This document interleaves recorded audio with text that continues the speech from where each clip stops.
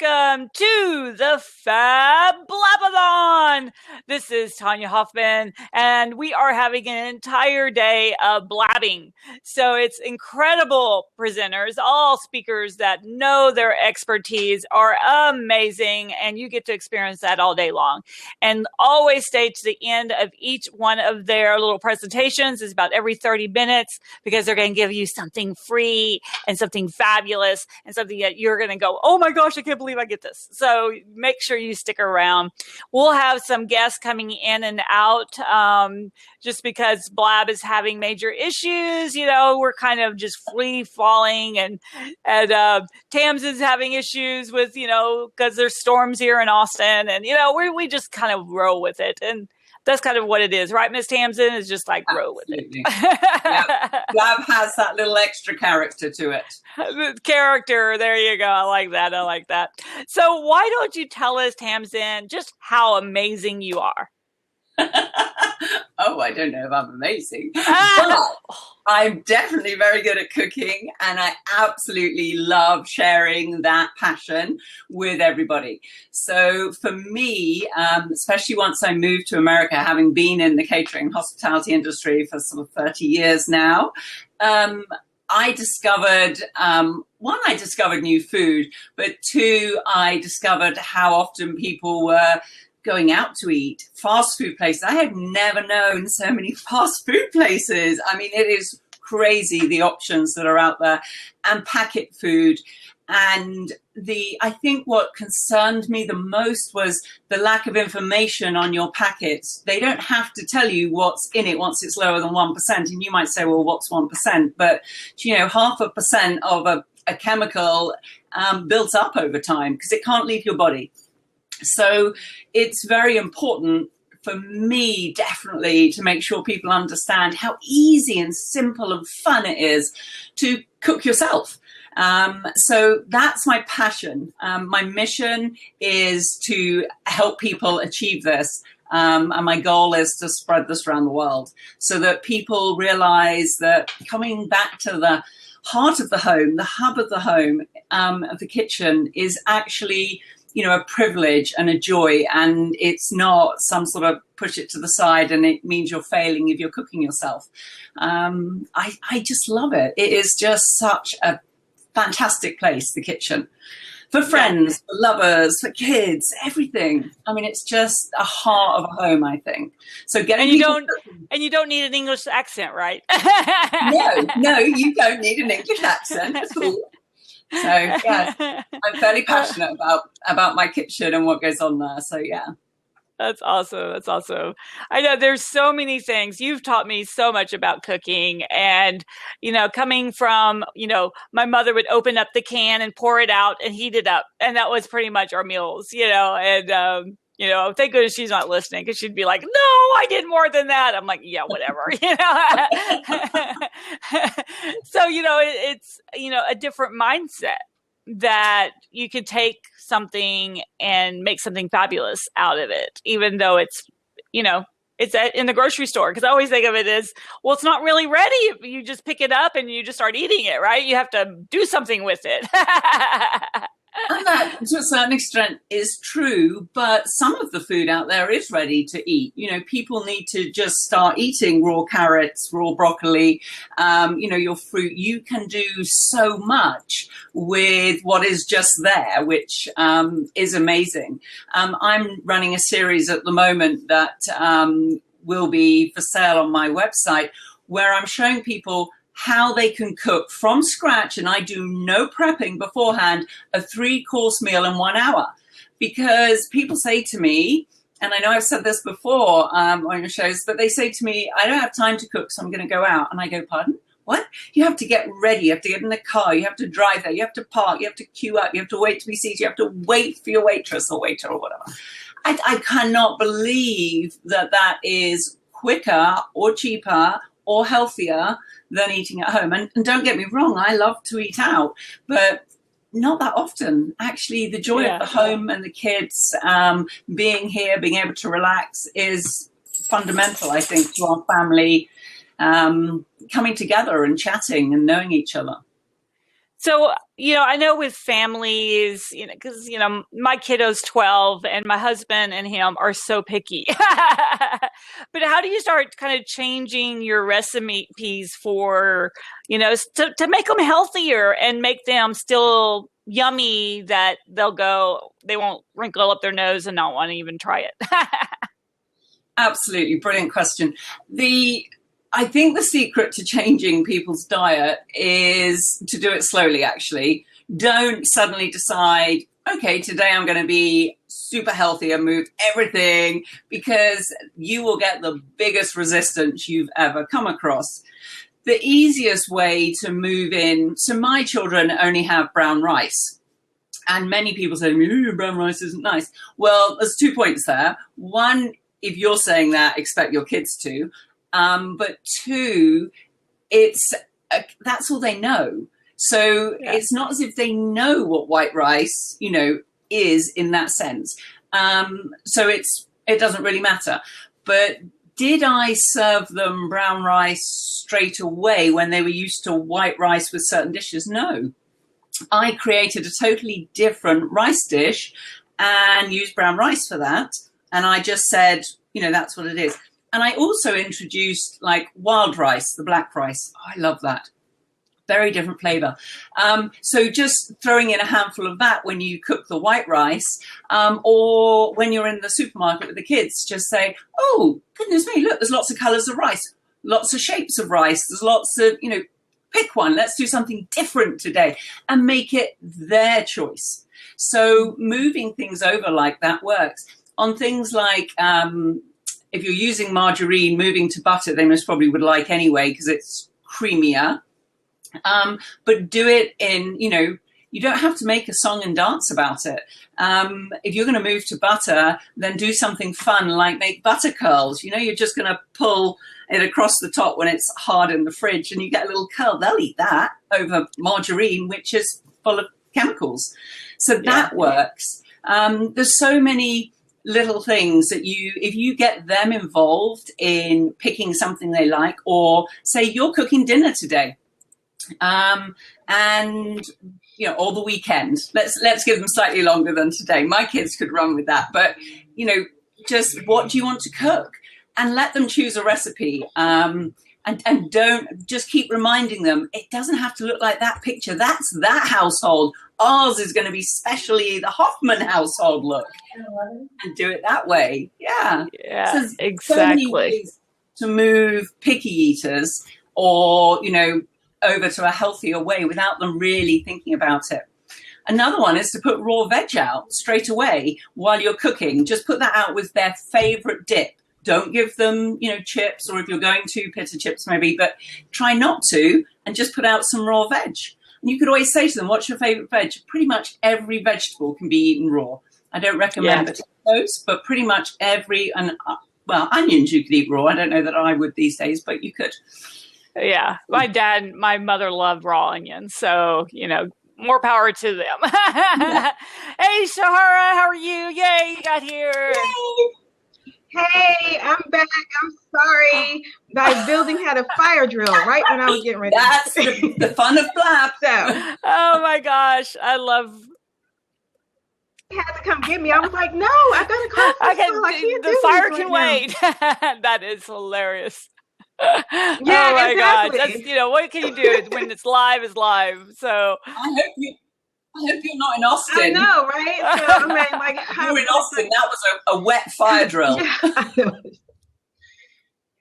I know. I was like, I cannot believe this is happening right now. Gosh. This is like the worst time. Well, tell us now that you're here. Tell us a little bit about you and how fabulous you are.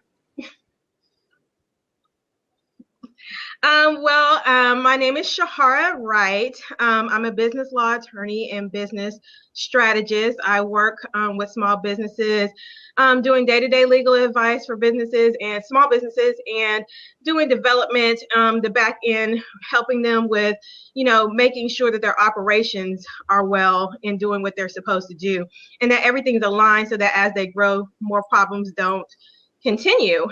So I started a new business really focusing on that last year called the CEO Effect, which you can see is my handle name. And I've been doing a lot of speaking and writing and have a book coming out next month. Oh yeah, I'm like trying to remember what month I'm in. So it's next month, June 24th, it'll be released, which is actually my birthday, called From Entrepreneur to CEO. And nice. That's, about you talk me. really fast, girlfriend. Oh, sorry. I was trying to breathe, and I like you walked can up tell. 5 I'm flights of like, stairs. wow, So I'm like trying to you breathe just wore in. me out. Talk. Yeah, so sorry. why did you get, kind of, I love the name, the CEO Effect, I think is brilliant. Because I think, when you start looking, especially since you've been in business law and you've seen probably the whole gamut of what people do wrong, why did you start the CEO Effect, kind of in general? Yeah, it kind of came from what you were talking about, what people were doing wrong. And it's not so much wrong like they were running their business incorrectly. But, as a lawyer, I saw people when they were in their dire straits, they were having financial problems, they were having some legal problems. And those problems were creating lawsuits or, other things that were going on or having to cause the business to shut down and things like that. So I've been practicing for 17 years, have my own business for 16 years, and really focusing on small businesses.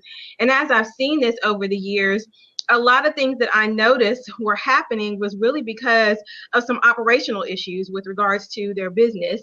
If you had employee problems and we had to deal with the state board regarding unemployment and firing and things like that, it was usually because there was some training program that wasn't in place.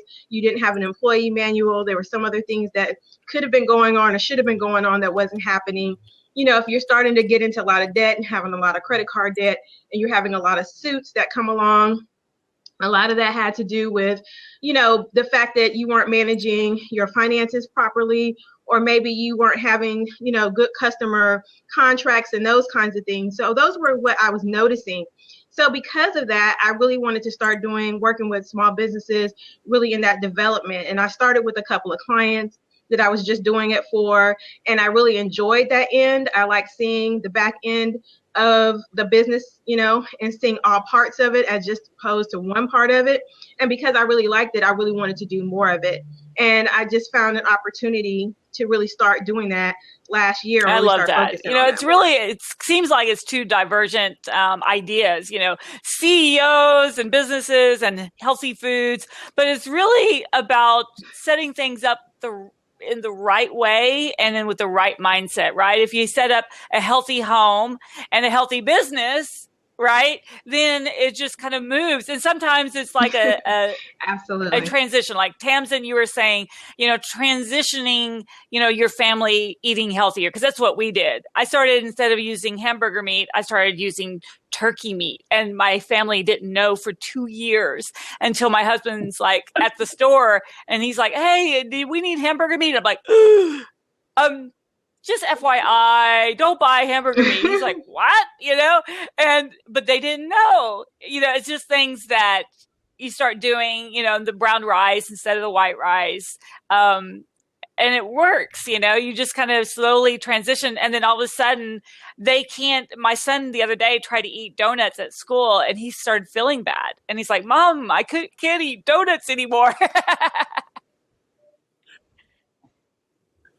Yeah, so sad. I think mine can still eat donuts, actually, just so we're clear on that. Oh, okay. I think those things like that is a total treat. I haven't cooked them. So that's, when mum cooks, it's not the same, is it? So, well, I think your body gets used to not having all that sugar or all that salt. And then when you do, I went to Vegas the other day and the smoke, I hadn't been around smoking forever. I was like, and I grew up with dads that smoked, now they don't, but it's just funny how you get used to not. That's very true. Smoke, I've got used to not being around at all. So it is very strange when you're suddenly around it. Yeah, exactly. So real quick, because I can't believe how fast this all goes. Why don't, Shahara, give us a really solid tip that you would like for people to walk away with today? I think my biggest tip that I always probably harp on a little too much is planning, but not just planning in your head, but writing it down. That's so important, and to create a team when you do that. Don't just do it by yourself. So if you're doing some strategic planning, that's really what I suggest that you really do. And you can start at any time. You don't have to wait till January. Actually, you should do it before January. But start writing a strategic plan and get some of your friends, some of your business people that you know, and just kind of create your own little team to help you go through that process. So you get it out of your head onto paper, because it really does make a difference when you are writing down the plan. And then don't just stick it in a drawer. Make sure that you look at it at least once a quarter. And how about you, Ms. Tams? Do you have a really solid tip you'd like to get everybody today? Yeah, if people could start moving over to doing 90% whole foods and only 10% of the processed foods out there, I don't want them to do that tomorrow, but just start moving it across, so that's where your balance comes, because that will have a huge impact on your body, on your energy levels, on your brain and everything. It's just putting that food into your body. Get those kids making the bread. It's a lot of fun. So I'm not saying don't have bread. I'm just saying make it yourself. Yes, we all need to go out and get the quick things, but if you can transition to a 90-10, then it'll have a huge effect. I love that. I know it's something amazing when you have bread come out in those little bread machines, and then you see how fast it starts to go stale. You're like, what's in the other bread that lasts for a week? Yeah. It's like, doing. All right. So Tell us, Shahar, you have something fabulous to give away to our listeners today. Yes, I do. It's my 8-step guide to accelerating growth in your business. And it's really a good guide in terms of it gives you quick steps. And some of them you can do implement immediately, and some things are going to take a little time, but at least gives you some ideas about what things you need to do and start doing the organizational development of your business, which a lot of people overlook. So I'm going to put a link in the notes portion of it right now, and you guys can click on that list. You can sign up to receive it, and you will be able to access that. And I think that you'll find it to be really useful to give you some really quick step guides in terms of the organizational development. Perfect. All right. Definitely business. Click on the link. Don't try to get all of that into that is crazy amount of letters. No. So yeah, just click on the link over there in the chat window, and that way you can take advantage of it. And how about you, Ms. Tamsin? Yes, I'll put my link back up because I can see it's going off the screen right now, but that is my website. So please do go on and get some recipes, read my blog and things like that. But if you go on and sign up to the newsletter that's on there, I send out one every 2 weeks, then you're going to get the 10 top tips ebook. And that is one that's going to give you tips for eating when you're in the car, eating when you're in a hurry, tips for, snacks to give the kids when they're out doing sport and things like that. It's lots of 10 quick tips for food, just to make life easier for us all, which is pretty important in this crazy world we live in. Exactly. And then here is a link to the Public Speakers Association, everyone. If you are not already a member, we are looking for presenters for our virtual summit. And this June is theme is transformative, which is perfect for both of you. So it's a 25-minute straight presentation that you get to give with a lead generator at the end, just like these lovely ladies just offered. So jump on that opportunity. We would love to have you involved and get on that. All righty. I cannot believe how fast this has gone with all the fire drills and everything else that's been happening. I know, right? Please reach out to these lovely ladies and get connected with them. Also, you'll want to go to the website for nominations. We have nominations open right now for Collaborators of the Year. So we have local, national, and international collaborator. And if you go to publicspeakersconference.com, and I've got the link right there for you, get nominated. That's all I can say is get yourself nominated and get to that event. And you're about to be wowed by the fabulous Mr. Scott Schilling, who's coming on in just a second. And so many amazing people that would just makes your little toes tinkle because you know you're in the presence of not just amazing, incredible people, they're really nice people. And that's what I love about Shahara and Tamsin and all these people with fabulous names that you can't even pronounce. So there you go. You did well, Sonia. You did well. I was like, what? You know, especially when you have a speech impediment, everything kind of gets twisted up anyways. All righty, everybody. We are transitioning. So thank you, Tamsin. Thank you, Shahara. Yay! My pleasure. Bye, everybody. Thank you. Bye-bye. Have an enjoyable day. Yay! So now we're transitioning to our next set of incredible guest stars. So we have the incredible Miss Carmen Buck, Scott Schilling, and Becky Doyle. And they're going to be on in just a minute as soon as Tamsin figures out how to get off. There's Scott. That is an old picture of him. I like the tie, though. Carmen, you can come in. Becky, click on the seat. Scott, look at there's a drop down that asks you which camera and audio that you want to use.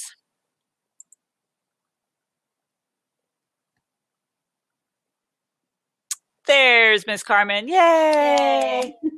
Ooh, look at that handsome guy behind you. My son. Nice. Thank you. I like the flag in the background too. That's really cool. He's a vet. I like that. Thank you. Is that a screen that you used or a backdrop, or did you do it on a green screen? No, it was a backdrop, and then I used the natural light behind to kind of make it pop, so it looked like it was real and on wood. Nice. Yeah. Hey, Becky, you're in your car. Hi. I am. I was hoping to be somewhere nicer, but that didn't happen. Well, if you want to come on in 30 minutes, I only have one person instead of 3. If you want to be on, if that gives you someplace better to be. Yeah, let's do that. Okay. Okay. Bye. Bye. It's all adjusting. Scott, go out. I'm going to kick you out. Come back in. And that way you can see what's going on and try it again. If all else, I always believe in rebooting. Which reminds me, Miss Carmen, we need to schedule a new hair appointment, a new photo shoot to have a straight hair photo shoot. Because I've been doing a lot of straight hair stuff going on. And the other day, someone's like, well, that doesn't look like you. And I'm like, it's just because I have straight hair today. So it's always something. So we'll need to get that on the calendar. Sounds good. Come back on in, Scott. Yeah. Okay. Yeah, you sound good. I got a webcam, but I'm out of port, so I need to get an adapter that's got an extra port because I've got the internet hooked in too. So you'll have to try the ports. Some ports don't work with the cameras. They have issues with it. Oh. So just check it. Some of them work fine. Okay. I know we were having issues one time with that. So it works come on great, back but I in, don't Scott. have an extra space. So yeah. With the headset. Oh, because you only have one port? That's weird. I have 2. I have one hooked in for my internet. I had to get a special adapter for that. So that used mine too. Oh, that's weird. Yeah. Well, welcome everyone. We're waiting for Scott Schilling to show back up and get all hooked up in. And I see Mr. Wonderful is here. Hello.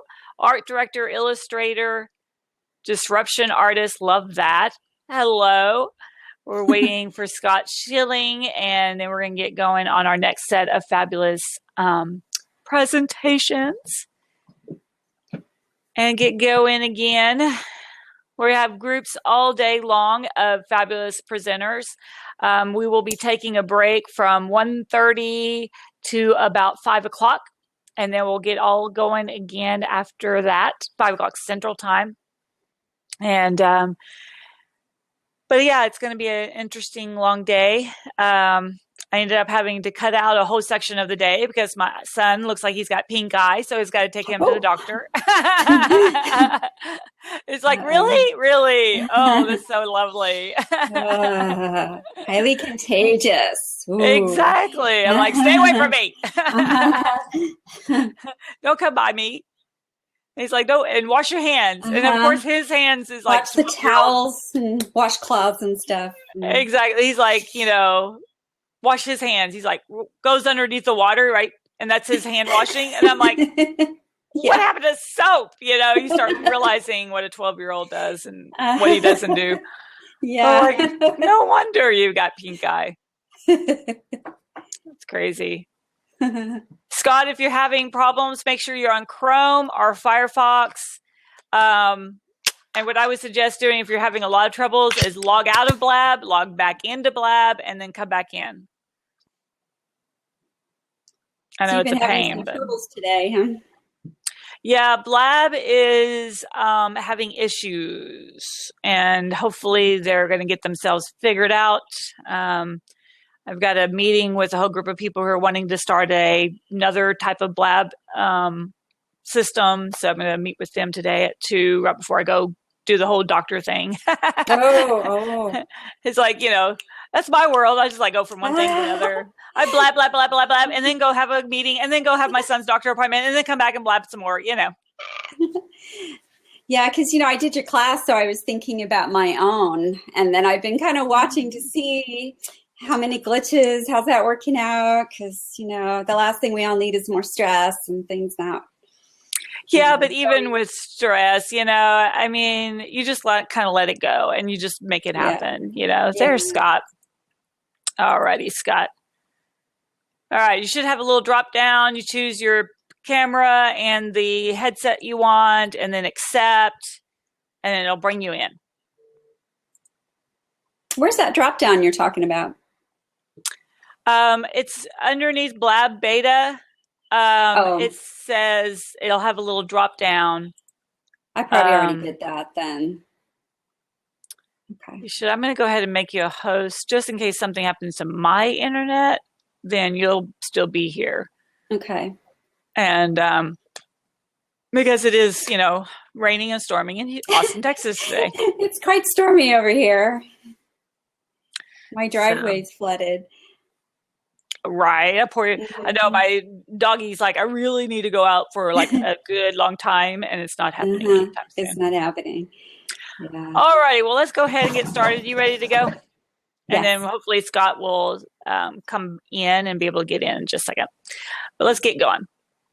In the window, if I offer you an option for mic, offer you mic and camera option. If that doesn't show up, Scott, go back out, come back in.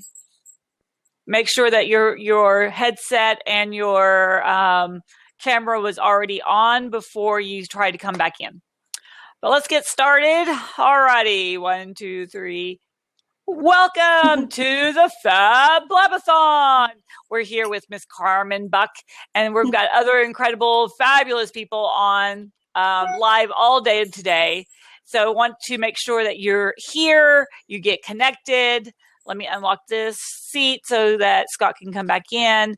We've got the incredible Dave Flynn and Becky Doyle coming up in just a minute. And then we've got Tim Gillette and Ernesto Mercado. We've got groups of people all day long to give you great information. So this is all brought to you today by the Public Speakers Association. And I am Tanya Hoffman. I'm the CEO and founder of the Public Speakers Association. And I have fun all day long because I've got incredible people like Scott, who's coming in, and like Miss Carmen. So Carmen, tell us a little bit about how fabulous you are. How fabulous I am. Okay. Well, I think interesting probably and fabulous is that I've spent a good bit of my life since I was 20, actually before that even, in healthcare, but 20 for sure as a nurse, and just kept going to school. and got my master's, eventually became a nurse practitioner. That was 16 years ago, although it seems like yesterday. And so after 37 years, I love the healing world, but decided to take that healing to a different avenue and pursue photography, which has always been a love of mine. I'm actually an artist at heart, and even as a nurse, I'm an artist. And so I think I've was so a little bit taken back at how actually healing the world of photography is in the business world, which I wasn't expecting. So I'm incredibly fulfilled in spite of not doing clinical nursing anymore.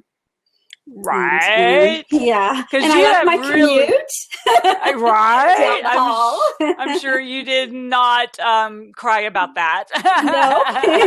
No. Amazingly, after that long, I thought I would miss it more than I have. And I think I've just found other ways of being so filled that I haven't so much. I know. I think that's a challenge that a lot of people have, is that transition, right? Mm-hmm. From seeing people, because, I was talking to a lady and she's like, I didn't realize how much I would miss the people I would see every day. Is that kind of interaction? Yeah, that is really true. I do find that at first it seems kind of strange to me, and then the busier I get, the more I'm getting out and meeting people and chatting with groups and things. I think that's really it's helped me a lot with that. Otherwise, I was fairly content on my own all day long. Those work days at home, I'm pretty fine with that. So nice. I think it suits my personality pretty well. I'm highly motivated, so I have more to do than I have time for. And so I didn't really find myself slacking too much either, which some people say is a problem, It's easy to watch TV. And so I know, because you helped me put it together a really nice spread for headshots. And I always, try to warn people, don't look boring in your headshots, because it speaks volumes, right? Yeah, I think one of the things so that's been almost a year. Well, not quite, but almost, yeah. And in that time, I think a couple keywords that always come up for me are let's be authentic. Let's try to be authentic to the message that you want to send to attract those ideal clients that you're looking for. And what does that really mean? And that is not easy. I mean, I think a lot of people deal with that and what's real for them. And what do they really want to do? We lost that again, huh? I know. Oh, there you go. We saw you for a second. Oh. And he completely dropped. He's not even in the system now. Oh, no. Oh, okay. He'll come back. Scott. Come back, Scott. Where are you? Oh, my goodness. That is so bad. Okay. Yeah, I see people who they're like, oh, I want to be a speaker. And I look at a headshot. And, they're like, they're just, they have no personality. It's just this, smile, little hands, whatever, and I'm like, you got to show, very flat, very two-dimensional almost, Yeah. I think the word headshots kind of being transitioned out to be more of the personal branding. Or I even have a coach who refers to it. I'm her mentee, and she refers to it as she's an image strategist, which I love. Oh, and, I like that. Yeah, me too. Let me see if I've got my picture. I don't think I've got it here to show people. Anyways, it's fabulous. If you want to see it, go to my website. It's on your little picture there up at on your icon too. Yeah, that's one of them. Yeah. So in the work that she does, and that I realized I was spending probably as much time talking to people about their business and about their goals and what they were trying to do with their images on their website to coordinate that with the look of what they were going for, that I'm like, wow, I am more of an image strategist. I spend as much time doing that as I do actually taking the images and getting them ready, because without that, it's kind of the foundation is not quite there. I So, totally get it. Because I mean, yeah. even with, with my hair and that one shot where you got the fan on it, which now, I have to walk around with a fan, flying on my hair the whole time. Two little ones. Yeah. You need to create something where there's like a fan on my belt, and it's just like, flying up like the whole a time. selfie stick with a fan. That would be awesome. Yeah. Get working on that. I think I will. Yeah, that would be awesome. And you have to kind of built it into a cool belt, so that way it doesn't look weird. But, it was, just that little bit of movement, just even with, the hair kind of moving and you could just see that it had some brilliance. But I think a lot of what's missing in a lot of people's shots is their eyes. They're not engaged. They're just kind of smiling, and it's a fake smile, and they're not. You want people to feel you. How do you bring that out in people? Oh gosh, yeah, that's a really good question. And I think I can say my personality and all the years I spent caring for people, you really got to pay attention to the moments between the moments to get the story of what's real for them and to pay attention. And so I'm really good at intuitively tuning in, and I really try to build that connection. So when I'm taking those images, I'm there. And when they're looking, they're not just looking, hopefully you can not just looking at the lens, but they're engaging with me, which therefore means in that image, they will engage with others who look at the image. And it means the world. I mean, because you can step in front of a camera and it like you said, it's like almost like this blank look where they're just not engaged whatsoever. Right. And, you have 7 seconds or less for people to size this up and for first impressions. And yeah, because even here's Lady Christie. I love her picture, right? It's a great picture.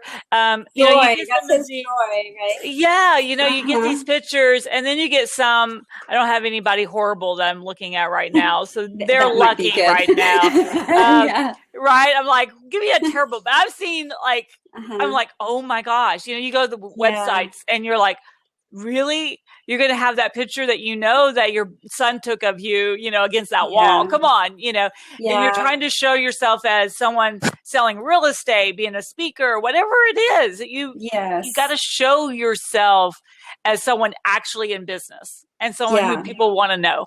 It's more and more important because we're just it's like attention deficit everywhere, too many shiny things, and we look and we move on quick. And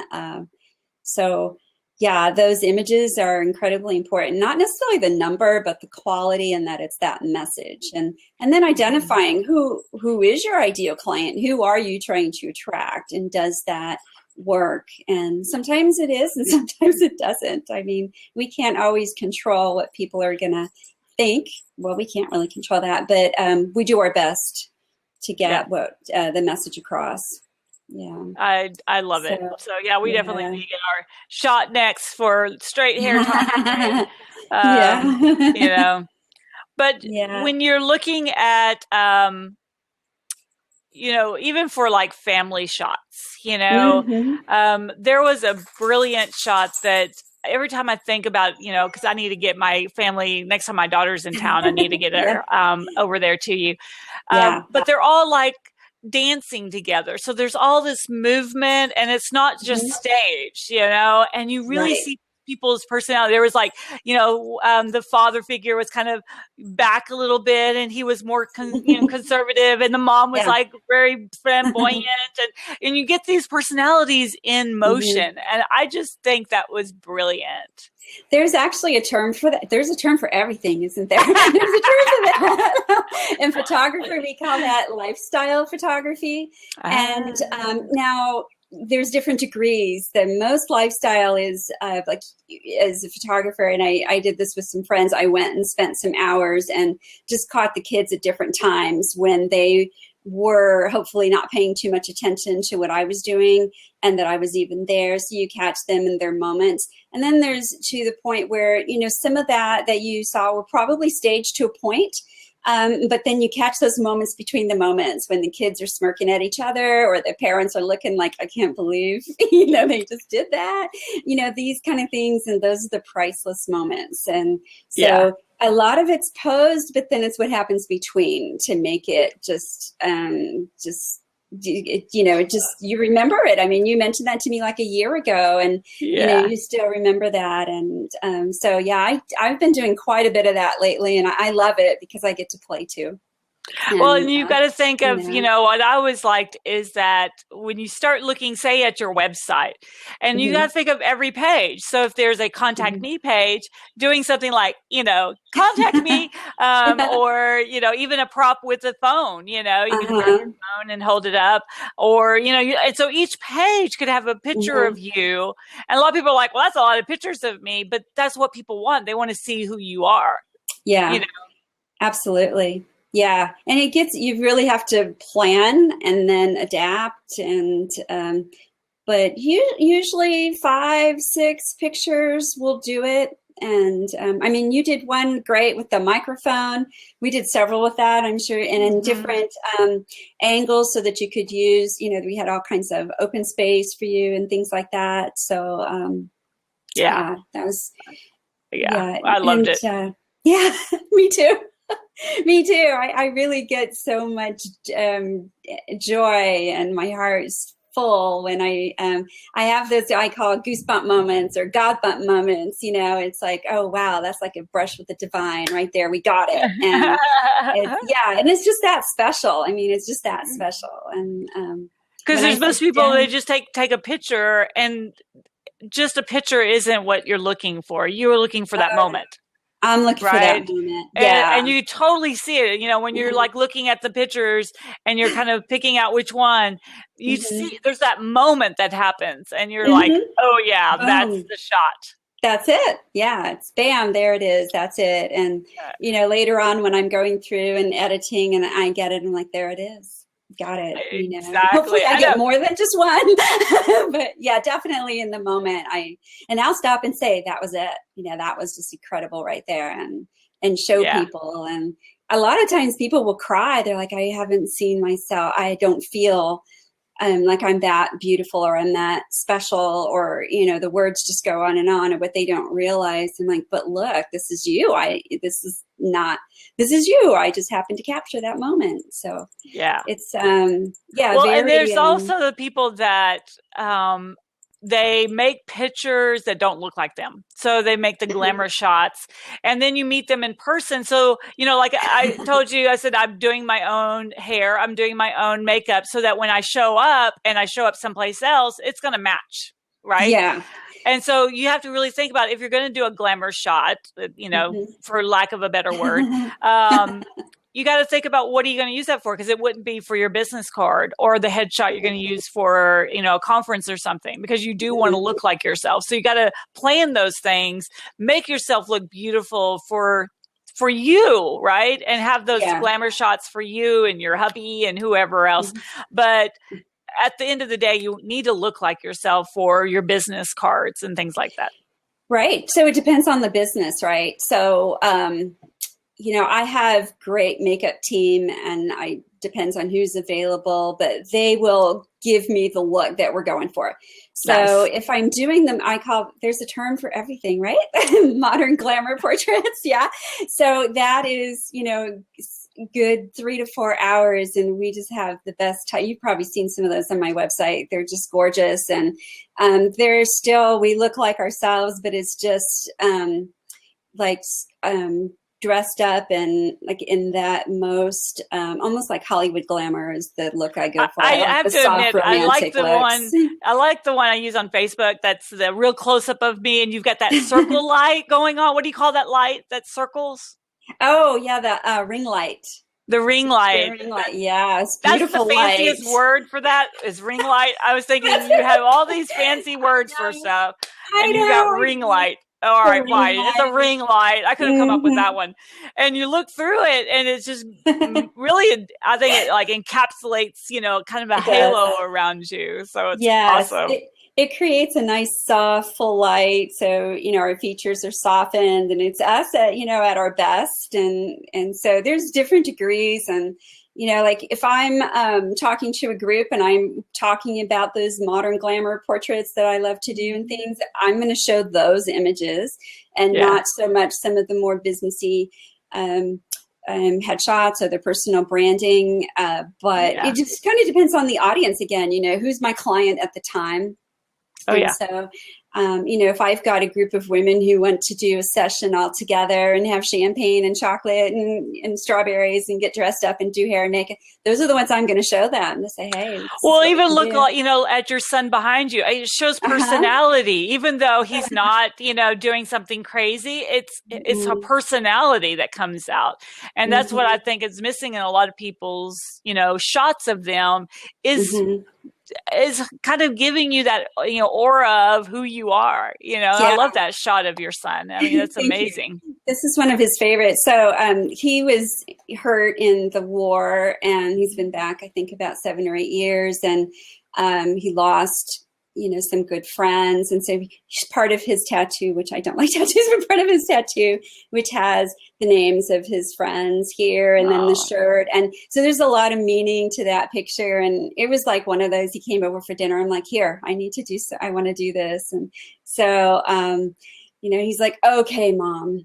And and I said, come on, look here. And he's very patriotic and, he loved the flag. And then so he gave me that deep look that and I got that. And so it's a meaningful picture. And he keeps asking to take it home, but I'm like, no, not yet. You can get another picture made for him. I can. Right now, it's one of a kind. Oh my gosh, I know. And I just had the flood in my home, and all my pictures were wet. I had them all in boxes come up at the top of the hill. Who would have thought I would have ever had a flood? But it was a pipe that busted. But, we've got the restoration team all working on it, and making sure that the pictures, but you realize as, I was trying to peel them apart. I mean, how that affects you, like my husband's family really never took pictures. So they have a very few pictures, but what they do have is so precious, right? It's that glimpse of a time that you're like, oh, I remember that. Oh, I remember when I was that, it's just a glimpse back of your past. Yeah, so important. And to give to family as time goes on with those memories and things. And so, I'm a true believer in the tangible prints and things. And I think if people have things and they're all digital, so long as they get them printed in a high quality way, it's good. And, unfortunately, some of the times if we take them and go local, well, I don't want to even say the name, but, the local pharmacies or what have you, they're not going to last for longer than like 10 years, if that even. They'll be like faded and you won't be able to see. So the quality is important too. And I didn't even realize how important that was myself until I got and compared. I'm like, oh gosh. Leave. So. It was one of those things that, I didn't really care about all the stuff ruined and gone. It was the pictures. And I was, and it's $2,500 worth of digitation. So you can imagine at 30 cents a pop, how many pictures I had.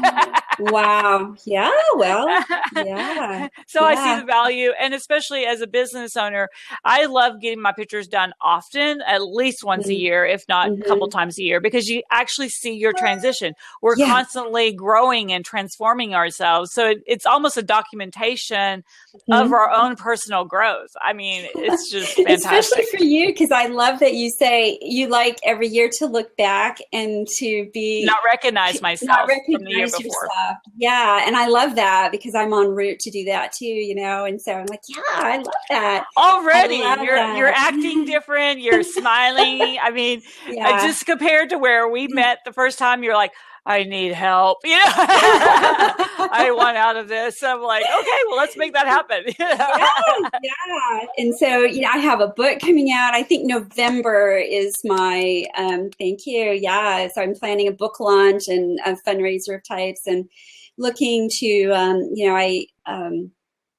take pictures of, this book is about dementia, the love stories of people caring for their family members. And I realized just how many people who don't ever get portraits done once they're a certain age. And there's like this huge gap of time, like from 40, 50 without anything, as if that time of our life isn't valuable and important. And so I kind of see that as my mission, to help with that and to show the beauty in as we age and how important that is. And you need to meet our next gentleman that's coming up. His name's Dave Flynn. I'm now using diamond-infused skincare products. So, you know, my skin, my wrinkles are going away. I mean, I'm 49 now, and I need all the wrinkle help I can get. So I love it. And drinking healthy coffee. I mean, who doesn't want to drink healthy coffee? So, but anyways, listen, I'm getting close to 60, so like, well, we'll talk, girlfriend. It's been amazing. I lost 5 pounds on their chocolate. It's kind of crazy. But so tell us, what is it that you would like to give our listeners today? Right. So I'm going to put a link to the page where you can sign up for. I've been doing hour sessions with people, either Skype or on the phone, to help them with as an image strategist, to help them look at their images and what they might need. And so by signing up and using the code Blabby1, number 1, Blabby1, I like that. Because there's a term for everything, right? Blabby1. Yes. Then I'm going to do like a 15-minute chat with them. So long as they give me their information, we'll set up a time. Perfect. See if I can. Yeah, definitely do that. So everyone, make sure you click on her link and jump on that, so that way you can get that consultation. Because it's always good to, especially when it's free, jump on that opportunity, and see what happens from there. And then here's a link to the Excellent Choice website where you can get the diamond infused skincare products. Oh, thank you. Because, who wouldn't want to look this good? So, because I do not look this good coming out of bed. So we got to, make it work all day long. So perfect. Well, it's been a pleasure having you today. And I'm so glad that, and I'm sorry that Scott wasn't able to get on. I was looking forward to virtually meeting him on here. Yeah. So everyone, make sure you come to the conference. Let me put that in here. You will definitely want to not miss the conference this year. It's publicspeakersconference.com. And there's 100+ people that are always there. My friends and myself and my friends, top 6-figure, 7-figure speakers are going to be there giving you real information, and just the nicest people. So you'll walk out with a speaking opportunity. If you're looking for a speaking opportunity, you're going to get one. So Scott will be there. He's one of our keynote speakers and just a powerhouse. And he's doing this whole TV series. That's why I was so excited for you to meet him, Carmen. You'll have to talk to him anyways. But he's doing a TV series and a magazine called Walking with Giants or Talking with Giants. But it was like with Jack Canfield and, all of the greats. So I'm going to be on his show and in his magazine and everything. Fantastic. Right. Wow, congrats. Yeah. Thank you. Yeah. All righty, Miss Carmen. So let's switch over. Becky, why don't you come on in, and Dave, and we're going to switch over. So thank you, Miss Carmen. Bye, Tanya. Thank you. Bye. All right. So we're switching to our next show and waiting for Miss Becky. I don't know where she went. She must be having a hard time on her phone. And then Dave, come on in. And we'll have, there he is.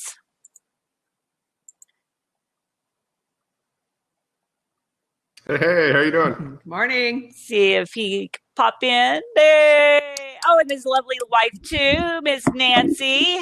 Hi, how you doing? Good. It's so good to see both of y'all. And it looks like Miss Becky's trying to come in too. So that's awesome. And I'm following you now. You have now 4 followers on Blab. See how fast that works? Fantastic. Awesome. Can you hear us okay? We don't have a headset with we're using the ball instead. Okay. Yeah, it sounds good. and giving you some props, clicking on your little hand so that you get some love. So we will wait and see if Becky can get on here, and then we can get our show going in just a second. So y'all are going to love these two fabulous people. I met them in Vegas. It's been a couple of weeks now or something. And it seems like it was just like yesterday. So everything's going fabulously. You notice the diamond infused skin. It's just, I was just telling Dave before we came on, look how great Tanya looks. Right? I look kind of, old and withered, and now look at me.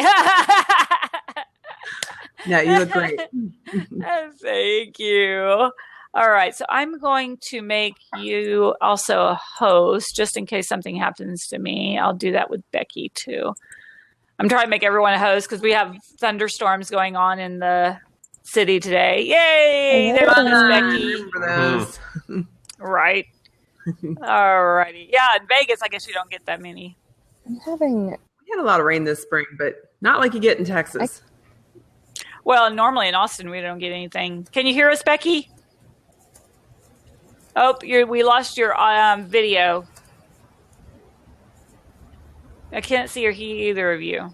Okay. Let's see if she can try coming back in. Oh, unlock the seat. We'll get this figured out. Try coming back. Oh, back in. They're having major issues with Blab lately, and which doesn't make me happy. I heard you talking earlier about looking for another system. Yeah, I'm going to go on a special event meeting to find a new platform. So these guys are trying to build this in a different platform. So if so, I'll be one of the first adopters for that. Cool. Fantastic. Very cool. So yeah, I know. It is awesome. Well, we'll see if Becky can come back in. And that's the problem. She's on her phone, and Blab pulls so many resources. I haven't had very much success on phones. So hopefully she can come back in. All right. Well, let's go ahead and get started since it's top of the hour. Let me fix my headset. I got to find a woman's headset that doesn't look so massive. My hair can only cover up so much. So it's beautiful. All right. Let me post on here. Did y'all put the Twitter and Facebook posts? Let everyone know you're going live now with. Where are those? It should be over to your left underneath the Blab symbol at the top. Does it show on yours? Because sometimes. I don't see it. Are you on a Mac? No. That is weird. Are you using Firefox or Chrome? Chrome. I don't know. Is it right there? Is that the? Come back in, Miss Becky.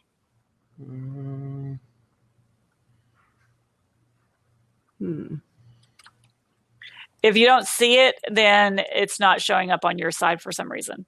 So we won't worry about it, unfortunately. So usually it's underneath where it says Blab Beta.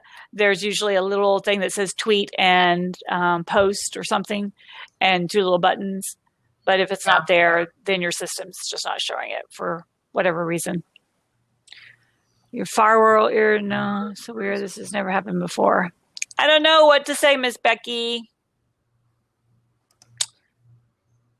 I know with the phones, it's very hard. Most people cannot use Blab on their phones. And so that was the only issue that I might, since you can't get on a PC or Mac or something.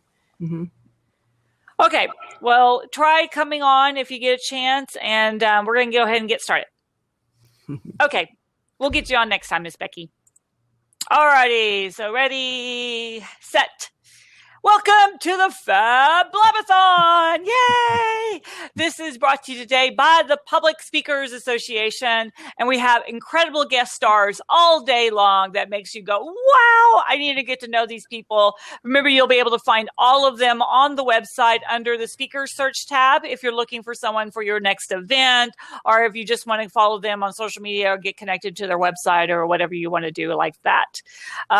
So when you're looking at, amazing people and amazing opportunities, I met these incredible, fabulous couple in Vegas. I was speaking at an event there, and Dave walked over to me, and I'm like, I am so impressed with the two of you. And he's like, really? And I'm like, yeah. I mean, they just kind of stood out in the crowd.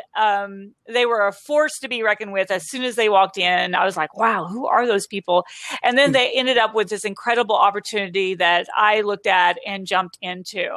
So I'm super excited to introduce you to David and Nancy Flynn. Yay! Yay! That was quite an intro. Thanks, Monica. So Dave is the COO of Excellent Choice, and it's his beautiful wife. They have two incredible children. And Nancy, I would love for you to tell people about your kiddo and how you kind of came across this product and everything. Well, we have a son with autism, and just before he turned 7, he started talking. So we waited 7 years to kind of get to know him. And right before he turned 8, we were introduced to a naturopath, Dr. John Taylor, who had these fabulous probiotics. Now, we had Gavin on probiotics in the past, but when we put him on these probiotics, all of a sudden we got observational speech. Now, Gavin went from having 1 or 2 observations that he would share with us per year to 2 a day, to 4 a day. Within 2 weeks, he was making 20 to 30 observations a day. And it was all just changing the probiotics, because when you heal the gut, you heal the brain. And that was the only thing we changed. So I knew that that's what it was. It just opened up his speech. So we thought, well, this is great. Other people need to know about this. How can we get this out? So the idea that we came up with was, of course, to not just sell them in a bottle, but to put them in chocolate. It is yummy chocolate. Because Dave's like, you want to try one? And I was like, okay, because I don't know if y'all know. I know. If y'all have ever tried healthy chocolate, it's like eating medicine. Yeah. And so I'm like, all right, I'll play along. And I took a bite, and I was like, can I have more? I mean, it was like, this is actual chocolate tasting, and it's good for me. Hello. Yeah. And it's, it's dark chocolate cacao, and it's got coconut oil in it. It's got 2 pieces, have less sugar than a small apple. And that was the other thing about this product. We wanted to make sure that it was clean. Because having a child with autism, when they go to school, one of the things that they do to motivate them, of course, is they have little tokens that they give them, which usually is food. And this food is never anything I would ever give my son. We're very, very clean with how we eat, and this is how we've done a lot of recovery with him. So it was very important that this be something that he could enjoy as well. So it's a clean piece of chocolate, but it's a fabulous piece of chocolate. It's a truffle. I compare it to Godiva without all the evil of Godiva. It's a dark chocolate that's good for you. It's health food. It really is, but you don't know that it's health food. And y'all have a one called Accelerate. Yeah. And it helps you lose weight. And I've been on it for a week now. And I can say I took a picture of me on the scale, and I just weighed myself, and 5 pounds lighter. That's awesome. Pounds. That's awesome. Fantastic. I'm like, okay, wow, because I haven't changed anything because we're living still in the hotel, but after the flood in the house. And I'm like, are you serious? Because my husband will lose like 40 and I'll lose like 1, right? I mean, it's so wrong on so many levels. And then he's been watching his weight, and he's already lost like 7 pounds or something. I'm like, I cannot believe this. So I know, because I met your son on, a Skype the other day, and he was asking me how old I was. Yeah, don't tell him. He'll never forget it. And it was so adorable, and he was interacting, and I just love that you found something that could help him. Mm-hmm. Yeah, no, it's been a long journey, and we've turned over so many stones, but this was something that really, really helped them. And we have other testimonials too from other children with autism where they've said their first words. I've got phone messages from, people that have said, oh my gosh, my friend's grandson we're going to go there, but he's finally moving his bowels, because that's what it's all about. When you heal the gut, you heal the brain. And her grandson was starting to talk as well.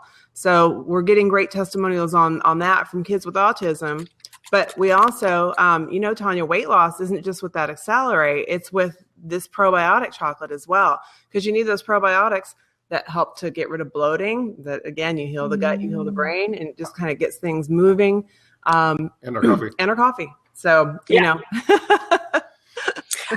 what's so funny is I laugh about it every morning now, because I'm like, my mouth is full of chocolate. I'm just like, and we're just like eating all these pieces. And then I'm like, yay, I get to do it all over again tonight. I mean, how easy is all of that? And then you have this incredible line. I'm telling you, I have never felt so luxurious doing my, makeup in my face in the mornings.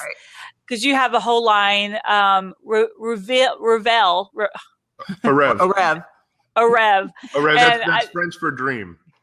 So okay, it's a hard word. I do have to admit, it's like the worst word trying to pronounce as a Texan. So,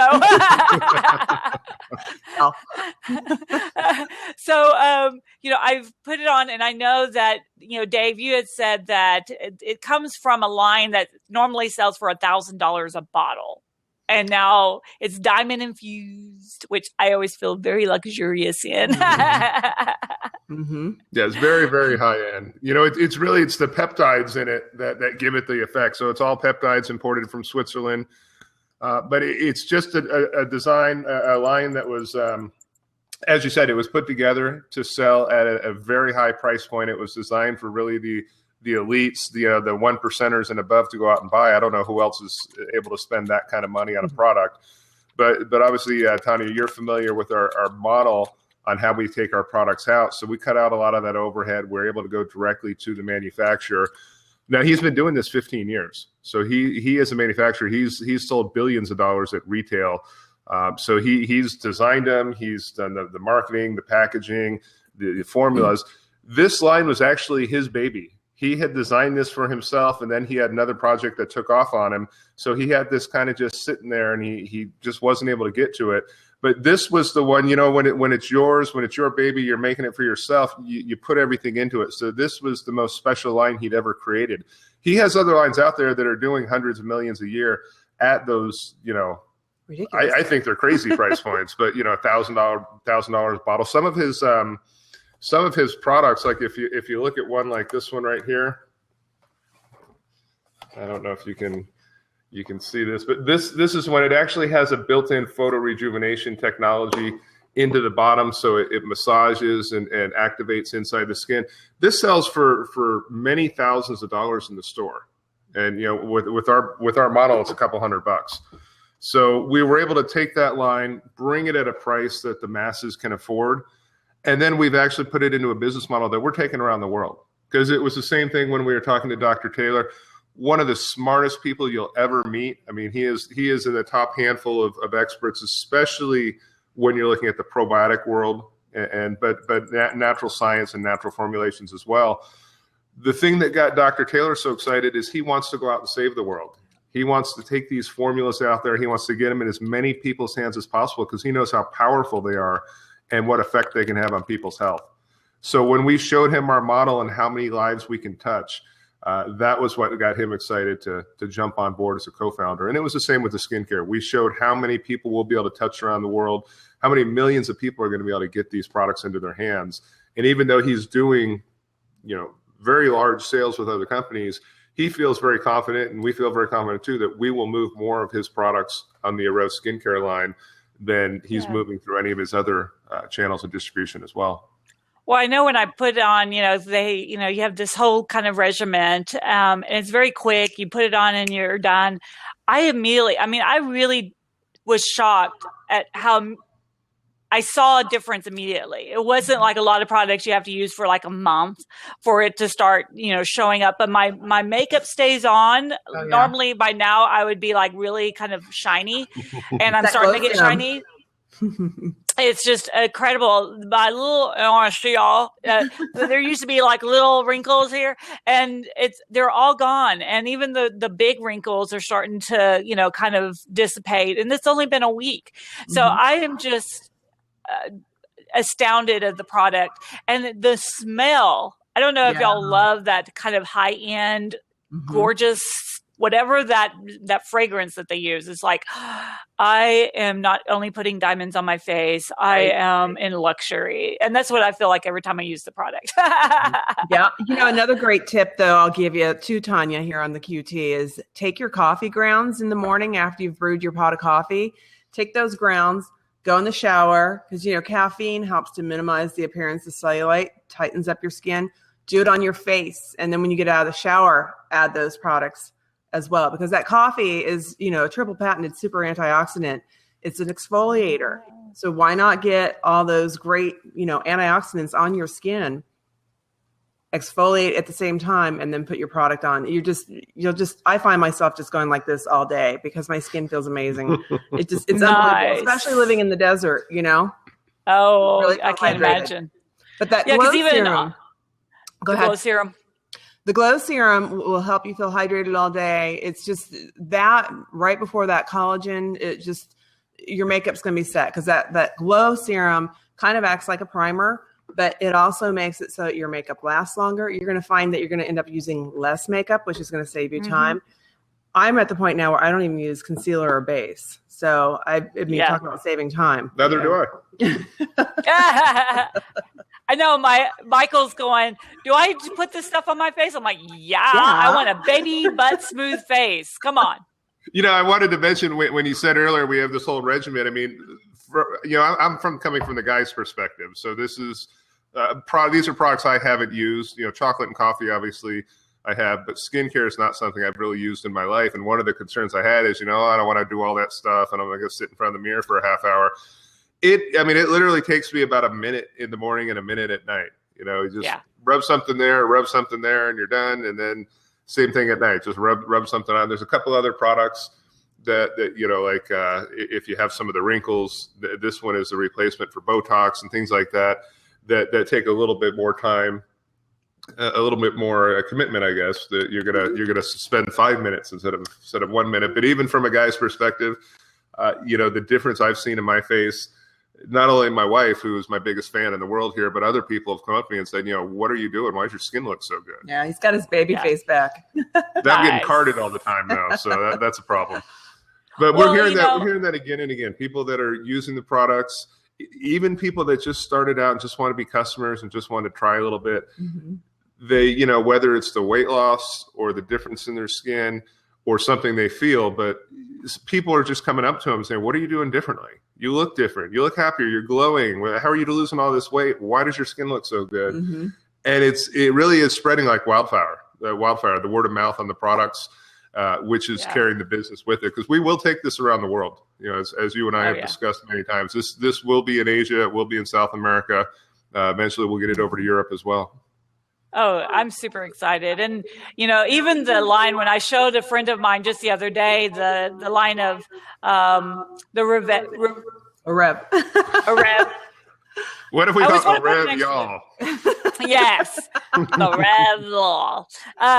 So, when you're looking at just the packaging is so gorgeous. Every part of it y'all have done is incredible. The website is beautiful. Everything is just high end notch, but yet you just started this company. And I was just so honored that y'all had me come in at the beginning. And now I'm looking for people to, kind of jump in with us so that we can take this and really change lives, especially with my sister's daughter. So my niece has a lot of irritable bowel syndrome issues, and the probiotics is really helping with her, and she wants to switch over to this one to try it out to see what the difference is. So I'm really excited about where this is going to really help people long term and make us look pretty at the same time and make money. Exactly. And look good about doing it. Well, that's the company motto: looking and feeling healthy is a choice. My excellent choice. So we're just all about having fun and helping people out and looking better and feeling better. Nice. And I put over to the side got the control for call in. Yeah, Cheryl, you just click on the thing. Let's see, unlock. Oh, sorry, baby, I locked my seat. So go ahead. So y'all could go ahead, and here's Miss Cheryl. I wanted y'all to meet Cheryl. She's in Oklahoma. She's in Okie. Hi, And Cheryl. Cheryl's coming in. She has a radio show, and she interviews people, especially that have children with disabilities or issues, or even adults with issues. I've been on her show. How are you, Miss Cheryl? I am awesome, and I loved hearing their story about how their products helped their child with autism, because every week I interview different people, and it's not just autism. It's about the caregivers, and it's about what did you find that you could tell would help somebody else. And I have found so many secrets. It's amazing, but natural products are just, I can't believe how many things have changed our children's lives so much. You know, how we're doing things with chemicals and GMOs and all these things that are making our lives more miserable than they have to be. And yet, who knows about it? Exactly. I want to talk to y'all about being on my show. Yeah, Terrific. They definitely need to be on your show. And their son is so sweet. You're going to love him. And Cheryl has her son's story. Well, you know, who doesn't? It's okay. It's all right. We all have them. That's true. And I've always heard that if you heal the gut, you know, there's so many people, they don't want to talk about that part of your body, but really it's such an important part. And I love that y'all have kind of tackled that from the get-go. Oh, yeah. Absolutely. And so, Cheryl, did y'all start using this because you had issues, or just because your son? Our son. It was our son. We've tried. You were trying to find. We've had hyperbaric chambers at the house. We've been gluten-free, dairy-free, soy-free, grain-free, all kinds of different treatments. We've just tried everything with him. The biggest thing that helped him was going grain-free, and the grains, because the grains cause inflammation in the brain. So when we went grain-free, that's when we got the first speech, and it was a year after that we introduced these probiotics. And when we went grain-free, I followed the same diet with him, and I found that I could move again. You know, here I was stuck in bed from all the inflammation in my body. And at 43, I couldn't move. So here it was just a couple years ago that, he started talking and I was able to start moving again. So it was very important. Wow. So we followed the same journey, the same diet. Did you ever read that book, The Wheat Belly? You know, I haven't read it, but I am aware of it. And a lot of this. Well, and I'm sorry. He talks about how the wheat has changed from when we used to have wheat and, in times 2,000 years ago, how the wheat has changed, and it's the modifying it. Yeah. And how it does. And, there's so many things that we do that it's just a habit. Yeah. It's a habit. Yeah. I'm guilty. Well, the genetic and I'm going to try your chocolate. What was that, Cheryl? You're going to love this chocolate. If it's a truffle. Yeah, they're fabulous. And just like Tanya was saying, I'm like, still a year later, I'm like, oh my gosh, I get to have my fabulous coffee and my chocolate. Because, my health issues were Hashimoto's thyroiditis and adrenal fatigue. And I was told no coffee, and no grains. So Gavin and I followed the same diet. But when we were putting the company together, I had to sample all the coffees. And this coffee, it was the first coffee I could drink without having to add, cream and sugar and et cetera, et cetera. Really? So, and I don't like coffee, and I'm drinking coffee. I can't believe that it tastes great. It doesn't have real bitterness, and especially since I know it's helping me at the same time to lose weight and be healthy. I mean, hello. Yeah. It's better than soda. That was the thing behind everything we did, because we knew we had the science and we knew we could make it healthy. Everything was about taste. So when we went to find the manufacturer for the chocolates, we went all over the country. We talked to all kinds of people. We settled on a very established company, and we knew that once we found, we said, make the best tasting piece of chocolate. We don't want anything artificial in it, but make the best tasting piece of chocolate you can. When you're done with that, we're going to send our Dr. Taylor out there, and he's going to sit down with you, and he's going to show you how to put the probiotics in, because it's very, very tricky. It's one of the proprietary secrets we have is how do you get probiotics into chocolate without killing them? So we've sent our probiotics to the University of Nebraska and had them tested, and it was over 85% retention live probiotics in the piece of chocolate after the manufacturing, which was off the charts compared to anything else out there. But luckily on that end, the probiotics don't have a lot of flavor. But on our weight loss blend, on our we haven't talked about the Boom Boom chocolate, Tanya. on that blend, we have a men's and women's enhancement chocolate.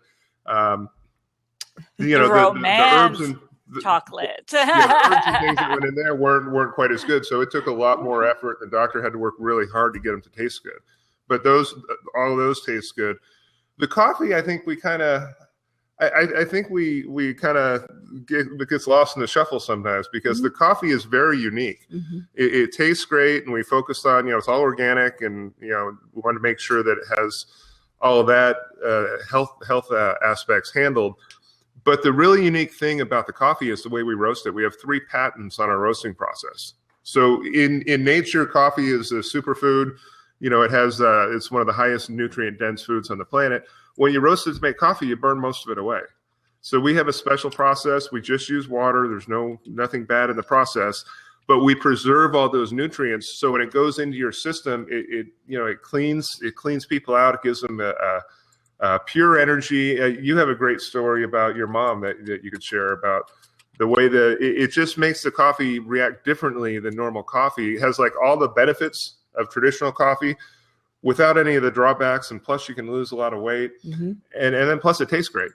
So what's better than that? My mom, I mean, when we first put the business together, she was up here. She had been caffeine free for 15 years. She said, well, I have to try the coffee. So I said, of course, so she tried it. She tried it on a Friday. They went home on a Sunday. On Monday, she called me in tears. She said, I don't know what it is. She goes, but I haven't had a headache now. And I've been plagued with headaches every day. I haven't had a headache for the last 3 days. And then she started taking notes about everything that was happening to her health-wise. And she wouldn't share them all with me yet. But she would just call me up in tears. And she said to me, she goes, we could help people with these probiotics, right? She goes, will this help diverticulitis, Crohn's disease, IBD? And I said, well, absolutely. She says, oh my gosh, she goes, your dad. We make no medical claims on that, by the way. No medical claims. Dr. Taylor is an incredible nature. He is an authority on probiotics. But, so my mother, phoned up. She said, well, your dad and I are doing this business. And mom, we'll ship you product. I mean, my mom's 79, my dad's in his 80s. I'm like, Mom, we'll take care of you. No. We can help so many people with this. We're doing this business. So they signed up in the business, and she's been, handing out chocolate to everyone she sees. And she travels from Phoenix back to Ohio every summer, and all along the way, she shares her product, and she's just going for it. So that's fun. Oh, but the other health benefits that she has noticed what for her was, so it was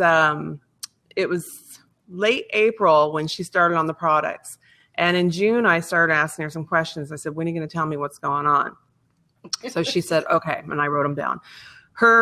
She was pre-diabetic. Her sugar level went from 165 to 113 and stabilized there. It got as low as 99. And that was with her eating chocolate. That was with her eating chocolate, with adding chocolate and drinking coffee. She lost 2.5 inches on her waist and her hips. She said my father started walking without his cane. Wow. Her headaches were gone. And my mother has been plagued with irritable bowel syndrome. I hate that I'm sharing this here, but you're lucky that your mom doesn't know how to get on Blab. Right. But it started healing her gut, and she was able to finally leave the house. And that was a big thing. And this is why she had called me up, in tears. Perfect. It totally changed her life. So, well, we have got to move on because we didn't realize this is just kind of zipping through our Fab Blab-a-thon today. And so we're going to have y'all back on tomorrow on my TV show so everyone can watch us tomorrow. Are we on for that still, or? I am. You're talking? Yeah. I am, yes. You're going to be on my TV show tomorrow too? Well, I was supposed to be. Okay. I can't remember who's all. Yeah, you are. And Judith also. Perfect. So yeah, blab, we'll be blabbing again. All right. So Cheryl, do you have something to give our fabulous people today? I do, but I'll tell you what, I went ahead and just signed up tonight when you said I wasn't on because I don't know what happened that I wasn't. Okay. So I'll come back. We'll come back on. Right. Love meeting y'all. So And you, interesting. Cheryl. I Likewise, love Cheryl. it. All right. Let's get in touch. Get in Likewise. touch. Now, Tanya, do you have a link for the excellent choice that you got on there?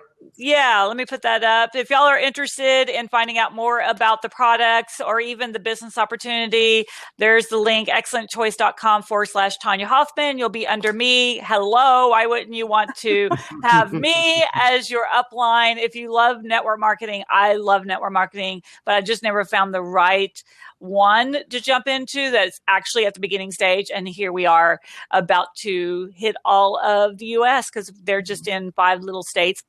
A couple of them are like, why are you in that state first? But anyways, we're about to explode not only the US, but the world. So get in now so that you can take advantage of that. So yay. All right, y'all. Yay. Thank you so for being on today. Thanks for having us. Thanks, Tanya. Thank you. Thanks, Cheryl. Bye. See you later. Bye-bye. All right. So now we've got Tim and Ernesto up. So y'all come on in. There's Ernesto. And I'm going to make you a host. We'll get Tim. Yay! You having issues earlier, so I'm glad you got on. Yeah. So, hello, can you hear me? Yes, and here comes Okay, Mr. good. Tim. Yeah, Get I just him use in this here. simple little piece right here. You see on my ear? Yeah, It just hangs down. So I don't have problems with my hair. there you go. Well, I tried that, but my hair always gets tangled in it, and it's always whacking away. So, yeah. How are you, But Mr. you guys Tim? always look like you're like traffic controllers. Exactly. At least it's not as bad because I kind of hide some of it. So, they don't But you make look ones great. for women. So, we kind of hide as much as we can. All righty. Well, I'm super excited. Let's see what we've got going on here. Let's scoop down, find out what y'all want me to talk about. Nice. I think What did I'm I say we were gonna take talking my about? glasses off. I'm talking about your hair, of course, and how straight it is. Other than that, All righty. So let's get going, and let me go out and share that y'all are both coming on, and then we'll get everybody, going. if you're in the side box, go ahead and hit that share last 30 minutes. Share it out with if you want to take the thing off, you can, but share it with your Facebook and Twitter community because this thing does not fill up unless we share it. Exactly. So, We are on now live on the Fab Blab-a-thon. And I can't spell. Not ton, thumb. Okay. Yay. All righty. Share. you like my new website? All right. I haven't seen it yet. Put it over here on the really, side. It's not really new. I just bought a new domain name because everybody thought that'd be cool. Ah, what's the new one? I put it in your thing so you see. Not Tom Petty. There you go. I'm trying to get Tom Petty's trying to get his attention with this because so many people say you look like Tom Petty. No, I don't. Right, exactly. Oh, that is awesome. Ernesto, put your website over there to the right, and then we'll get tired of living like a refugee. I won't back down, baby. Oh, that's awesome. All right, let me put in here about the. Yeah. Yeah, it's always funny when you're trying to type and talk at the same time, and you realize what you can and can't do at the same time. Not Tom Petty. Not Tom Petty. Okay. You're so disappointing. This whole time I thought you were Tom, and I was just like, oh my God. Tim, Tom. I mean, they're just an I-O difference. Mm-hmm. So I mean, yeah, but I may be using that. I've got to use a domain name this afternoon for a lead capture for what we're doing this afternoon. So I don't want to take up this show for it, but we're creating a platform for people like us, speakers and coaches. I was just telling people about it, so I'm all in. I'll be there at 2:00. So yeah, so it's designed for. I mean, it's just because so many of the people I'm finding, it's not going to be. It's not for them. It's not a social network. It's not for the mass designs, but it's for the people like us who are looking for this platform. I'm creating it for us. that's Better nice. than this, different than this, and better than this. Nice. All righty, so let's get started. You ready, Mr. Ernesto? Yeah, sure. Let's go. All righty. Ready, set. Welcome to the Fab Blab-a-thon. This is brought to you today by the Public Speakers Association. I am Tanya Hoffman. I'm the CEO and founder of the Public Speakers Association. And I'm here with my guest stars, Mr. Tim Gillette and Mr. Ernesto Mercado. Yay. Hi, guys. Yay. Good morning. So, Ernesto, right? Why don't you tell us? Ernesto. Why don't you tell us a little bit about you and how fabulous you are? Okay, well, I'm 61 years old and I live in fabulous Palm Springs, California, and you'll be coming here in June. I'm already signed up for the conference, which is great. Now, Yay. If people ask me what I do, I usually say that I'm a speakers coach. I coach the coaches. And then my coach says, that's so boring, Ernesto. You just sound boring to coach the coach. But what I really do is help people fulfill their duty and achieve their destiny, which is kind of very ethereal. But you could probably tell by my domain name, Coach Your Genius, is that everybody has a genius. And the world needs to have it, and the world needs to know about it. And so I help people develop themselves, whatever their genius is, into a coaching opportunity for themselves. So I like to think that I work with world-class leaders who are game changers in the world, because that's what we need. I love that. And we met in person at Manette's event, Manette Riordan, and you just have this kind of laid back, but you're like this helpful soul that you're just like kind of absorbing somebody's essence of how fabulous they are, and then you kind of reflect it back. Do you find that you do that? Because that's what I saw you doing. Yeah, I'm kind of like the old sage shaman kind of guy, and I really look deep into what are the energies that are really around the person, and more so, what are the energies that might be holding them back. That's what's important too. And I work with archetypes. I'm sure that people are familiar with archetypes. If you're not, it's like the language of the soul. It's very Jungian, deep psychology stuff, but it's very scientific. And it's very true. We are driven and captivated by the energies that are around us all the time. And that's what I like to read in people. Love it. All righty, Mr. Tim, tell us about how fabulous you are. Hey, I'm just somebody who's just tried to be me. And the problem I had in life is I'm just that flamboyant type guy. What can I say? My wife thinks I'm more the celebrity than she is. And I just learned how to go out and market on that. I never marketed the fact that I was a coach. I never marketed the fact that I was a speaker. I started out as a blogger. I basically got online and started sharing my ideas that were different on how to build a business and how to build a life. And I like to use music and motorcycles. They were two things that really revved me up. So I started using them as teaching tools for business owners and entrepreneurs. And it took off and became a thing called the Rock and Roll Keys to Business Success. So now I'm out using the very concepts I started with and teaching with my Rock Around Your Blog program is helping you become your personal brand. Not build it, but be your personal brand, and then use something like a blog, podcasting, things like that to get your message out to the world. All right, so you can stand out, kind of be a rock star in your industry. If you want to use that term, I don't use the term, but I kind of stand out in your industry, be a leader.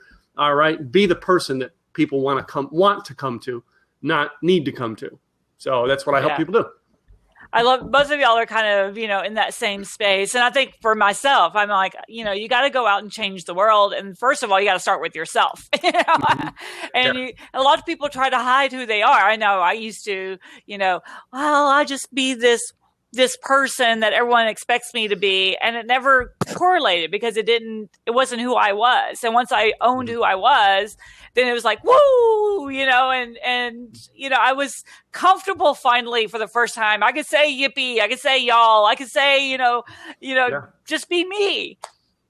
Well, I do have an observation about you, Tanya, and that is you are definitely yourself. You're very unique, and you're not so, let's say, influenced by convention, like, Tanya, you should lower your voice and, look down a lot. And you're like, no, I'm not going to do that. And it sort of works, So, and yeah, there's people, maybe Ernesto, you're talking about, there's people out there that every time the wind changes, they'll say, you need to fix this. Great. Yeah. Are you my coach? No, I'm not paying you that information. Bye. All right. Yeah. My coach used to run a band called Guns N' Roses. Okay, I go with the people who are doing or have done what I want to do. I love my mom, but she can't give me advice on how to be what I want to be. She's never been. I talk about the three energies and how to be like a world-class leader in the world. And like, first, you have to be noble, and I mean is that you have to really stand in what it is that you stand for and stand in it. And like, you have to really fight for it. I mean, fight for it on behalf of the world, fight for it on behalf of other people. And the other thing is to be notable. In other words, you cannot be afraid to be seen. You must be out there, because if people aren't getting your message, they're not being saved. They're not being served, right? Mm-hmm. And so this is what it's all about. And the third one is to be notorious. And that is that you can't be afraid to piss people off. Because you are it's going to happen. I've done it before, and I piss people off. But the amazing thing is, some of them actually come back. They go like, the greatest moment that I had with you is when you really said something that confronted me and pissed me off. And so let's talk about it. And so they're ready. Donald Trump's doing that to the T right now. Well, and you really have to understand that not everybody is going to get you, and not everybody is your target market. And that was such a hard thing for me to get over. Yeah. And even on stage the other day, I was started off, and there was a gentleman over to my left. I don't know why there's always a guy over to my left, and he had his arm crossed, and you just see, like this. He's like, he's like, I don't like what you're saying. And then all of a sudden he kind of, his shoulders dropped and his arms uncrossed. And by the end, he was standing up giving me a testimonial about how I just changed his life. He goes, I didn't like you when you first got on stage, but then I started respecting you and I saw you had real value. And then I was like, he was expecting me to be a speaker, what his notion of what a speaker is. And I didn't fit that model. So at first he was like bucking against it. And then suddenly he realized, oh, you don't have to fit this model to be what I think you should be. Right. So, and I'm sure both of y'all get that. Oh, I get that all the time. And I have to stop myself, because we shouldn't assume just because somebody's going like this, and we look and we think that they're like not liking what we're saying. They're really thinking about what we're saying. So not to assume anything is what I've learned, and not even to like worry about that, just, don't let it be, I mean, we are responsible for the energy in the room and the impact that we have. We can't let it like over control us or over influence us. We have to really be ourselves and speak our message. And I'm a speaker's coach too. And I love developing what I call a core message, a core message of a speaker. Like, for example, I had a grief and trauma person I was working with. Her core message was, you don't have to suffer anymore. That was her core message. And it was just powerful for her. And what's great about a core message is that when you're speaking and you forget what you're going to say, you can always go back to it, to your core message, and just regroup from there, and then move forward in that container. And it gets you right back. You're glitching a little bit, just to let you know. He may end up having probably moving around too much. No, it's your voice and everything. So I don't know what your internet's like there. If you're live streaming or broadcasting anything else, cut it, because you don't have much bandwidth coming out. Yeah. Okay. So, if you've got anything left on your computer open, just close it. Yeah, kind of close up some stuff. I'm gonna close. Oh, I had Twitter open. Oh yeah, close all of that up. So it'll help you. So. And, I'm sorry. That's what I love about, both of you is, you're just who you are. And when I met both of you for the first time, it's just like, oh, okay, we don't have to put on this, kind of fake, I need to be a certain person. You just are just you. And that's what I gravitate to, people that are just them, whatever that is, you know. But you could always tell when they're coming across, I always think of someone who comes across as too arrogant, is they're trying to hide all of their insecurities of some sort. They're trying too hard. They're just trying too hard. And many times we're all guilty of just trying too hard. It's like, back up, relax, breathe, and just be yourself. Now, Tim, I know that you do a lot of, you know, live broadcasting and podcasting, and you've been doing a radio show for a long time. Do you have any suggestions on how to just kind of, because a lot of people try that and they are coming across as an interviewer instead of just themselves and kind of feeling out there. Do you have any suggestions on how to kind of loosen up? Well, I mean, the opportunities to get out and do it are so much more prevalent now. You can get out and do this stuff a lot more with Periscope now and Facebook Live. You can do it in a video format. When I started, I had Blog Talk Radio. And I didn't know of all the internet radio stations out there when I got on Blog Talk Radio. I just knew from an old friend of mine who says, Tim, take your blogs and start reading them on Blog Talk Radio and create another kind of podcast. And he really, I mean, I'd heard the term podcast, but didn't understand what it was. And that's what the world, I mean, right now, podcast movement is huge with people talking about podcasts they're doing. But now these video platforms, like the one we're on, Blab, all right, you can get out there and start building an audience on some of these things and connecting with people and doing your own show. I started, as I said, Blog Talk Radio. I started with a 30-minute show. The very first show I did interviewing someone was with a childhood friend who has a huge tiki bar building business. He's internationally known for it and has been on all the major network TV shows, the HGTV. His bars are what's featured by anybody, all right, in the TV world, because he's the number one in the country. But him and I grew up together. I mean, we worked at a fast food joint together. I knew him when nobody did. So he came on, and 7 people listened to our show. All right, which right now, what do you have in the chat room? You have 7 people. I've gotten active onto it, and I've learned to go out and build audiences on my platforms and our radio station, to where my radio show, our network has about 2 to 4 million people a year listening to the station, and I'm in the top 10% of those shows. And we were doing broadcasting and on video here for a while, but we have a radio network. Why? Because I went with a network that had a strong audience already. I learned to, so many of us are trying to come on and trying to use a platform like this and build our own show when we have no audience. And that's the biggest thing I teach people in blogging is, yes, create content. Number 2, all right, you've got to market the content, but then you've got to build community. You're never going to do anything if you don't build a community. You don't build a list. You're never going anywhere. Yeah. And that's what so many people try to do. Cheryl asked on there, do I pay for my radio? Yes, I do. I pay for my radio. And if you want to be on the same network, you can get the same deal I got, because I'll get you in touch with Dave Pratt. He'll tell you about how the network works. All right. Dave Pratt is the owner of the network. And I put people directly in contact with him when they want a radio show, because Dave, and the reason I went to that network from Blog Talk Radio was Dave still treats radio like his first 10-speed bicycle. He loves it that much. And nice. Yeah, and it's gotten me a global reach. I now have audience members and people on my list, all right, going through my programs from Italy now, the UK, Croatia. I think I had one there. That was the weirdest one. Somebody come to mind from Croatia, New Zealand, Asia, Australia. Before that, I mean, I had a United States, USA type message.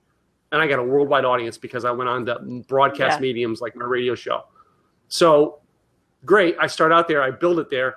Platforms like this come along and everybody's like, oh, this is great. And I know I kind of turned you on to Blab because I was using it. And literally when Blab, 8 months ago, you can come on Blab, and it was like a social network. You could start finding an audience on here. Mm-hmm. Now you can't. Things have changed on Blab. If you don't have an audience, you have a tough time filling a room. You've got to rely on your audience outside of Blab to get in here. If you don't have it outside of Blab, you don't have it on Blab, you're not going to fill a room. All right. If you want to see how I do it, come by at 2:00 this afternoon when I do one and watch how many people will come into my room. Because I learned how to build community doing it. And now I get my community to show up to what I'm doing. So Yeah. that's what I've learned about it. And it goes into speaking. It goes into coaching. If you're not willing to go out there and build an audience, all right, no matter what you do and how great it sounds, all right, if you build it, they will come is BS. Yeah. It doesn't work. I don't care what Kevin Costner taught you in the movies. It don't work. All right. You've got to do something to engage with them. You've got to be working at it.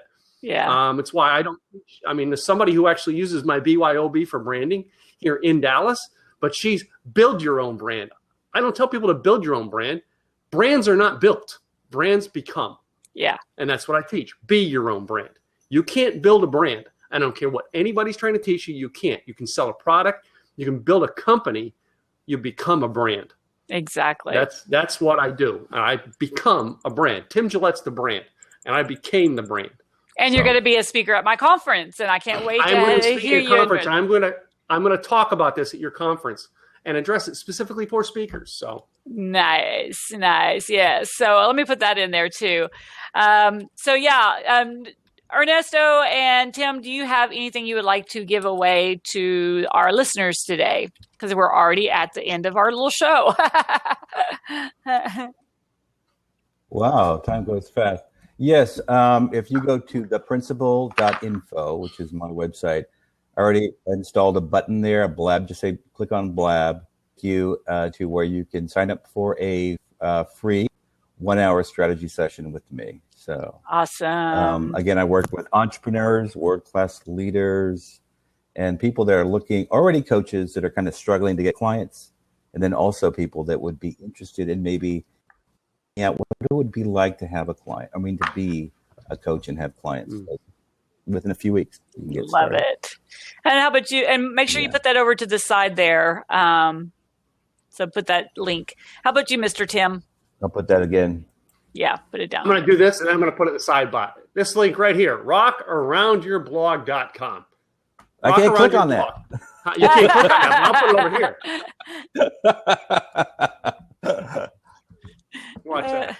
See, now it's over. There you go. I usually have an assistant when I do these things. I have an assistant to type it in, so I have to type it in by myself today. Over Rock Around Your Blog. Basically, guys, I do webinars and teaching platforms, and not here on Blab. I do them offsite. I actually use Zoom, which with Tanya and I've used before. And I have webinars. I teach people what I do in the blogging world. I teach you how to be your own brand. I teach you how to use your own story to then build your audience on using a platform like Blog, and then taking videos like this, using stuff like this to integrate into a blog and transform and build your entire community, if you want to call it that. But it's about building community with that concept. So if you've got no list, the place to start is to have a blog. If you have no blog, it's about time you get started with one. And I don't care how old-fashioned you think it is, it still works. It is still the best form of SEO, because I tell people SEO doesn't matter. And I literally have built my entire blog, my 50,000 some odd followers, without SEO. And I teach you how I did it, and I help you do it. Go sign up for my free webinars, and you can find out more. And then come to... So Tim, tell us... Go ahead. What about his show this afternoon? Oh, let me tell you. I'll tell you real quick. The show this afternoon, all right? I because of what's happening in Blab, all right? And I'm not going to reveal everything here because this is Tanya's show. This is Tanya's all the show, stuff going on with Blab, I'm finding an awful lot of people who say, boy, I've wanted to do this since my MySpace days, is I want to create a platform for content creators like us who go online. And we're looking to create a platform website for us to do that. This afternoon is nothing more than a town hall meeting to get information from content creators saying what would be the features to include in this. All right. And that's why we're doing it this afternoon. And I'm collecting that Blab for my investors because I need information for my investors to be able to say, hey, are we going to put the money up or not? So that's what we're doing this afternoon. And there'll be opportunities for you to get involved with the community over there. So perfect. Yay. So yeah, just search for him on Blab and you'll find him. So perfect. And also make sure that you jump in on the public speakers. Clarification. Yeah. Publicspeakersconference.com. I put the link over there into the side. That way you can come to the event, meet Tim and myself in person. The early bird special is still running. Probably I'm going to probably cut it off on Sunday because it's supposed to have been gone a month ago, but with the whole house destruction and everything, I haven't been able to get it up and increase that. So we want you to take advantage of that offer and get involved and come to the conference. Incredible people will be there, like Tim, Scott Schilling, yeah, and Teresa de Grosbois, some of the top influencers in the world. They're all going to be there, giving you real information, and you'll walk out with a speaking opportunity. If you're wanting to be a speaker, there is no reason you will not want to be there. You will want to be there. So we also have 2 nominations open, one for Collaborator of the Year and one for Best of. So we've got a video series that you can submit under a 5-minute video on all kinds of topics. Best business topic, best personal story. There's a topic for everything. So make sure that you go and submit that so you can use it for your bios, that you were a finalist in that series, and then also been nominated for the Collaborator of the Year. So we got local, national, and international. So make sure that you have done that. And believe me, people will not mind if you do that. Alrighty, well, thank you, Tim, for being on today. I appreciate it. And I'll see you at 2. And Miss Ann's coming in. And let's see, and Judith's going to be coming in also. So awesome. Let me follow Miss Ann. I don't know why I haven't been following you. It's weird. And there's Judith. And we're just kind of switching over here.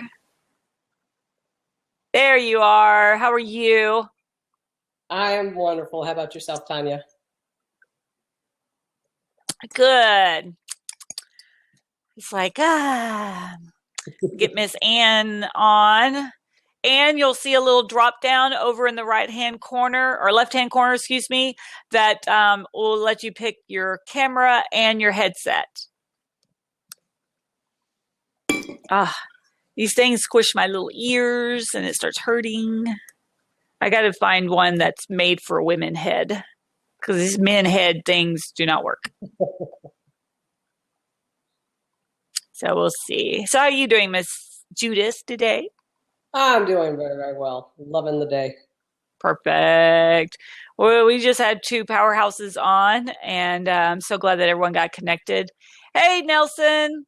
It's great to see you here watching the show. Nelson's up in Canada, and we got to meet at the airport and say hi. So that was fun.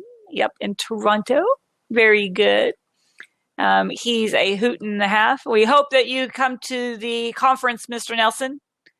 I know he was trying to figure out how to do that. His actual anniversary is during that actual week of. He's like, do I have my anniversary? Do I come to a conference? I'm like, do both. Yay. All right. And go out and then come back in. I'm going to kick you out. All right. Now come back in. Try it again. And then look up to the left-hand corner. It should have some type of pop-down. Make sure you're on Firefox or Chrome. And that way it'll work. Technology is great when it works. It's frustrating when it's... Yeah, you know, it is one of those things. Yep. I know she was getting a new headset. Make sure your headset's plugged in, your camera's plugged in before you try coming in. Let me give you some props. Yay, Miss Judith. Thank you, Nelson. Yay. Oh, Nelson loves me. Oh, thank you. Miss Laura. I love the fan that you have in your picture, Laura. It's like, whoo. You deserve it. Aw, he's so wonderful. Come on back in. Oh, what happened to Miss Ann? She dropped. All right. Maybe she's rebooting. Maybe she was on the wrong platform. Perfect. All right. Make sure you go over to Miss Judith's website and check it out. Judith, did you share with your peeps on Twitter and Facebook so they know you're coming on? I sure did. I went through my entire list, and I've been notifying them since yesterday. And I did my most recent one about 20 minutes ago. Perfect. All righty. Well, hopefully Miss Ann will figure out how to jump on and interact with us today. I know she was really struggling with Blab, like so many people do. But it seems like once your system all gets figured out, you're usually good to go. And I had a problem with it when I was trying to connect through Facebook, but when I connected through Twitter, it worked beautifully. I have not had an issue. Twitter works much better. Facebook is pretty new for them, so I think they still have lots of glitching in Facebook. So yeah, you definitely want to do it through there. I'm feeling love coming up with these little bubbles that come. Yeah, little bubbles. I know, right? It's kind of like that's one thing I do like about Periscope is that it's little hearts. At least it used to be little hearts. So you were like, oh, I'm being loved. Here you got like little faces, you're like, what is that? Why are people's faces popping up? But it's neat. It's fun. It's whimsical. Yeah. Exactly. All righty. Well, let's go ahead and get started. And hopefully Miss Ann, there she is. She's coming back in. So, Ann, we've got a couple minutes. So once you try coming back in, I need to get some powder again for my face. Oh, and I guess I should check and see what I'm supposed to be talking to y'all about. That'd be good. I know, right?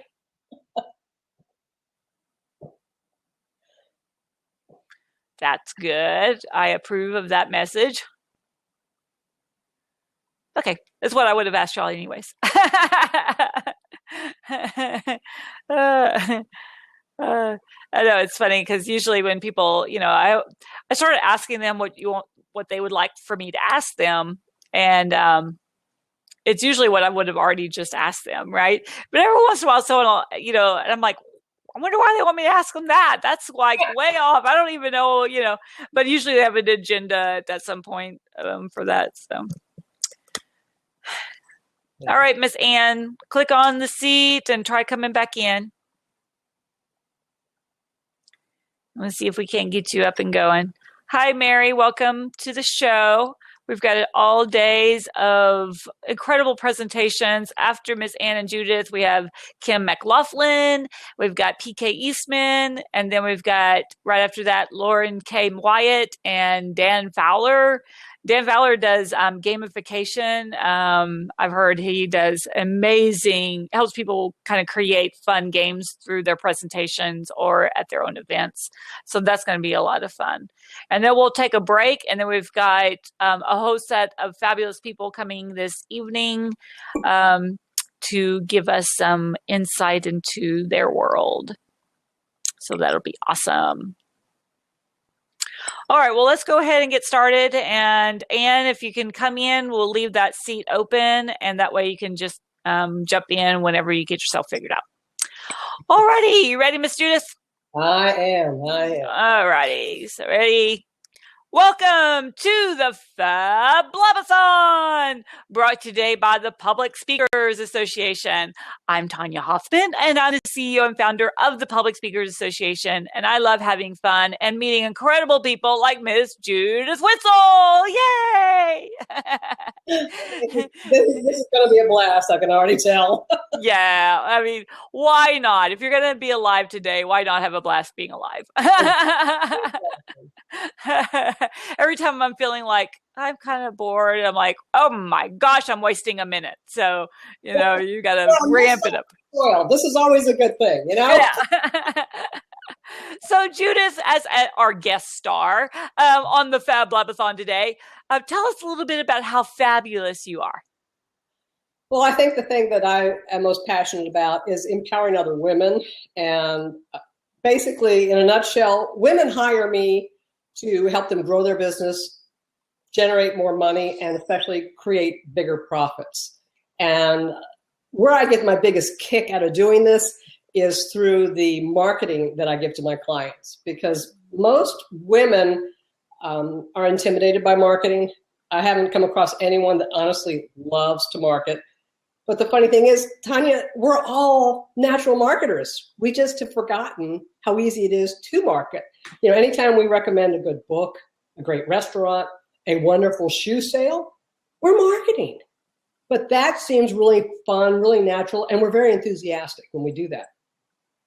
Yes. There's a disconnect in us to be able to do that with our products and our services. And so that's what I really am the most passionate and most enthusiastic about, and where I get the biggest fulfillment from the work that I do is showing women how to reconnect to that passion and that enthusiasm and very easily share the benefits of the products and their services instead of feeling like they're selling people. They learn how to share what they do, who they are, just as easily as a great recipe, a wonderful resort, or anything else that we find truly fantastic in this life. I love that. Because I know, I mean, Miss Ann, who's trying to come onto the show right now, I mean, she's like got this incredible brand, and she's really, people know her for her brand, right? Me, you know, I've kind of created a brand, a marketing brand for myself and my company. You know, when you find somebody, do you kind of look at kind of their essence of who they are, words they naturally choose, kind of all of those things, and kind of morph it into a marketing package that seems more authentic to themselves? It's easy. It's actually a lot simpler than that. Yeah, I do take into account their energy, the type of business that they're in, who their market is. But most specifically, I give them the opportunity to have fun growing their business, because I found that when we do things that we enjoy, we're more likely to do them over and over and over again. Most marketing strategies aren't enjoyable, and a lot of them are what I call cookie cutter marketing. And if you're marketing just like everybody else in your industry, you're never going to stand out in a saturated market. So what I do with my clients is I give them very fun and creative and very effective strategies that they can use. And the bonus part of these is they can generally cut their marketing budget up to 75%. So automatically their profit levels go up. So it's a huge win. They end up having a customized plan for them that they enjoy using, and then they consistently use it each and every month. And they stand out very quickly in the market because nobody else is using any of the strategies that they are.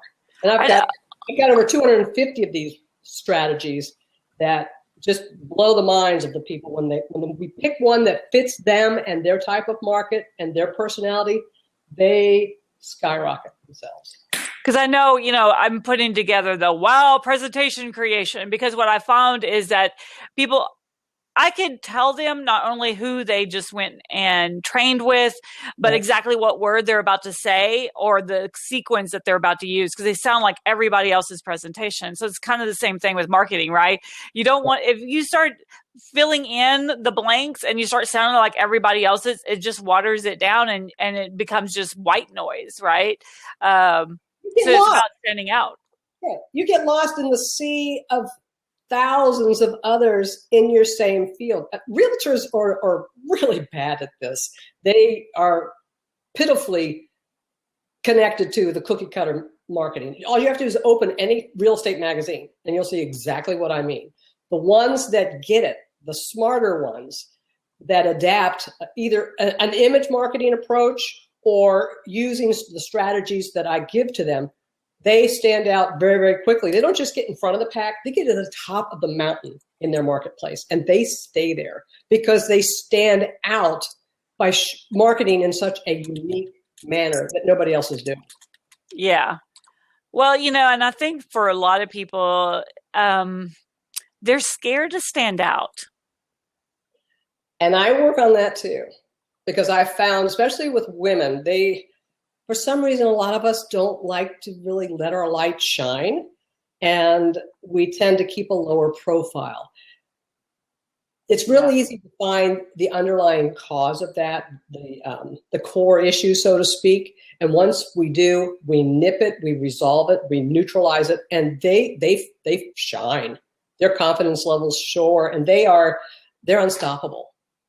So, you know, when I always use the quote that I created is, you know, are you a get-goer that doesn't go? or a go-getter, right? Go-getter. Are you a go-getter that doesn't go? So many people, they view themselves in one way, but when you're actually looking at their results, they're just not putting themselves really out there and making things happen for themselves. Well, even the go-getters, we all hit plateaus in our business. And some of the go-getters are able to break through that proverbial glass ceiling and continue building. Others, it's like it becomes concrete. And all they need is just a refreshing new approach in their marketing. And that's where switching up strategies and adding some different fun, creative. I'll give you one that works beautifully. And I'll bet you don't know a single person that's using this. Nearly everyone lives near a dog park. And if you have a dog and the dog is social, the dog needs exercise and we need sunshine. Take your dog to the dog park. And with you have a few dozen Ziploc bags. And in those baggies, a couple of dog treats, a little trivia or fun fact about dogs or pet care, maybe a coupon for some sort of a dog product, and your business card. And on the outside of that bag, you're going to put a label. And it's going to say, here's a special treat for your furry little friends, compliments of your name, your contact information. And you're going to have a line, by the way, if you or someone you know are ever in the market for bing, bing, bing, whatever it is that you do or sell, please remember me. I promise to deliver 100% satisfaction, and I'll never roll over and play dead. Take these little baggies. If you're an extrovert, you go and you hand it to each and every dog walker at the park. And it's not to sit there and talk to them, it's a touch and go. You go, here's something for your furry little friend, have a great day, and you leave. If you're an introvert, put it on every windshield of every vehicle in that car.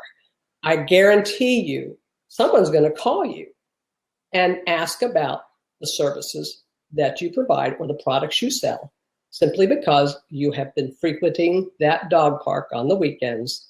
Your name gets out. You're the only one in your industry that's doing it. Now, do you know anybody that is doing that to market their business? Yeah, I know. I talk to people about that all the time. You've got to go where your peeps are hanging out, wherever your target market is. My book, A Client a Day, The Coffee Shop Way, I just recently liked coffee because, now I'm finally finding a coffee that is healthy for me.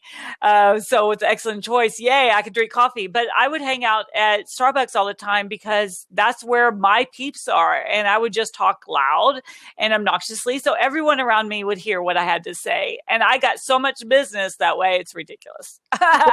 What's the saying? 6 degrees of separation, whatever it is. At those dog parks, there's going to definitely be somebody there that knows someone that could benefit from your products or services. Right. So, again, how many people are actually marketing in a venue such as that? And what's the cost of that versus a print ad, which yourself, how many print ads, how many times you have to run that ad before you get any kind of response? And what's the price of a print ad? Yep. Unbelievable. Right. I know, just meeting somebody and saying hello to them and giving them a dog treat or, just giving them a compliment goes so far, and it's free or it's close to nothing. Just do it. It's the first step to building that know, like, and trust factor, because here now they've connected a face, an energy, a personality to a business. And you don't become just strictly a business. You start becoming a resource. Yeah. And when you market in this type of a manner, you build relationships very quickly, and your marketing costs plummet because you start generating a lot more referral type business. Well, even with, you don't have a sound, and go back out and come back in. I know, poor thing. Let me tell her real quick. Go with Chrome or Firefox and make sure your headset is plugged in first. All right, try it again, Miss Ann. The best thing to do is go out and then come back in and have your headset already on and your camera already on, and it should recognize it when you come in with Blab. Alrighty. Yeah. Sometimes it's just, it's a little challenging. And when you start looking at marketing, I think for a lot of people, you've got to stand out as a leader, right? People don't follow followers, they follow leaders. And so they want to see you put yourself out there and stand up. And I mean, that was hard for me. I was such an introvert, but just by doing it every day, I got used to walking up to somebody and saying hello, so I love that dog treat idea of going up. If you like dogs, go there, do that, find some place that kind of fits you anyways, because that means that other people are probably going to fit you there too, right? And the more visible you are, the more your business is recognized, the more your brand becomes a common brand. It's all in building relationships. And it doesn't matter what level of business building you're in, whether you're just starting or you've been in business for 15 years. We all need to have the relationship with our client base as well as our prospective client base. And another area that I see that really impacts business growth is people try to be, they spread themselves too thin, too far with a market area. Instead of picking a defined target market or niche, they try to be everything for everybody. And when they do that, their message is watered down and they become nothing to anyone. Yeah. So, really niching down. A client I had in Southwest Florida was a realtor, and she was doing very, very well. She had a 6-figure income, but she wanted to grow it and she wanted to cut her hours back because her family, they didn't like her. They were very ticked off at her. She was putting in 80 hours plus a week. Wow. So first thing I did, I said, okay, and we're going to cut your market down. You're going to pick one area, and that's going to be your focus. We'll do it for 3 months. If you're not happy, you can market any way you want. I'll never say another word. So, of course, Ann picks waterfront. And I go, not happening. You can't drive down the street in Florida without running over a waterfront realtor. So she decided, okay, lakefront. And I said, I'm going to micro niche you. And I put her as the Southwest Florida water ski property specialist because, one, she lived on a ski lake and she loved to water ski but never had time. And 2, there were 3 other water ski communities within 15 miles of where she lived. So she became very excited. She started listing and selling real estate while either skiing on one of the ski lake courses or pulling someone on one of the ski lake courses. By the end of the 3 months, she was hooked. By the end of that first year, she was working just a little over 40 hours a week, and she had doubled her income. By the end of the 3rd year, she had tripled her income. She was working less than 40 hours a week, and she had begun building her very own ski lake community in Estero, Florida. So wow. When you have the right niche and you market yourself correctly, you go have the luxury of cherry picking who you want to work with. It's not going to limit the individuals. For me, my niche is women in real estate, but I get connected with people that are in all different types of professions. I even have men contact me and ask, do you work with men? And I reply to them, I say, yes, but only the very smart ones. So they realize, I have men clients, I have women clients. My heart is around women in real estate because they really, really struggle with this ever-changing market.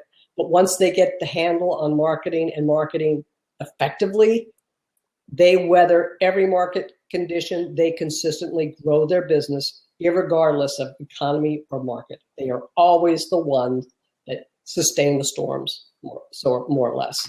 But you got to have the right market focus to begin with. Then the rest falls in very easily and it goes into place. I don't know why you can't get on, Miss Ann. We were missing you, and hopefully we can get you on maybe the next time or later on today. Maybe you can play around with it and come back on. I've got openings up this evening, so maybe you can come and join us then. Usually if you connect right to the Ethernet to the wall, you should be able to get Blab to work. But I don't know. I can't help you. I can only suggest things.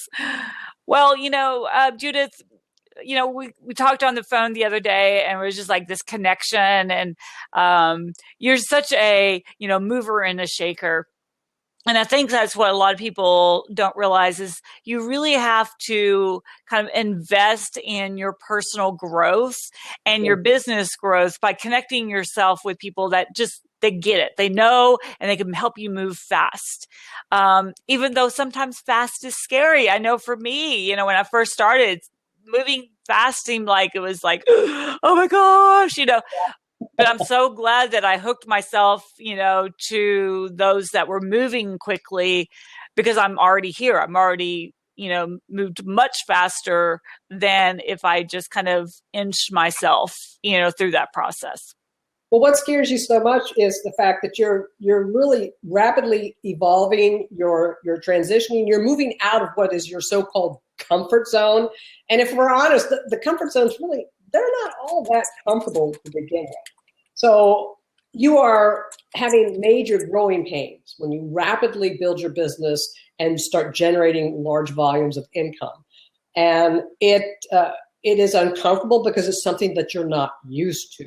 Once you have the right plan in place, you can begin enjoying what I call this explosive business growth on a consistent basis and bring on the resources that you need to help you better leverage your time and your resources much more effectively. Because another fall for a lot of very successful women and men is the overwhelm of success. And where they start sacrificing is in the quality of their life. Here's their business way up here, their life is down here. So relationships start, deteriorating. Yeah. Health starts going. So it's important to try to bring these both into greater balance. And as you're growing your success, you're also growing the quality of your life. And that's one thing that I like to do with my clients, so that the shock of success isn't as systemic. It is transformed into extreme motivation and inspiration. And then that spills over into their personal life as well. And I know that Laura asked about best way to figure out how to focus your market, and I think for what I always try to do is a lot of it is about tweaking, because, when you start, you have an idea of who your target market is, but then you start realizing that you have a natural kind of yin yang that's going on. So I didn't realize when I first got started in my business how many tech guys and analytical women that would draw to me, because they're actually the opposite. So they need me. I just had to learn how to talk to them so that they understood what I was trying to get across, and they didn't drive me nutso because they want to know all these things that I'm like, why do you want to know all of that? Just do it, So do you have... It's like new people, when they first start, they're afraid to pick a niche because they're afraid they're going to pick the wrong one. So my advice to all the newpreneurs out there is date a niche. You don't have to lock into it for 30 years. Court a target market. See how it fits. You'll know if you're in alignment with it if it really excites you. And working with these people really are fulfilling you. Then okay, you're on the right path. Is it the right group of professionals? Maybe, maybe not. I realized I enjoy working with women more, and no offense, guys, because some of you are the exception to the rule that I've experienced here, but I have found women to be more open-minded when it comes to trying new things, implementing new concepts, different approaches and techniques, where men have been a little bit more straight and narrow. They don't want to deviate too far. That's just been my personal experience. I'm sure there's quite a few of you open-minded creative guys out there. We just haven't hooked up yet, okay?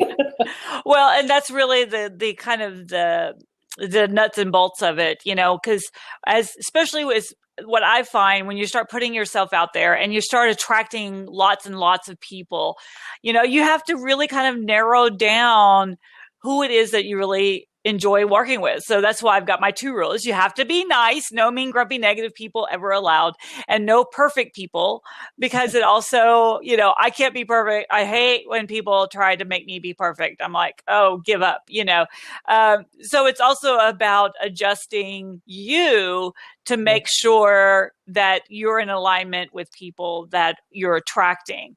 So be okay with saying no to people. Yesterday I was on the phone, a lady called me and she's like, oh, I want more information about the Public Speakers Association. I'm like, yay. And she's like, well, I don't understand. What are you doing? What do you talk about a blab-a-thon? And I'm like, oh yeah, it's a new thing with, social media. It's a live broadcast. Oh, I don't do social media. I mean, she was like, boom, I was like, you don't do social.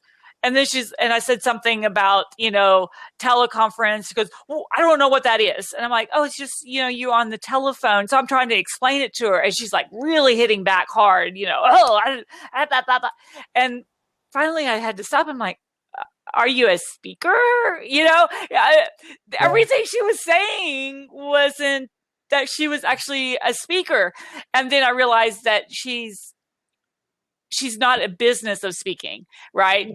She's into kind of like Toastmasters, where you just kind of get up and you tell people a little story and you're kind of done. This is really about business, and she's just not there. So I had to just this isn't working for either of us. So it's okay. And let it go. The hardest thing for professionals to do is one, say no to a prospective client, especially if they're just, trying to build their business and get it to that next level. The worst thing you can do is basically accept anybody with a pulse and a checkbook, because trust me, they are drive you to an early grave.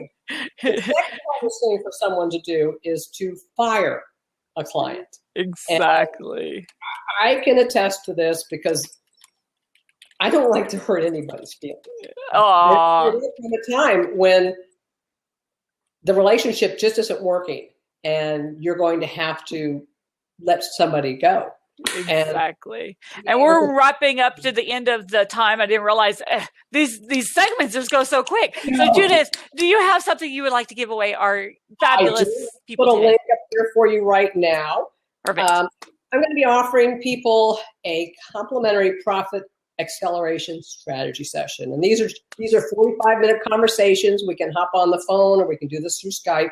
And we're going to look at your business, find and discover ways that you can fill any gaps that are there in your business plan or your marketing. And by the end of your session, I guarantee you're going to know steps you can take right away to begin transforming your business and taking it to the next level or beyond. So the link is there. That's my online calendar. These fill up quickly, so the faster you get on that calendar, the sooner you and I will speak and get things happening with your business and your income. Awesome. And I also put up a link to, I've got every month I do a contest for a free coaching session with me, which is $1,000. And yes, I do charge $1,000 an hour for coaching. So it's a great way for you to win it. I know. Well, it's a 2-hour minimum, but I do cut it down for the winners. So you have no audio, then go out, Miss PK, and try it again. So let me kick you out. Try it again. And so jump on that. That's a direct link to the contest. And so you can jump in on that opportunity and try. Thank you so much, Judith, for being on today and being one of our Fab Blab-a-thon stars. Yay! Love it, and I hope to come back again. Thank you very, very much, Tanya. Yay! Bye-bye. Bye. All righty. We're waiting for Miss Kim to show up. Oh. And then Miss PK, she was able to get on yesterday, so hopefully she won't have any problems. Kim is coming on. Yay! Kim made it. You have got a bright light. I did. I'm trying to get the light. I do. Let me go turn it off. Let me turn that bright light off. And then we'll get Miss PK back in here. Her whole thing was working fine. It's still the one right above you. It's like so bright above you. Let me get it. Okay. I don't want you to sit in the dark, though. Yeah, you Still can working see on that you. whole light thing. You know what I did is I got some tripods, and then I went to Home Depot and I got some shop lights. You know, they're just like the metal circular shop lights, and put some warm white bulbs in them, right? Because they just use bulbs. And I clamped them because they have little clampies on them. So I clamped them to the tripods and I set them up. So one's on both sides. So it kind of helps with the not so many. That helps that. Got it. Well, we're working on that, but I'm glad to be here. Yay! You're a little glitching. So just to let you know. I am. Yeah, I can see that. You're like a delay response. So okay. Someone's attacking me. Say hello. This is Crush, Orange Crush. She thinks she. Hi, Orange Crush. Everything. My daughter loves cats. So she would be excited if she was here right now to watch you play with the cat. I know. Well, you know, we had a flood in our house, and then in that whole interim, my cat, who was going to be fixed, got pregnant right before she was supposed to be fixed, and so now we have a litter of kittens. Right. One of them already has gone home to a family, and we're keeping Crush ourselves. And she loves attacking everything at this moment and chewing on everything. So everything is raised off the ground, you know. Hopefully Miss PK can get hers working. Yay. Thank you. I know she is adorable. Almost too adorable. There's something about, you know, baby animals that no wonder you fall in love with them. Especially their antics and stuff. You're like, really? What are you doing? You know? And they like, you know, scratch at things like I got a new scale because I'm doing those healthy chocolates, right? And so I was standing on them for the first time, and I got off, and they get on, and they're like, because it's real smooth, and they're like, you know, just pawing at it. It's like the weirdest thing. I'm like, what are you doing? Why are y'all doing that? So. They're adorable when they're little, so we put up with all the craziness that they do. That's what happens. Right. Thanks, Mike. That's funny. Oh, PK was on yesterday, and she didn't have any problems yesterday on her systems check. So hopefully she can figure herself out in the next minute or so. So keep trying, Miss PK. I find that go out of Blab and then come all the way back into Blab. A lot of times that'll reset your camera and your audio. So that's something else you can do is completely go out and then come back in. But we're going to have fun today and give Miss Kim some love here. All right, PK, I'm going to kick you out because it's not working. All right. So try coming back in. And I would suggest, PK, is go out and then come back in and see if that helps. I hope she can get fixed. All righty. Were you ready to get going, Miss Kim? Oh, I'm totally ready. I'm excited to be here. Oh, we're talking about emotional eating. Love it. Let me see what Miss PK was talking about. Perfect. All right, let's get that going. All righty, let's get going. You ready? Let me share with everybody. I'm totally ready. Going live now with Kim McLaughlin. All righty, I shared and we're ready. So 1, 2, 3. Welcome to the Fab Blab-a-thon, brought to you today by the Public Speakers Association. This is Tanya Hoffman, and I'm the CEO and founder of the Public Speakers Association, and my fabulous guest star is Miss Kim McLaughlin. Yay! And Miss PK Eastman is coming in just a minute. So yay! Oh, she looks like she's gonna. Yay! She made it. I've been pushing buttons for 20 minutes. That's what happens when you start pushing too many buttons. Something pushes back. Wow. Alrighty. Right. So we're so excited to have y'all on today. Remember, everyone, that we'll also have the recording up on YouTube, up on the Public Speakers Association website, on everywhere. After this is all over, we're going to be taking a short break. Not this session, but we got one more session, and then we're going to be taking a break to this evening. And so make sure you hang around until we get back on. So, Kim, let's start with you. Tell us about how fabulous you are. Uh-oh, she froze. I lost you. Are you there? I can hear you. My picture froze. Can you hear me, though? Uh-oh, you are totally glitching. Oh, my goodness. Ah! Oh, no. All right, go back out and come back in. Sometimes you just have to reboot. Can you hear me? Barely. All right. Yeah, I'm going to kick you out. All right, come back in. I have to go so on while we're out. waiting for Miss Kim to come back in, PK, tell us about how fabulous you are. Oh my gosh, I'm fabulous just because I've lived as long as I have. That's the first thing. I got up this morning. Woohoo! My husband used to say it's a great day when you get up on the right side of the grass. That's awesome. You know what? It occurred to me a few years ago that I had been teaching and coaching since I started in my first career, which was a high school English teacher. And I worked with kids who didn't know how to speak in front of the room. And we worked and we had fun. I think my secret sauce is you can learn anything if it's got a big dash of fun in it.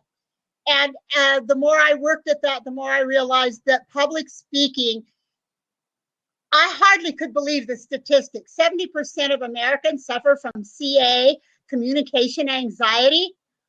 Oh my gosh, how can you ever share your feelings? And I'm particularly interested in women because they're always, hi.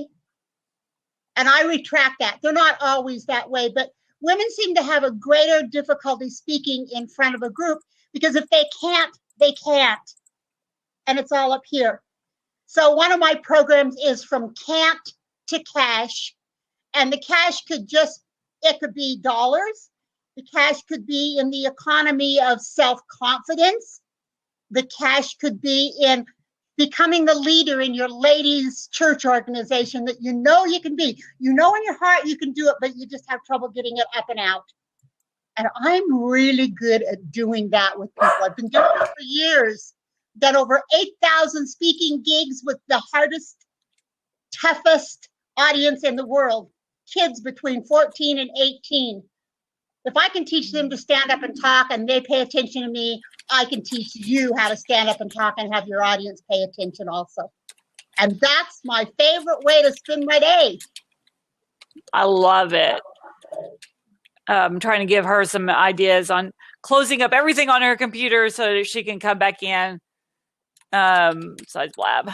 And that's one of the things, for myself, getting over the first time I spoke in front of, I was 38 years old in front of 5 lovely ladies who all loved me. And I was like, sweat. And I'm like, this is ridiculous. I am too old to be this shaky and and completely unconfident, right? About what I'm about to say.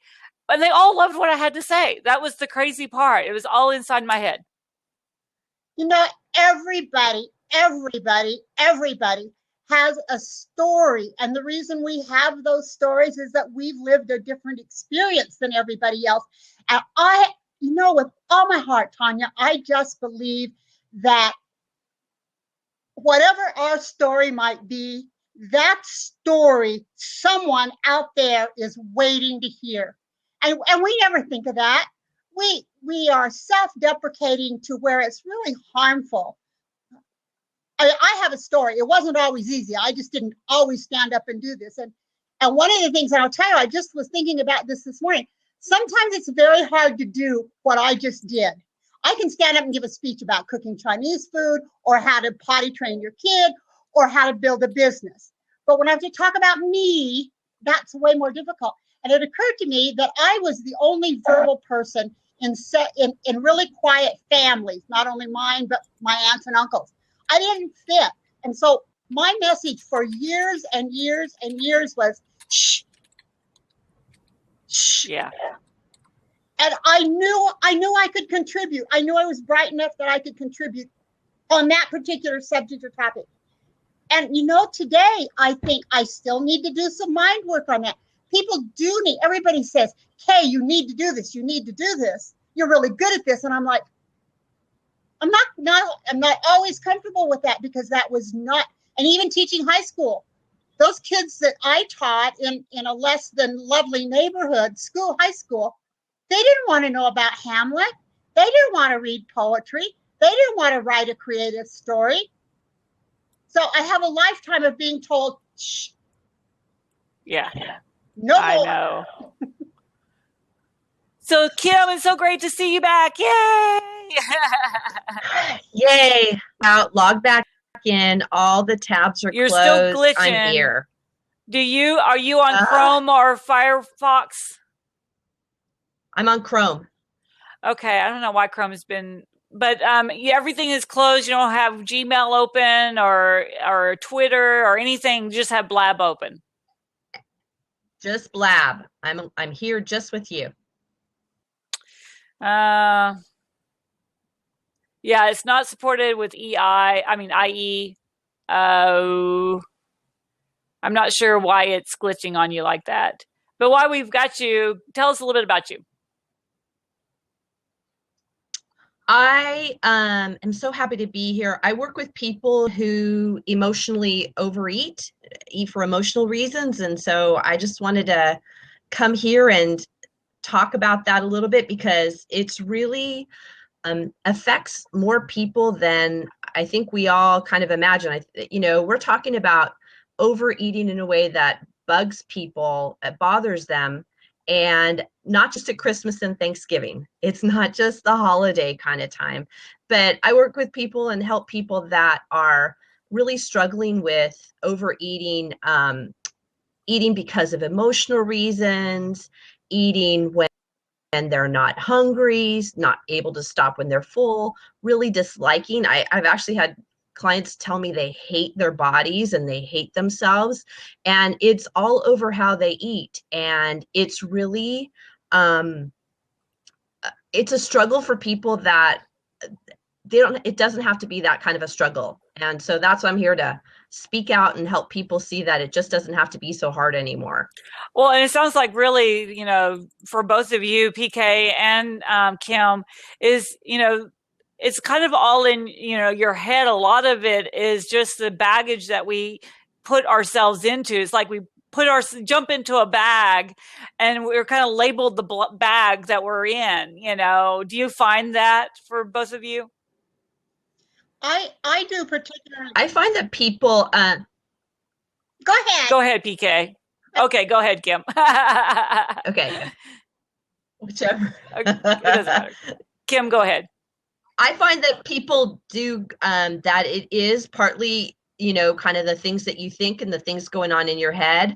And so what I think of when I think of emotional eating, I kind of call it like a puzzle, where there are all these pieces to the puzzle. Part of it is your body, your self-image. Part of it is dieting. Part of it's the thoughts in your head. Part of it is emotional. It's kind of a puzzle, and these pieces are a little different and a little bit different size, but it's a big puzzle. And yes, the thoughts are definitely part of it, big part of it. Awesome. How about you, Miss PK? Sure. I would even be in my particular field. I believe everything starts up here, because the science of the brain that they've been doing the last few years is absolutely fascinating. And we can identify where fear starts, and we can look at it both logically and scientifically, which I believe is really helpful, because it removes the myths or the training we've had. So much of what we know about ourselves, we learn between the age of 1 and 5, maybe up to 7. Our brain is in what they call theta state. And so we don't really process what anything means. We are just taking it in. We're like the unlimitable sponge. Most sponges get some and then some drips out. But our brain is just taking in every single thing. And we don't even realize it. And so then we have formed a pattern and psychologists have said for years that kids are who they are, and their basic personality is formed by the time they're 7, 8, 9.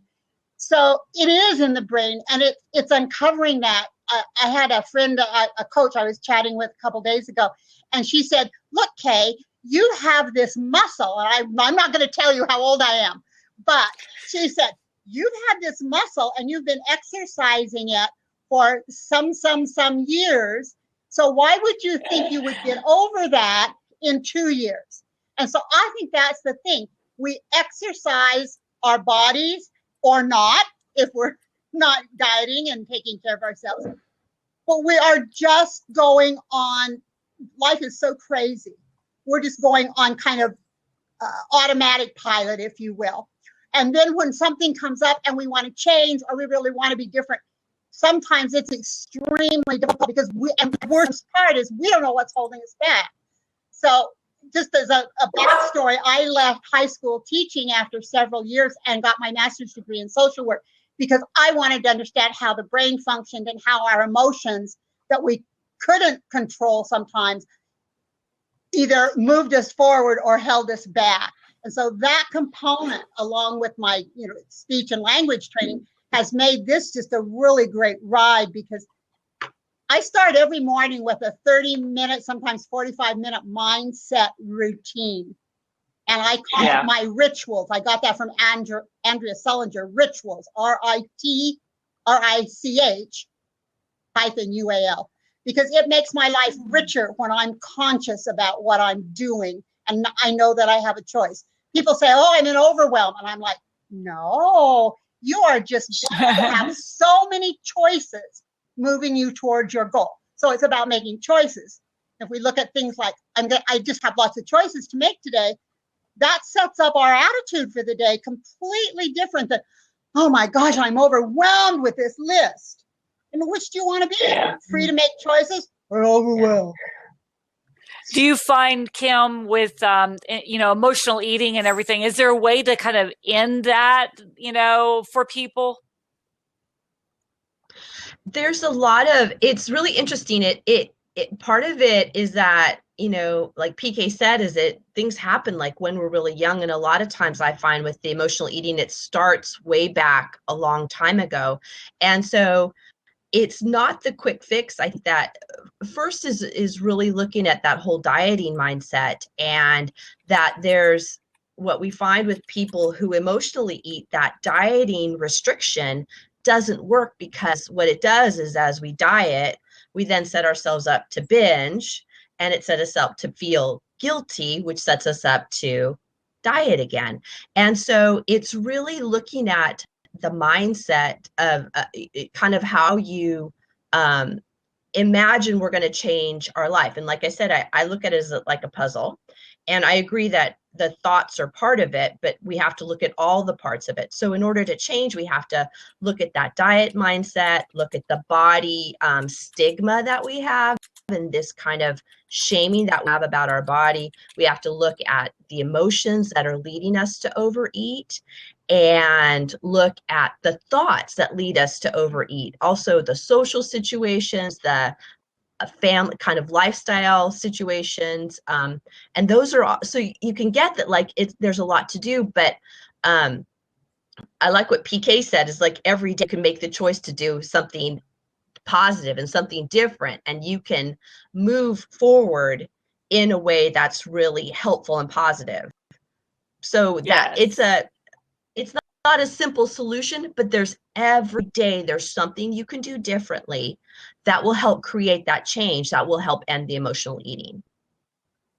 Yeah, I think that it's a long-term play. Too many people want instantaneous, because they always ask me, how did you go from an extreme introvert shaking like crazy, shaking and sweating in front of 5 people, to now being an international speaker and not having any problem on stage?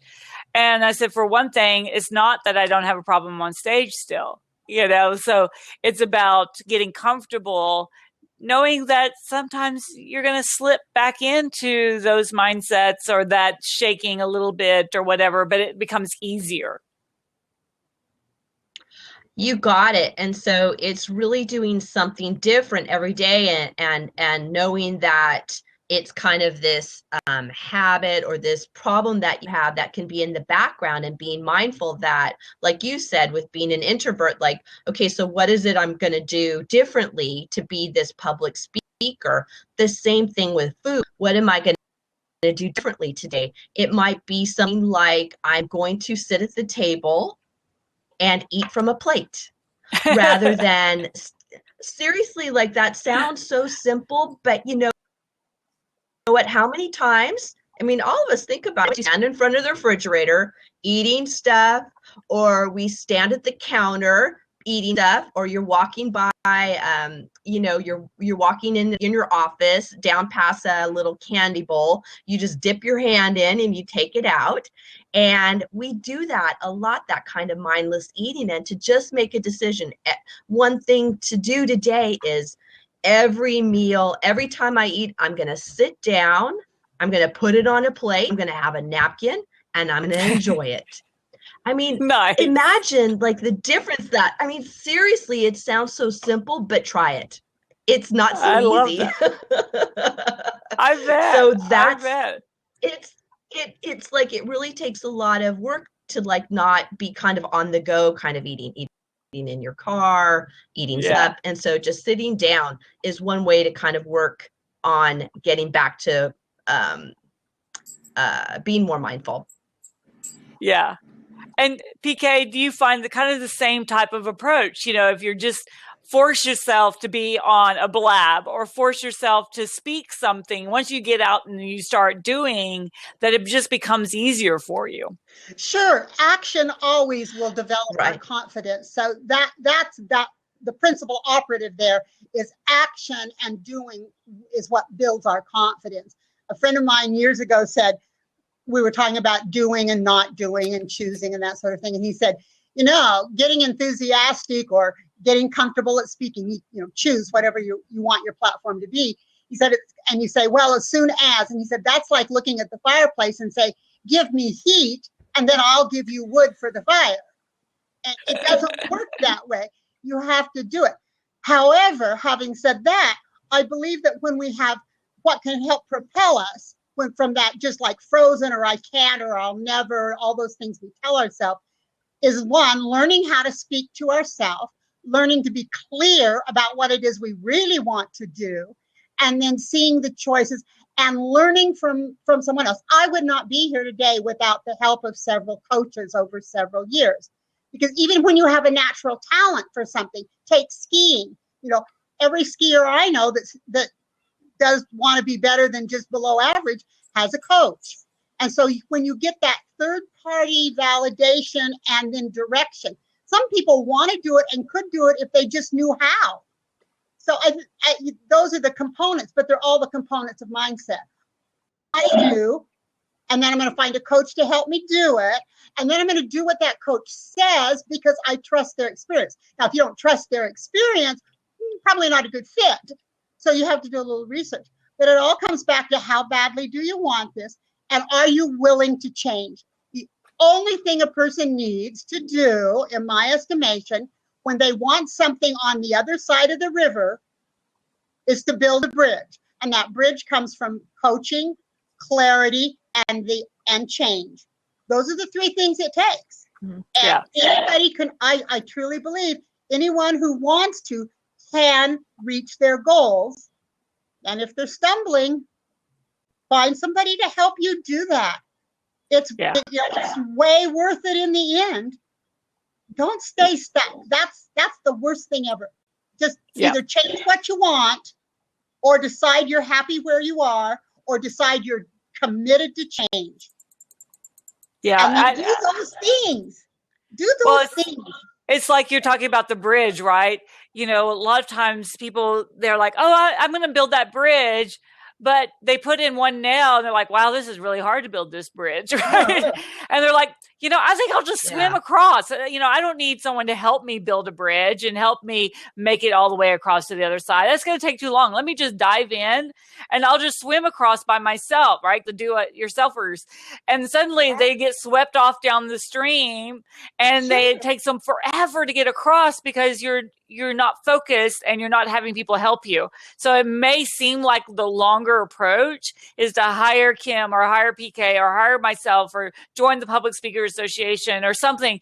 It seems like a longer approach, but it's really a straightforward approach. That's everything straightforward. And you'll get the returns back sooner. Yeah.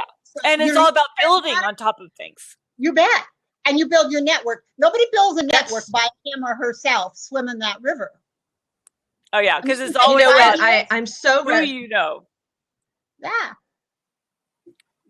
I'm so resonating with you two out. And I think about that, if I translate it into kind of the eating world, it's like that idea that, I'm going to go diet and I'm going to have, by the end of the month, I'm going to lose 20 pounds. It's like, really? That's that kind of short-term fix you guys are talking about. That really what happens is that we go in and we diet, we kind of starve ourselves, and then we lose weight. And what happens is that without that change, without that emotional understanding, with the mindset change, with getting used to our bodies being different and getting used to how we handle food outside, in life, we're just going to go backwards, or we're going to go back. What happens is we lose the weight, we gain it back, and then some. It's exactly, you guys are talking about exactly the same thing, that we really want to start looking at our problems differently and coming up with a way that works for the long haul, not short fix like what happens in a diet of just losing weight and thinking that life will be wonderful. It just doesn't work that way. I totally get it. All right. So do you both have something fabulous to give away to our listeners today? PK, why don't you go first? Sure. Well, I just love to talk with people. Big surprise. So I'm going to enter my email address down below. And anyone who would like a 45-minute chat about their goals, how they would like to get there, or just some suggestions, that's the place to start. Ask some questions. Check in with somebody, get some ideas. And so you can do that with me. Yay. I would love to just visit with any of you. And I just love getting to know people. And then if we can help one another, that's perfect. If not, I've got resources. So we can find somebody. It's important to get the right fit. So love it. I'm not worried about that. Put it over in the message area. I'm going to send a message right down here. This is so easy. You told me to copy this, but I was afraid I wouldn't be able to get the page switched. I'm not the world's best typist. I'm too busy talking. Well, Kim, why don't you tell us what you're giving us today? I have two things. One is I'm offering a free breakthrough session for anybody that wants to talk to me on the phone for 45 minutes about their eating issues, overeating, and get some strategies together and get some really good ideas. 45 minutes is a long time where we can really get into what might help you make some changes. The other thing, and this just came to me this morning, is I have a group that I'm starting next week, an 8-week virtual emotional eating solutions group. And I am going to offer to your people, I'm actually not offering it to anybody else, is at a huge discount. So the group is $299 for the 8 weeks, and I'm going to offer it to your group for $99. So nice. It's a huge savings. It's really a great group. And anybody that is interested, I'll put in my information on the side. Please let me know that you got the referral from this Blab-a-thon so that I know to give you the special price. But $99, 8 weeks, coaching on ending emotional eating solutions. It's seriously a great deal. And I'd love to talk to people more about their eating issues and help them move through that and into the feeling more mindful and positive about their life and food. Perfect. Yeah, put it over to the side. And I also put Public Speakers Conference over there. We've got the early bird is coming up, and so that's about to go away. It's only $349 right now to go to the conference. Palm Springs, California, June 26th through the 29th. We got the most amazing people coming to the conference this year. We usually get around 100. We already have 100 signed up, so it's going to be a great event. And so we're going to learn all about how myself and my friends, all the top 6 and 7 figure speakers, how do they make money? How are they getting booked? What makes the biggest difference in their life? So it's going to be a fun, and everyone walks out with a speaking opportunity. Unless you don't want one, you don't have to. But just to be around these people, we have a fun time. So great. And Sonia asked you about what was the 45 minutes, so make sure you connect with her, Kim. All righty, ladies, I will see you later. Thank you so much. We're going to transition to our next group of people, Miss Lauren and Dan. Thank you. Bye. Hey. Bye, guys. All righty, let me unlock the seat. Come on in, Dan and Lauren. And then we're going to switch over and get going with those two fabulous people. There they are. Accept and accept. Okay, do you want me to cross out, X out? There you go. Oh, sorry, Kim. I popped you off. Hey, Dan. Hey, how you doing? Good. How about you? Doing real good. Glad to be here today. Yay. Get Miss Lauren on. Hi. Yay. Looks like she's coming on. Yay. We got a swirly thing going on. It's like a halo behind you. That's awesome. All righty. Before we get started, go ahead and put in your websites over into the message area so that people can easily get in touch with you. And then post on Twitter and Facebook that you're going on live now. Live. All right. Dan Fowler and Lauren K. Wow.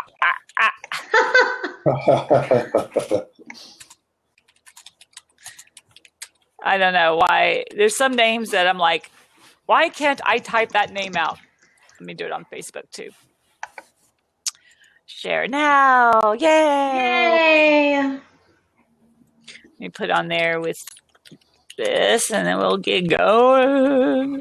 And if y'all are just now joining us, we have a whole full day. This is our last set for the morning, early afternoon time, and then we'll be back at 5 o'clock Central for our next set of incredible presentations, because we love blabbing at least twice a day. So it's going to be awesome. Alrighty, you two, you ready to get going today? Let's go. Let's do it. Alrighty. Ready, set. Welcome to the Fab Blab-a-thon. This is brought to you today by the Public Speakers Association. And I am Tanya Hoffman. I'm the CEO and founder of the Public Speakers Association. We've been blabbing all day. And now I have two fabulous guest star blabbers, Mr. Dan Fowler. Yay! Yay, Dan. And then Lauren K. Wyatt. Yay! Oh, and we just have a lot of fun all day talking about incredible information. And of course, I didn't look and see what y'all wanted to talk about. So let me see, Dan, tell us a little bit about how fabulous you are. How fabulous I am? Well, let's see. Gosh, I guess I don't rate it on the scale of fabulous, but just I use the word awesomeness. You know, the awesomeness scale. So I try to just bring everything into perspective when it comes to the use of imagination and bringing those ideas powerfully and profitably in the world. And that's what I do with my clients too. So on the scale of awesomeness, I think that's pretty cool. Nice. How about you, Miss Lauren? Well, I'm a love psychic, and my company is loverenegades.com, and I'm who people go to when they're totally tired of playing by somebody else's rules, especially when it comes to dating and having their best relationship. And I'm also who people go to when they're ready to release heartbreak or relationships hold on them. So yeah, pretty cool stuff all the way around. Nice. Nice. And you would think that these two subjects has nothing to do with each other, but they really do, because, you know, if you don't own how fabulous you are, even though you are, Dan, you just got to, you know, totally own that. I don't know if that's just the word you know, fabulous. Applause for Dan. Fabulous. That's right. And for Tanya. Okay, Yay! I know that was one of the hardest things for me to set up. I was fabulous in a mirror looking at myself, because the first time I tried saying it, I was like, I'm get out. You're fabulous. Yay! Now I'm totally fabulous. Awesome, you know, you're awesome. So right, exactly. So I know, Dan, you like are this big gamification dude. You know, every time I talk to somebody about gamification, they're like, "Oh, do you know Dan?" I'm like, "Yes, I do." And so obviously you've gotten your name out there, which I'm always impressed with. So can you tell us a little bit about what that means? Because a lot of times people don't even know what the word means. Right. It's real basic. So gamification is about applying game-like attributes to non-traditionally gamified things. Like a live event is traditionally not a game, but if you apply gamified elements to it, then you can gamify the event, which is gamification, the art of gamification. So you can do that with live events, you can do that with your marketing, you can do that with your website, you can do that with a whole bunch of things. So I teach entrepreneurs on how to gamify their marketing content, their live events, and create interactive experiences so there's a higher engagement level going on. Love it. I know you do a lot. You got your fingers into a lot of things. And, you know, when you start looking at all of these different options, you know, it's just about having people have fun, right? I mean, that's kind of the gist of it. If they enjoy what they're doing, they're going to want to do it more. True. And the science behind it, though, too, it actually opens up different neural pathways in the brain. It actually creates the left and right hemispheres to work together at the same time. When you're having fun or listening to music, or there's a whole bunch of other things that optimize the brain usage, and I'm a big believer in this. So let's create environments that are highly conducive to high and deep learning, and that's what I do through Imagination IQ, which are my live events, my gamification summits to teach people how to do this, and of course all the marketing that I do and all the things that I do on the sides. And when I speak on stage, you know, I'm very interactive that way too. Yeah, that's right. Cool. Thank you. Right? Exactly. And I know that love must be cool also. So I know there's probably like some love this out there that people are like, you know, they think that it has to be a certain way. Do you find that people are like, oh, well, I have to do this before this will happen or whatever? Yes. You know, when it comes to love, we can be kind of dysfunctional about how we approach it. And the way that I work with my clients and different talks that I give, it's really empowering, and it's shedding light on these love myths. And one of these love myths that it gets under my skin so much, and a lot of people don't think that they're doing it, but they are in some way, maybe not as much as some other folks, but it's the love myth of what I call find him and keep him. And men do this too, and we can do this in our relationships, and we can do it in our business. And it's when we really try so much to appeal to this other person, because we want to, of course, we want to show our best selves, but it can get into kind of, oh, what does this person want from me? And how can I get them to like me so that they don't leave me? And it's just a recipe for disaster, because short term, it can totally work. You can definitely, I mean, we see it happening all the time. People create their relationship and then they find out later that, oh, maybe someone wasn't so authentic. And then there's all this resentment and tension. And then people don't really know what to do with that. And Yeah. Yeah. Because I see that happen a lot for speakers. You know, they're trying to appease the entire audience, Exactly. especially those they're getting that negative feedback. So they're trying to appease them and change who they are to make it work for those people when they can't just be themselves, right? Oh my gosh, Dan's story like, of my gosh. life. Yeah, totally. I'm taking what I learned about love and like applying it to the speaking and business part. And thank you for your help with that too. Well, it's really a problem, you know, and I see that with people, like you said, in business that are trying to appease to a certain group that they don't even match. You know, I had a massage therapist who's trying to talk to million and billionaires, and she was trying to be all lovey and flowing purple. And they're like, you know, well, let's get down to business. And she's like, they're like, my shoulders hurt. Yeah, you know, it didn't really work. Yeah. You really got to work with it, you know? Yeah, totally. you're gonna bring in a lot of trouble when you do that. I mean, you're gonna actually, even if you do get clients, they're just not going to be in alignment with you and who you really are, and you're really going to regret having them as a client. You would rather not have their money and not have them in your And you know, a lot of people they actually come to me when they're in that space of like, I keep attracting the same type of person and this dynamic keeps happening and I'm frustrated and I'm tired. Or it's somebody that's like, my partner and I, we just keep missing, like we're just two ships passing in the night and we're angry ships too. And there's, so it's just, kind of connecting with people on this heart healing and soul aspect, and in a very empowered way of, well, let's talk about like how this dynamic happened in the first place so that we can heal it and create differently. Yeah. That's awesome. And Dan, you probably really kind of look at when someone's asking you to help them kind of gamify an event or their website or something. You probably have to kind of ask them, you know, who's their target market and who do they want to attract, which is really that same kind of question, right? Well, yeah, I mean, I resonated a lot with what you were just saying there, Lauren, because I teach clients that it's like you're not going after a target market. I don't believe in target markets, so let's just put that on the table.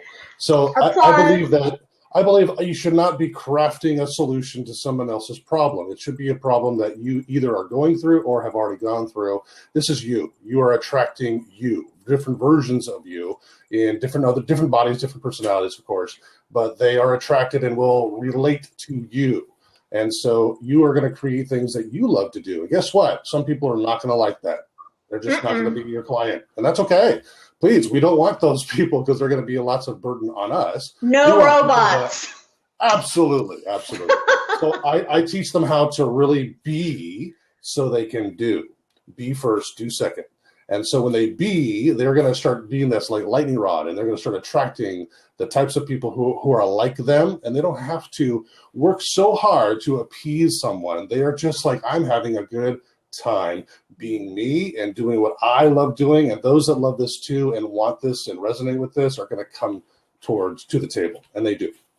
Wow. I love that. I know I've got on my website a game that people can take, and really it just kind of walks them through trying to eliminate the people I don't want to join the membership. Good for you.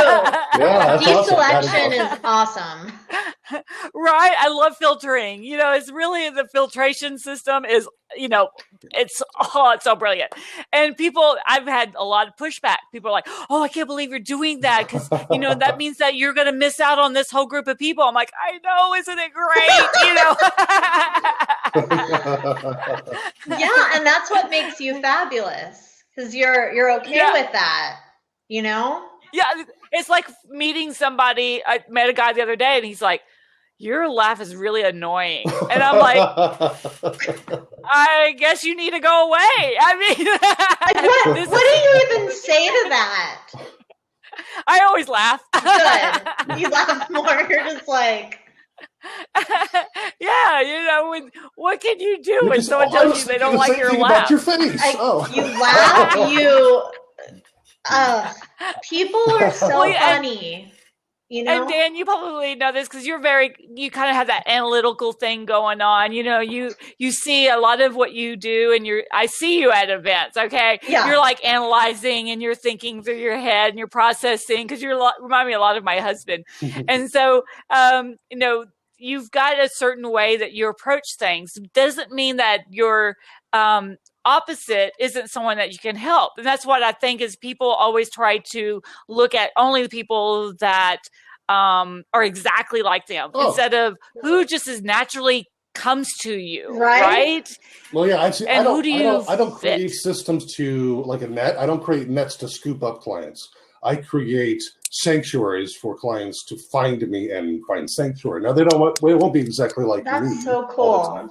And so when I go into it, when I'm either analyzing the thing you bring up, I'm really just looking at all the pieces. Like here's this big puzzle, and every time I walk into a situation, or I'm working on copy, or I'm creating a website, or working with a client, it's a big puzzle. They have all a bunch of pieces, and there's different colors, different shapes, different sizes, and I'm seeing how these things could go together. Although these pieces are malleable, so they can go in different ways depending on how you put the puzzle piece together. And that's what I'm always thinking about.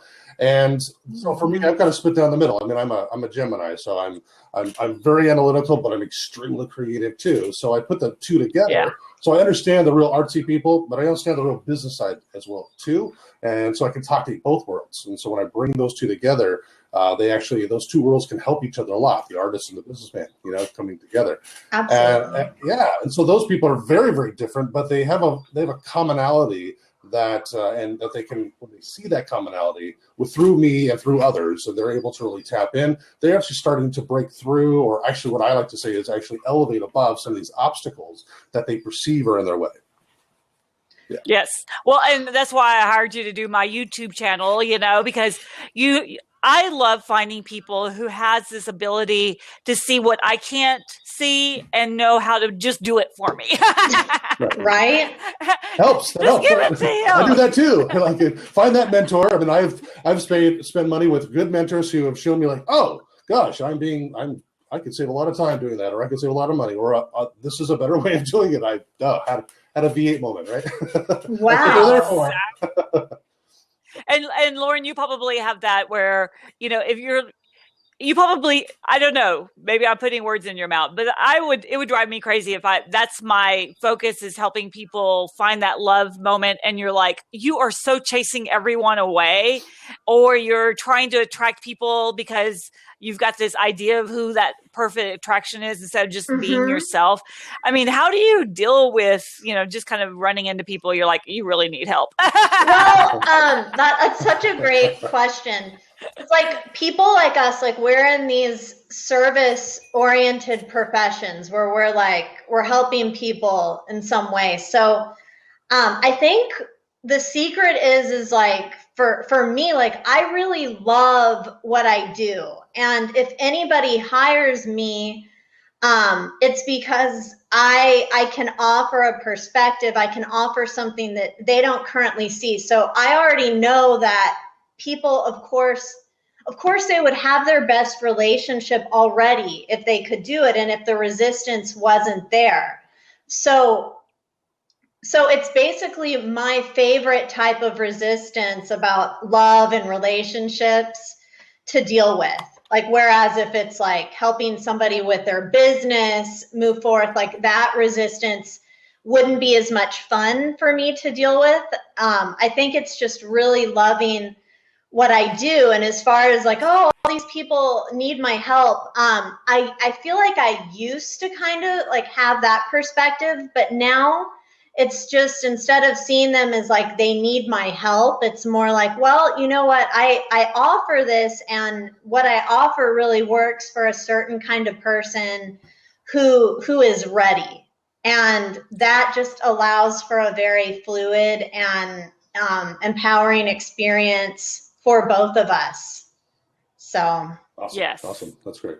Yeah, and I think that's really when you feel the most comfortable in your business, right? It's about getting comfortable with who you are. I think starts to develop out your business into a way that people just really get it. Yeah, right? And it's a way of just like, you know, putting myself out there, like letting people know like my story with relationships and not being afraid to go deep with people about like the different like wounds that their heart's holding, or the different traumas that they have, and just being able to be there and hold space and support them in the healing and taking some great actions that can support them and having their best relationship. Amen to that. I love that. Yeah. Thank you. So, Dan, when you look at having, you know, is it gamification always about having fun, or is it also sometimes more about getting people to think? Gamification is really about allowing you or giving you a system in which you can create your own model. So what I mean by that is, there's all these business models out there. Okay, I do it this way, and I make money this way, and I have my sales funnel this way, and blah, blah, blah, blah, right?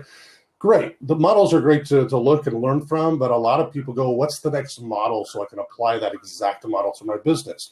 But I'm going to tell you, models were not designed for your business. Models were designed for the person teaching the model's business.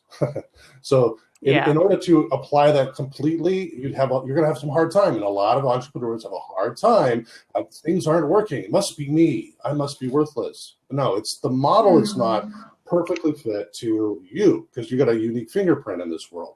So what I help them teach through gamification, kind of through the back door, so they're not thinking about models, but I'm teaching them you can create very gamified, multi-dimensional ways to approach, or multi-dimensional funnels, if you want to call it that.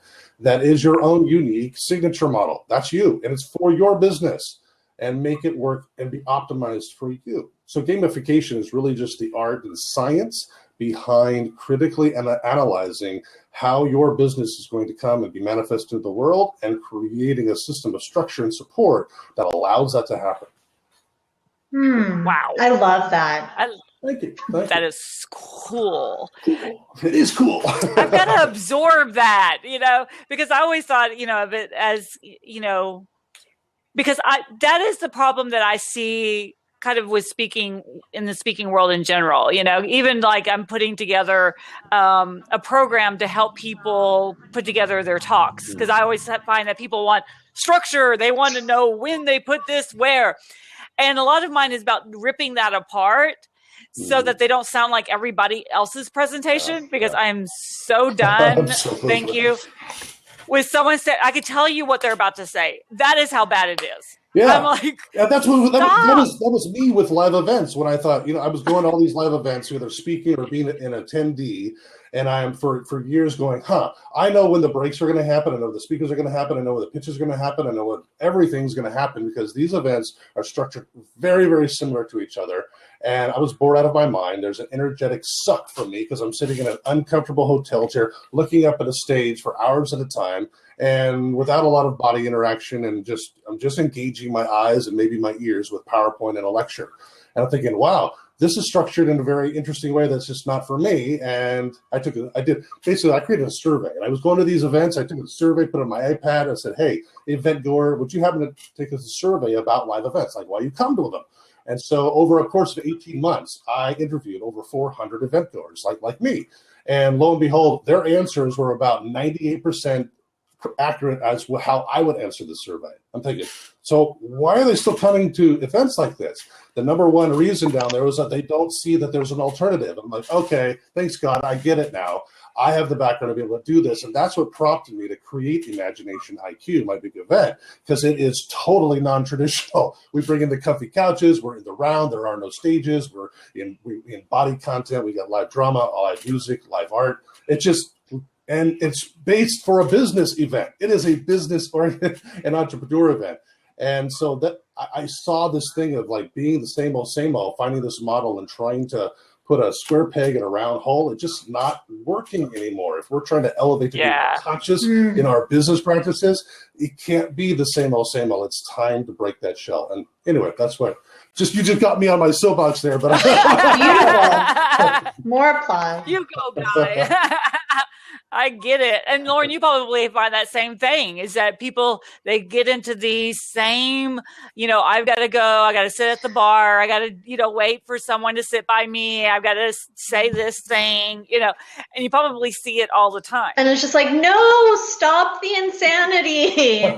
Like, just don't do it. There, like, yes, you can follow like the how-to nice little formula and the rules all you want, but that's what you've been doing forever, and it's gotten you to where you're at now, and it got you what you already experienced. So it's time. Amen. It's time for a change. So when I work with clients, the whole process of crafting that relationship, it's made to be with what's in alignment with their heart's desire and their soul gifts and how it's authentic for them to create it. And, this helps with what they do to meet people. It helps with what they do to connect with people. And it also goes to other areas of their life as well, because as much as we would like to think like everything affects everything else, and sometimes we like to compartmentalize things, but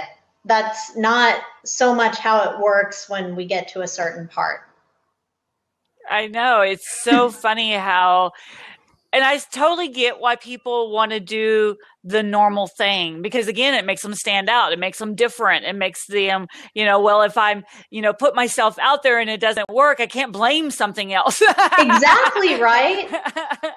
Yeah. Well, they told me to do it this way, and see, it didn't work. Yeah, like it's good. Like you can blame it. You don't get to look at other opportunities for expansion. It's a very It's a very status quo kind of way of living. And I'm a love renegade. That's the name of my company, Love Renegades. Like, I'm all about breaking free of what is status quo and truly expanding and healing, and then, creating things that you like maybe you couldn't see before we started working together.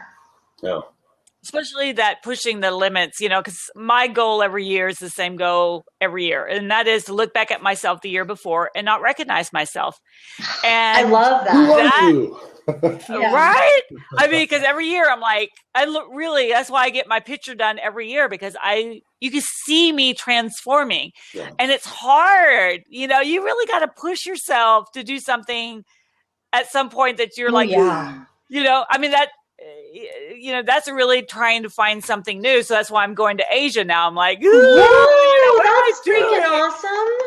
Right? Cool. Right on. And I'm like, and it's a whole different culture and things I've got to learn. So it's really pushing me. Ooh. And when I find people, they're like, well, I don't know how to. I'm like, yeah, that's why you get connected with Dan and Lauren and myself and people, because we help you move that direction. And I try to avoid the people that, and y'all know them, that they all are the status quo people. All of the, they sound like everybody else. Their whole thing sounds like somebody else. They might as well just be little clones of each other. The robots. And I'm like, right? And even the other day, I mean, I was on stage and this guy was like, I didn't like it when you got up there because you weren't the speaker that I was expecting. I expected you to come up in your suit and you were about to present and you were supposed to motion this way and you didn't even walk to that side of the stage. And you made him feel very uncomfortable because you broke his rules. Very. And then after a while, he's like, he goes, after I got rid of that mindset of what I thought a speaker was, and I really started listening to what you had to say. He goes, he signed up with the Public Speakers Association like that. He was like, I'm in. Nice. Because he saw something different. I'm like, I can transform anybody, You're but awesome. Fabulous. I'm fabulous. Fabulous. But fabulous. But that's really what it's about, right? Is breaking through the mindset of what we think things should be, right? Having the couches at your event, Dan. I'm sure some people come in, they're like, what are you doing? Absolutely not. Where is my table? Absolutely not, because you should see like the kid-like face, that smile that pops on. Oh, yeah. It's when they walk in the room for the first time, it's like, oh my gosh, something massive, major is going to happen here, and I can't wait to find out what it is because I have no idea. This is the glee in their face. They have no idea what happens next, and that is powerful. That is well. It's probably why they're coming there too. They're connecting with you because they want that. Well, that's what absolutely, because that's why it's called imagination IQ. Make your left brain, right brain optimize working together. The imagination and your IQ. That's how you are going to bring things powerfully and profitably into the world. And I teach a 6 steps to manifest on demand system. It is a scientific system to be able to activate your imagination and take those ideas from the ethereal to the material. I love it. All right, Goog 2. We're running up. I can't believe how fast these sessions Yeah. are. So I want to give y'all an opportunity to give something fabulous to our listeners. So Dan, what are you giving them today? Well, I am giving you, it's one of my programs. It's actually 100% free. It is a 52-week program. It's video from me. It's called Dan's Decrees. And I give you wisdom decrees about business, about relationships, about, especially within the business format, just good old things like service and gratitude, and even down to how to fire a client. And every week you get a new video from me in your inbox and be able to access that. And I give that away absolutely free to everybody. So I'm going to go and put the link in here. It's dandecrees.com. Awesome. Make sure y'all jump on that. How about you, Miss Lauren? Well, I am giving away a free report I created that's about the 3 love myths revealed. We already talked about find them and keep them. There's expansion on that concept and a couple other love myths. And more so than that, it's about how you can really heal your relationship, any relationship karma or drama that you have in your love life. It's about getting on an empowered path to healing. Also, I have a quiz that I created that lets you know which law of love that you need to break. And both of these things can be accessed on my website at loverenegades.com. So I'll put that in right here. Awesome. And then I'm putting up a link to the Public Speakers Association. Woo! We are looking for, we're looking for speakers. We have a few spots still open for our June 9th virtual summit. It's transformative, which sounds like it'd be perfect for both of you. Yeah. And so it's a 25-minute straight presentation with a lead generator at the end. It's live on the phone. It's a teleconference. And then we record it, post it. And that's really where the magic happens for the summits. We get about 1,000 downloads of those summits every month. So people listen to the audios. And y'all can go listen to the past audios. Just go to the website, go under summits. There's a drop down that says past event. And all the recordings are under that. Awesome. So awesome. So cool. Thank you two for being on. Can I mention Thank you. I have an event coming up too. My Imagination IQ event, my big 3-day event, is actually coming up in June, in the middle of June. It's up in Walnut Creek, California. And normally tickets are $697, and for people like I'm on shows and stuff like that, I knock out $500. So this link right here will actually knock out $500 and make the ticket $197 for a 3-day event with me and my whole team at Imagination IQ up in Walnut Creek, California, June 16, 17, and 18. So, and there's Mr. Rocker. Mr. Rocker himself. So cool. So if anybody is interested in wanting to come up and see me live and see my team live, and I have great speakers. I've got 6 great speakers that are helping me out as well. So we'd love to have you. Awesome. Yeah. Perfect. All right. Make sure you jump on that. Also come and meet Tim Gillette and myself live in person. I know Dan is planning on being at the 2017 event. So we're going to have our conference at publicspeakersconference.com at June 26th to the 29th. So go to Dan's event and come to my event in Palm Springs, and then you'll be well connected. Wow, for sure. Alrighty, everybody, we're going to take a short break. We're going to be back at 5 o'clock Central Time. So whatever does that, that's 6 o'clock Eastern and 3 o'clock Pacific. So, and then we'll have a whole nother set of blabbers on our Fab Blab-a-thon. Yay! All right, guys. Welcome to the Fab Blab-a-thon. This is brought to you today by the Public Speakers Association, and our members have been on all day today. This is our second half, and we're super excited because we're starting it off right with the fabulous Mr. Fox Meyer. Yay! Hey, Fox, how are you? Good, how are you, Tanya? Good. Oh, yeah, and I am Tanya Hoffman. I'm the CEO and founder of the Public Speakers Association. And I like having fun and having a blast and getting to meet fabulous people like Fox and like Mr. Nelson that was just on just a few minutes ago. So, yeah. So let's get going. So tell me, Fox, how fabulous you are. Well, not as fabulous as you are, but I try to be as positive as I can all the time and spread that in as many ways as I can, as often as I can. So I guess on the Fabo-meter, I'm about, I would say, an 8.7 out of 10. Fabo-meter, I love it. I am using that from now on. The Fabo-meter. Fabo-meter. Oh, that is awesome. Well, yeah, I have got to tell each one of you. So Fox has this incredible book of poems, and then his friend did the graphics for it. It is really amazing. There it is. There it is. And then it got destroyed in my flood. Yes. And so I need to get another one. But he's coming to speak at the conference, Public Speakers Conference, this June, and going to actually read some of these inspiring poems out loud. I am so excited. I am as well. It's going to be a lot of fun here in about a month. So tell us why you even wrote the book. What caused you to kind of move that direction? It was just something that happened between myself and a friend of mine. They were going to be a collection of songs. And because with this one friend of mine, all we do basically in our free time is listen to tunes, to music. And we got an idea to write a song, and I wrote one. And he said, wow, this is pretty good. And before he knew it, I had about 13.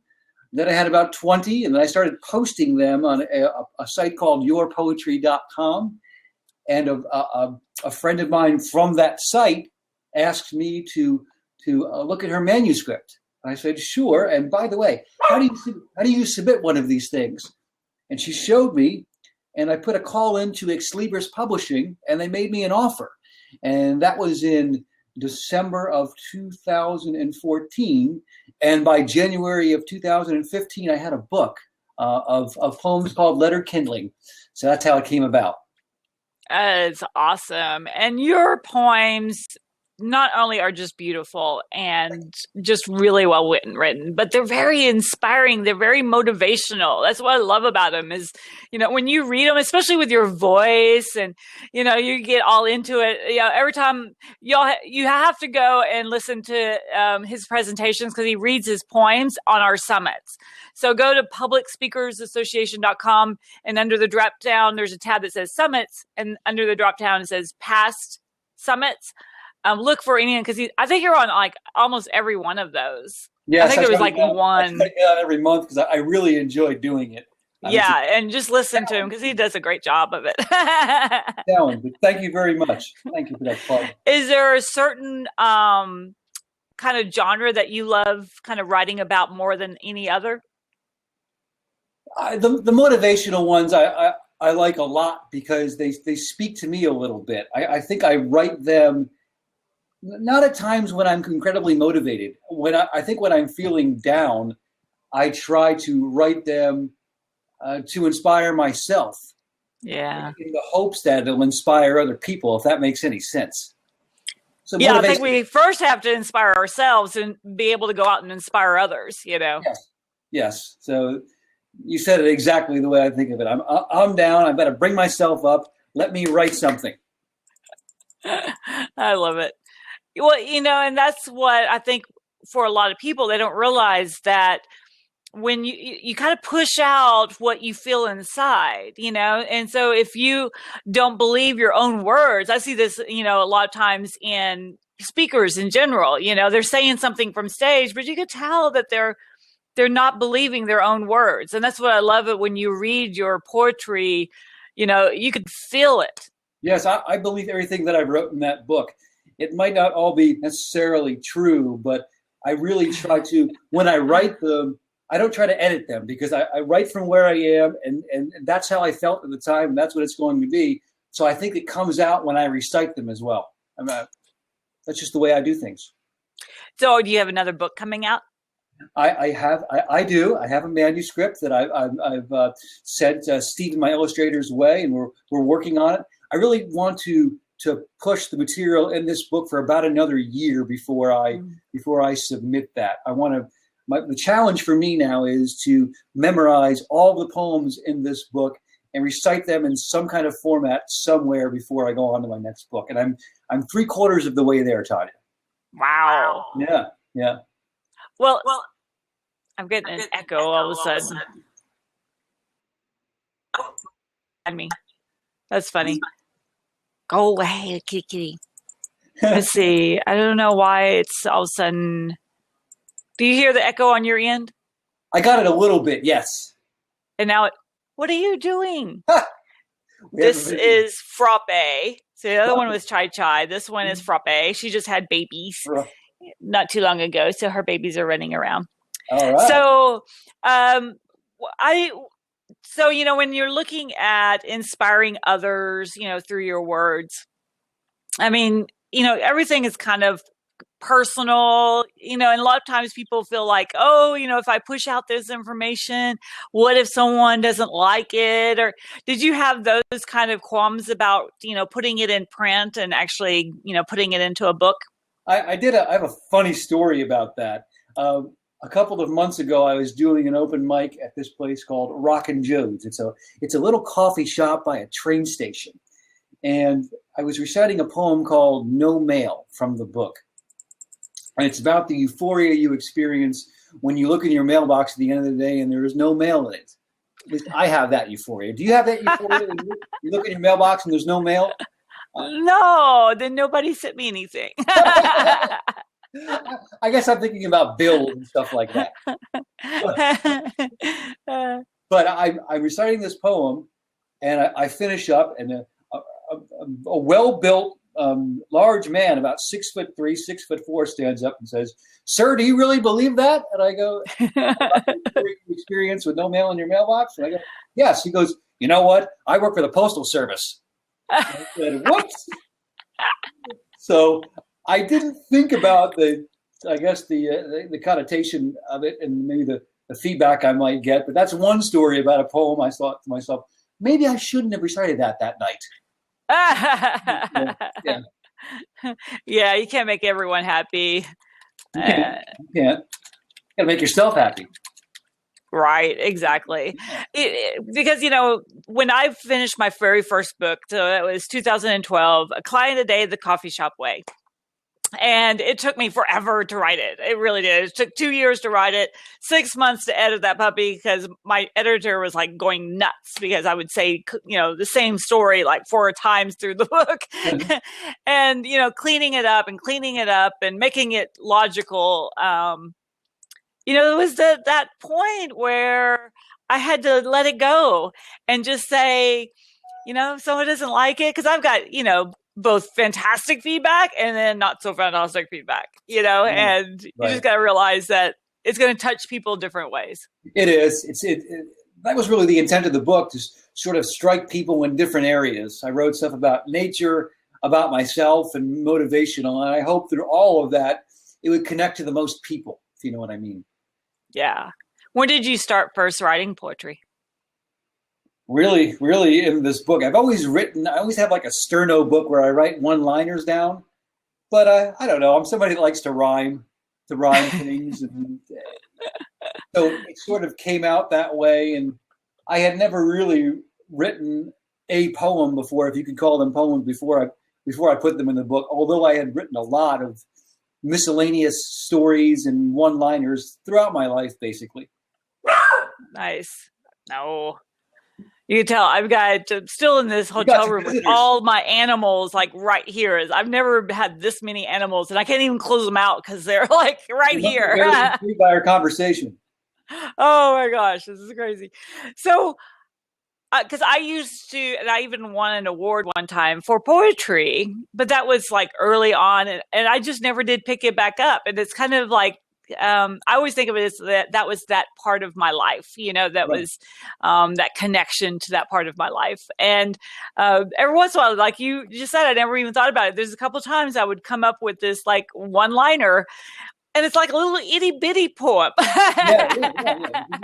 Like I said, I'm going to do like one page. Do you know what I mean? Not too long. And the really interesting part of it too is when I had my book reviewed by Kirkus, they said in the review, which was a great review, that the best poems to them were when I didn't force rhyme anything. And so I've tried now not to force rhyme, and to me, they're not as much as poems as they are little stories. Yeah, I could see that in yours.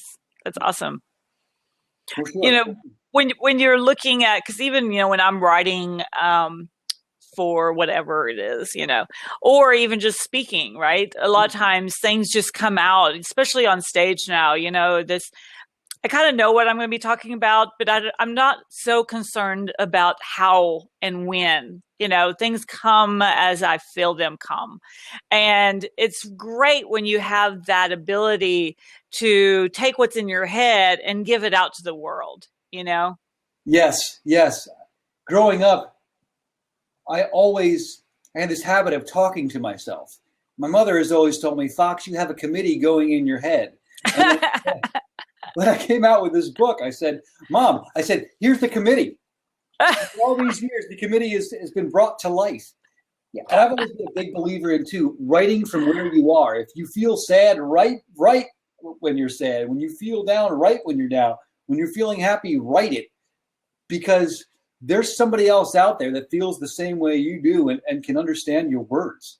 I don't know who told me that. It might have been at that same place at that open mic where the postal worker was there, and I recently, I can't remember. But writing from where you are is so important to me. Because when I look at it, if I can touch one person's life, right? If I can start transforming a thought, or even someone's day. When I used to have my retail stores in Houston, they were science and nature stores, and people would walk in, and if they were like, I've got to buy something, or especially if they had to go buy a gift and they didn't want to be out buying a gift. My whole job was just to get them to smile. Right. I mean, it doesn't cost a cent to, but I mean, the only reason that we're here is to make impact on other people. And at the end of the day, all you have is your word. And why not make your word make somebody else's day better? Does that make sense? And you get a higher ranking on your Fab-o-meter. You go from like 8.7 to your range, which is usually in the 9.5 range to 9.6. I don't know if anybody's perfect. You're pretty close.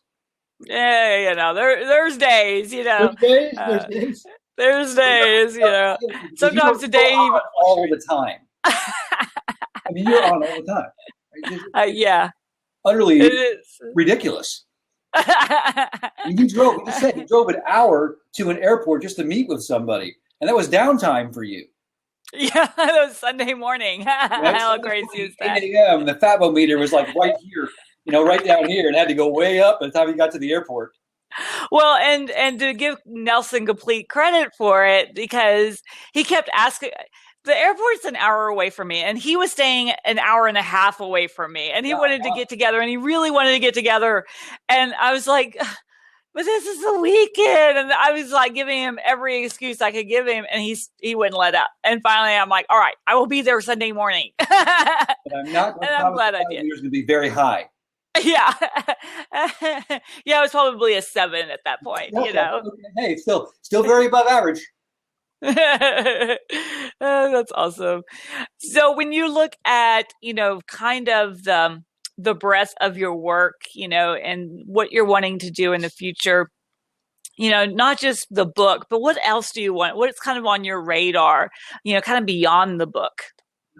On my radar is really helping people that are less fortunate than me. And to be honest with you, the way I look at it, I look at somebody else. I always look at it like I have it better.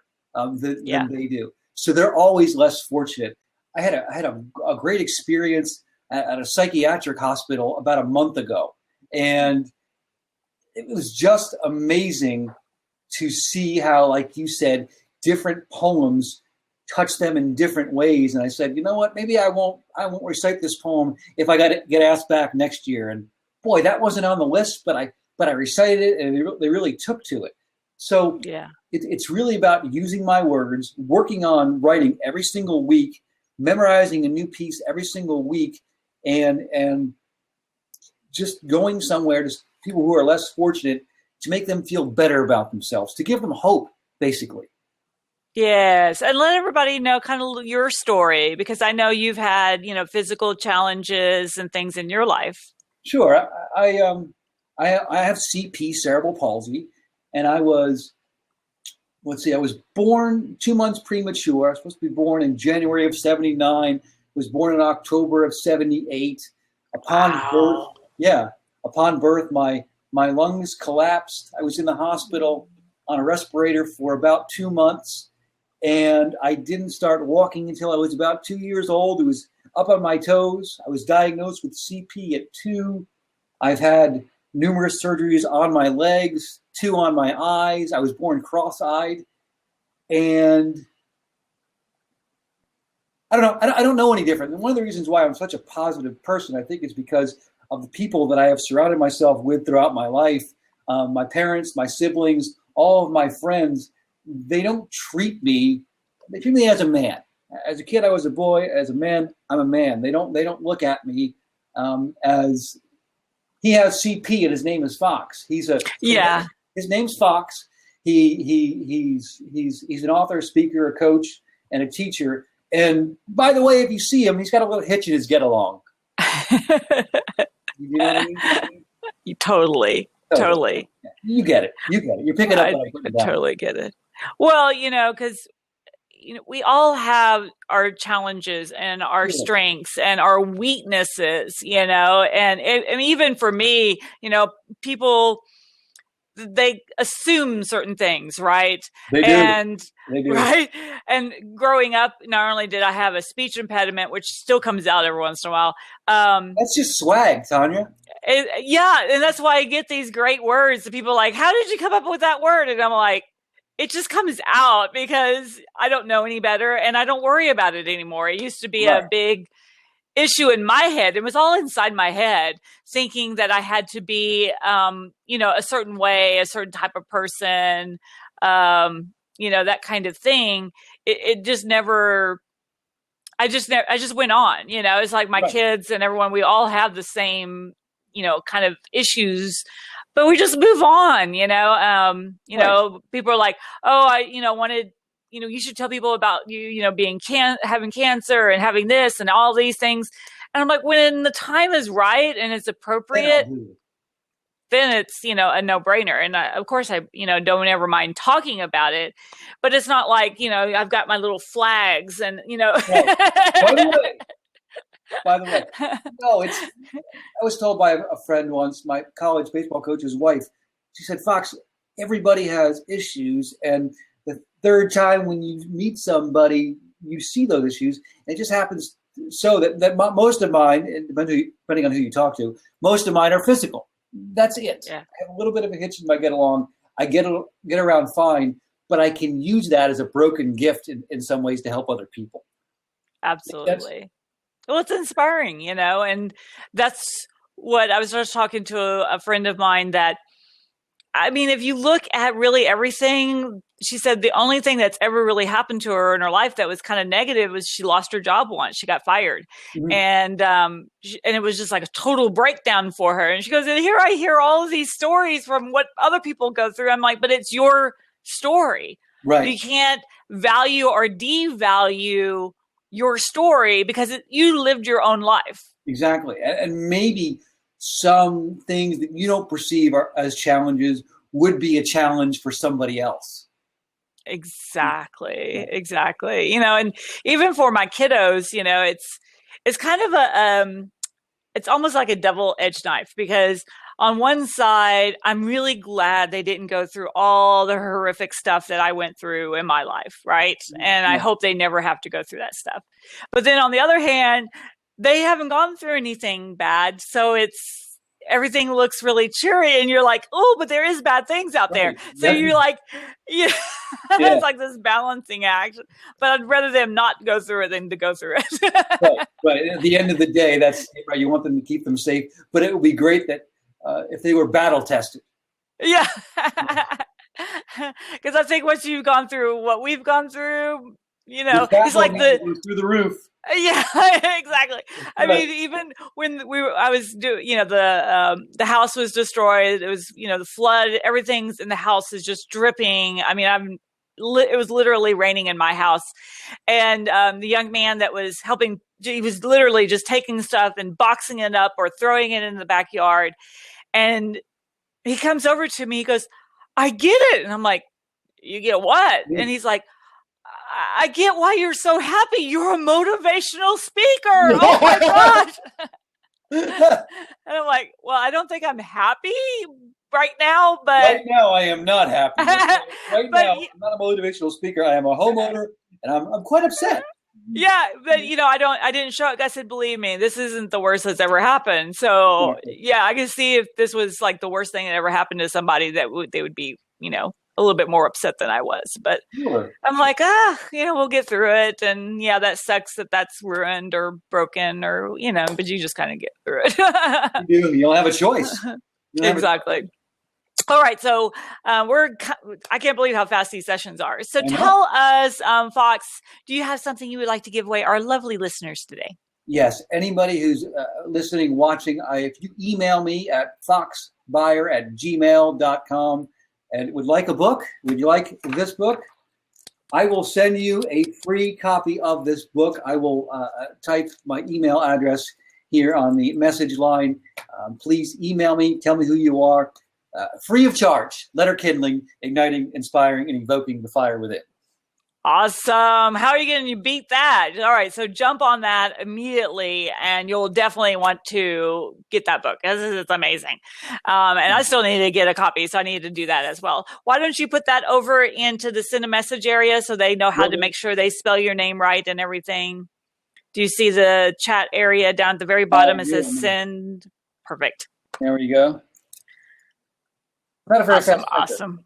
And then let's see, what time is it? Yeah, we'll go ahead and accept both these lovely ladies into our window and we can say hi to them. And poor Elizabeth never got in. There's Miss Lawana and Miss Barbara. Hi. Awesome. Good to be here. Yay. So thank you, Fox, for being on today. Being our fabulous guest star. Your fab meter was way high today. All right. All righty. Thanks. Take care. All right. Bye.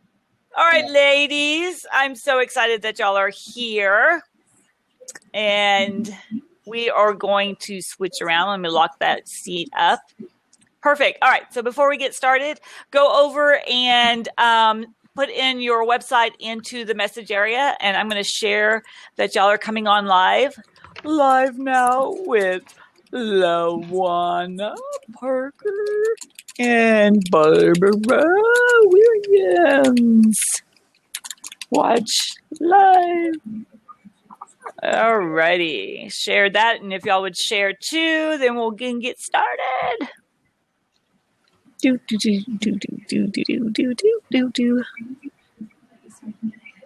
Okay. I'm not the Does somebody fastest have typer in something the world. Someone got a radio or something on in the background?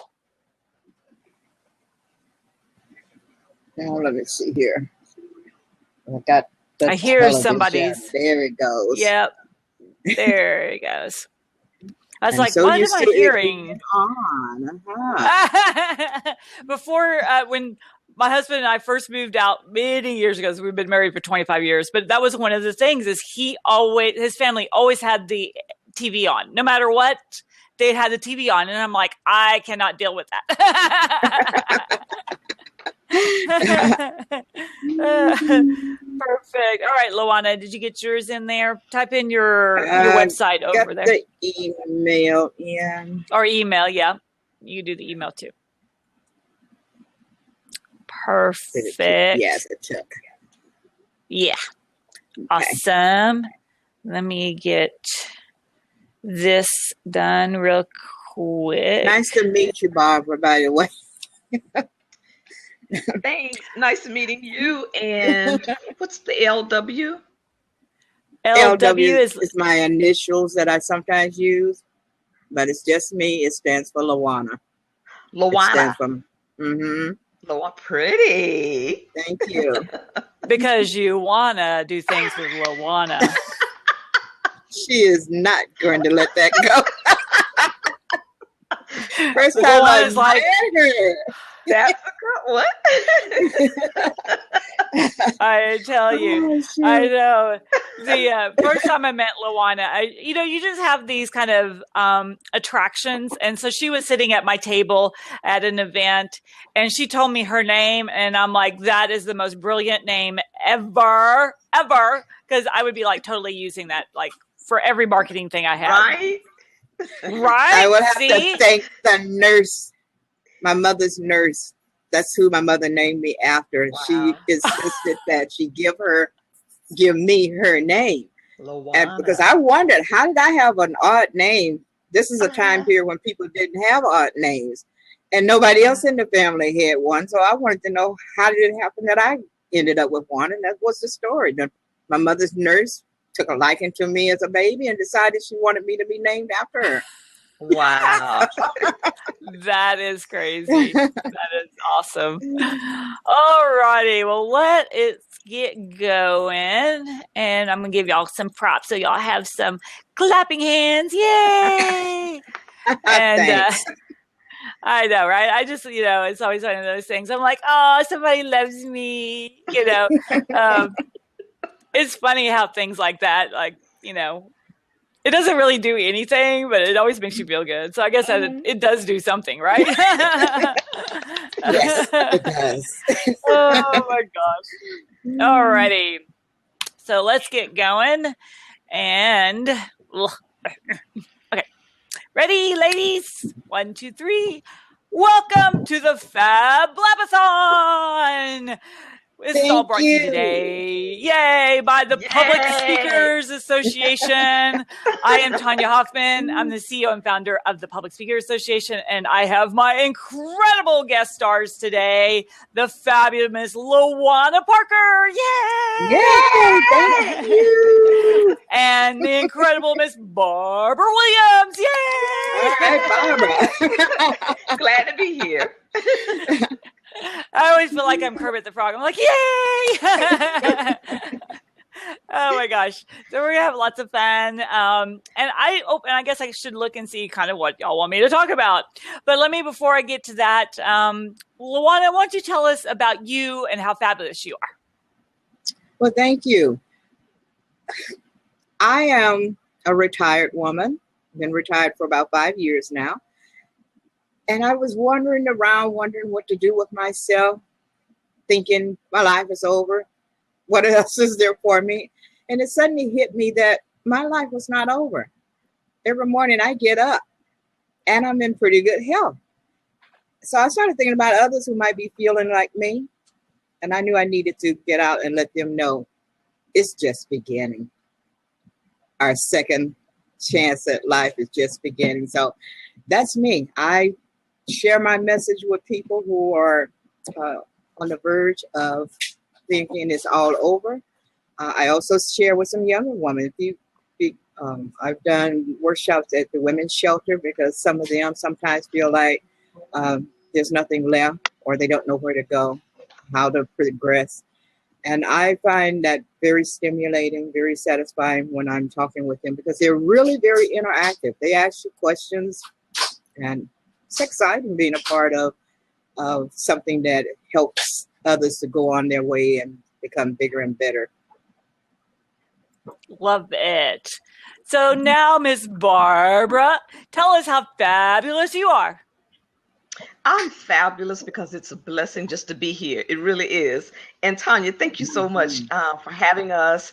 And just looking at you, Tanya, you always have this bright, beautiful smile on your face, and you just light the room just to be in your presence. So I'm honored to be here, and thank you for having us here today. I'm fabulous because I'm around fabulous people. And so often people don't realize, Tanya, how fabulous they really are. And so just being around people and helping them to get clear on who they are and liking, embracing, and appreciating who they are, getting clear on that and staying focused on that rather than being distracted on things that really doesn't matter. And so I'm fabulous because I can help people do that. Love it. And, we were just talking earlier today about that kind of reality of being around the right people, and being aware of who you need to filter out of your life as well as filter into your life, right? Yes, exactly.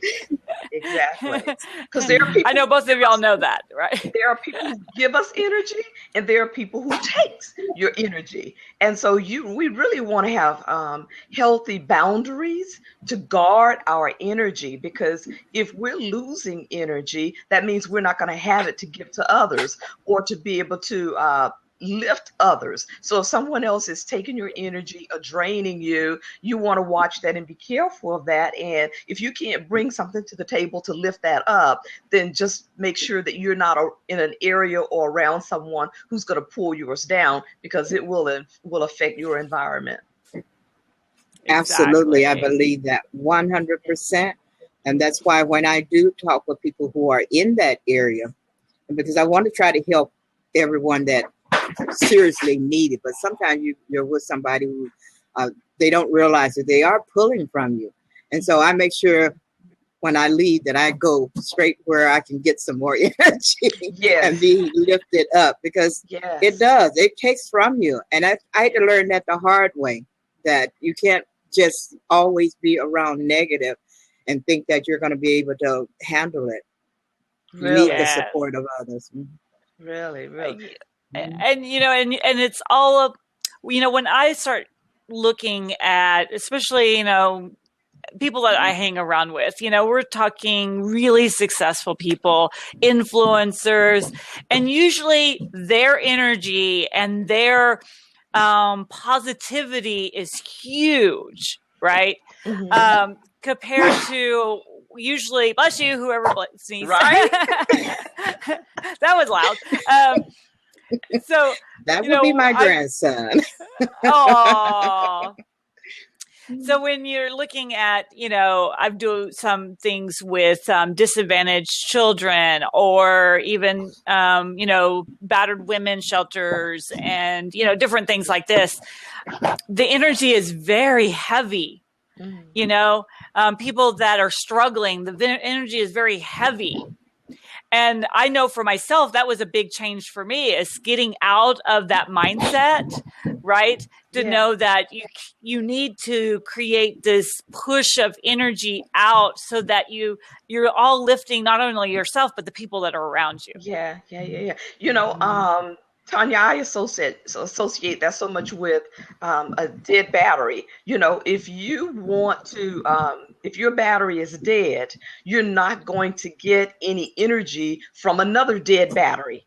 So you've got to get a live battery in order to get life yourself. So it's the same with us. It's like we're that bunny. We might not be the Energizer bunny or the bunny that have all that energy, but if you don't have any energy, you can't go around someone who doesn't have energy like you. You got to go around someone who does have energy so that it can lift you up. And after it lifts you up, you're able to go around somebody else and give them some energy, rather than going around people when you don't have energy, or just taking that energy from others. After you get it, then you give it. Mm-hmm. But you can't give what you don't have. Absolutely. Well, it's about balancing. Really about balancing. And I love what you said, Luana, that, you're kind of going out, and do you both find, because I find that in, you're you were saying it perfectly, Juan. I forget how you phrased it, but it's about kind of recycling yourself. It's like, what do I do now? Absolutely. I did find that there were, as you said, you have to weed some people out. And I felt bad about that. But at the same time, I recognized that there were others who really needed me. And if I didn't do that, I wouldn't be any good to any of them. One of the things I started doing a few years ago was I try to keep a smile on my face. Some people ask me, how come you smile all the time?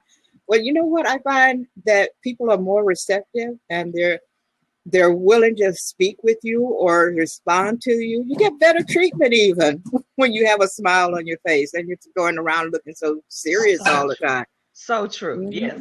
Bet. And if you make other people feel awesome, I swear by it.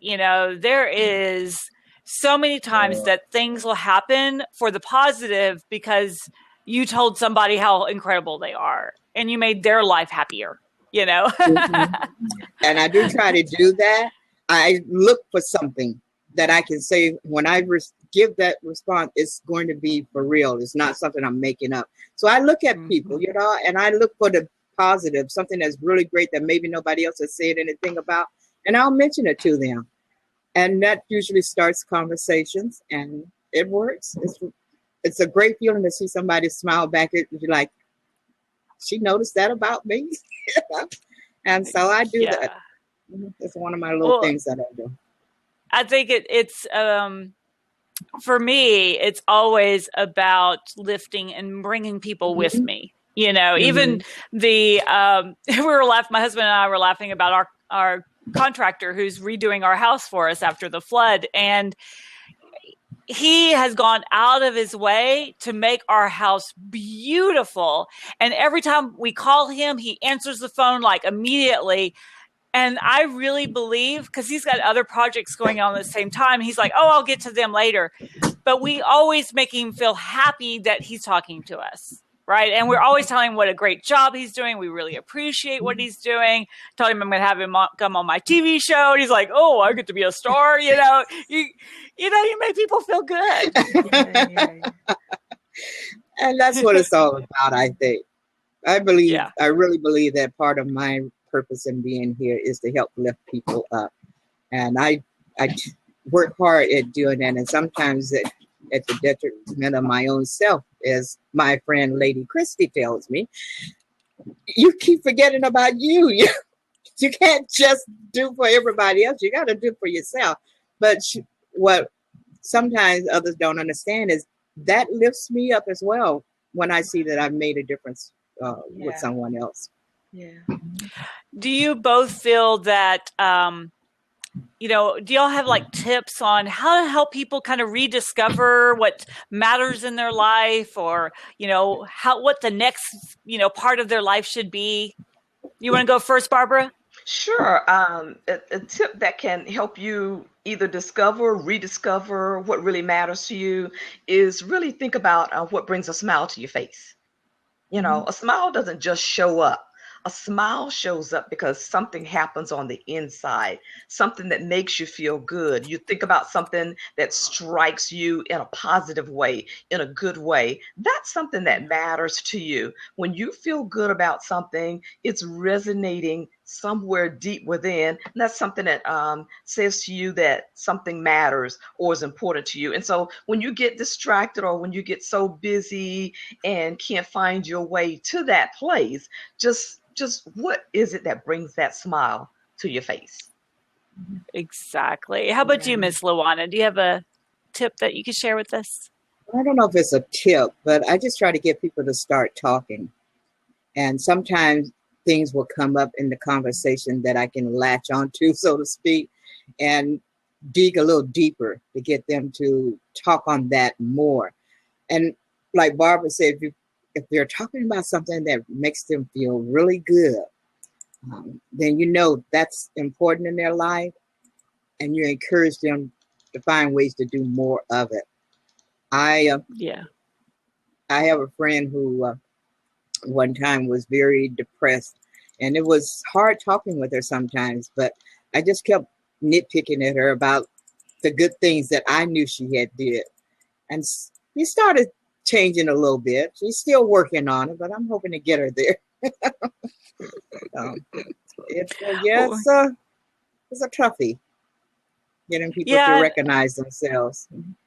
And sometimes people feel like they've kind of lost their way, or that they never had a way in the first place, you know? Mm-hmm. Or that they don't matter, what they say and think isn't important. And it is. Everybody's opinion is important.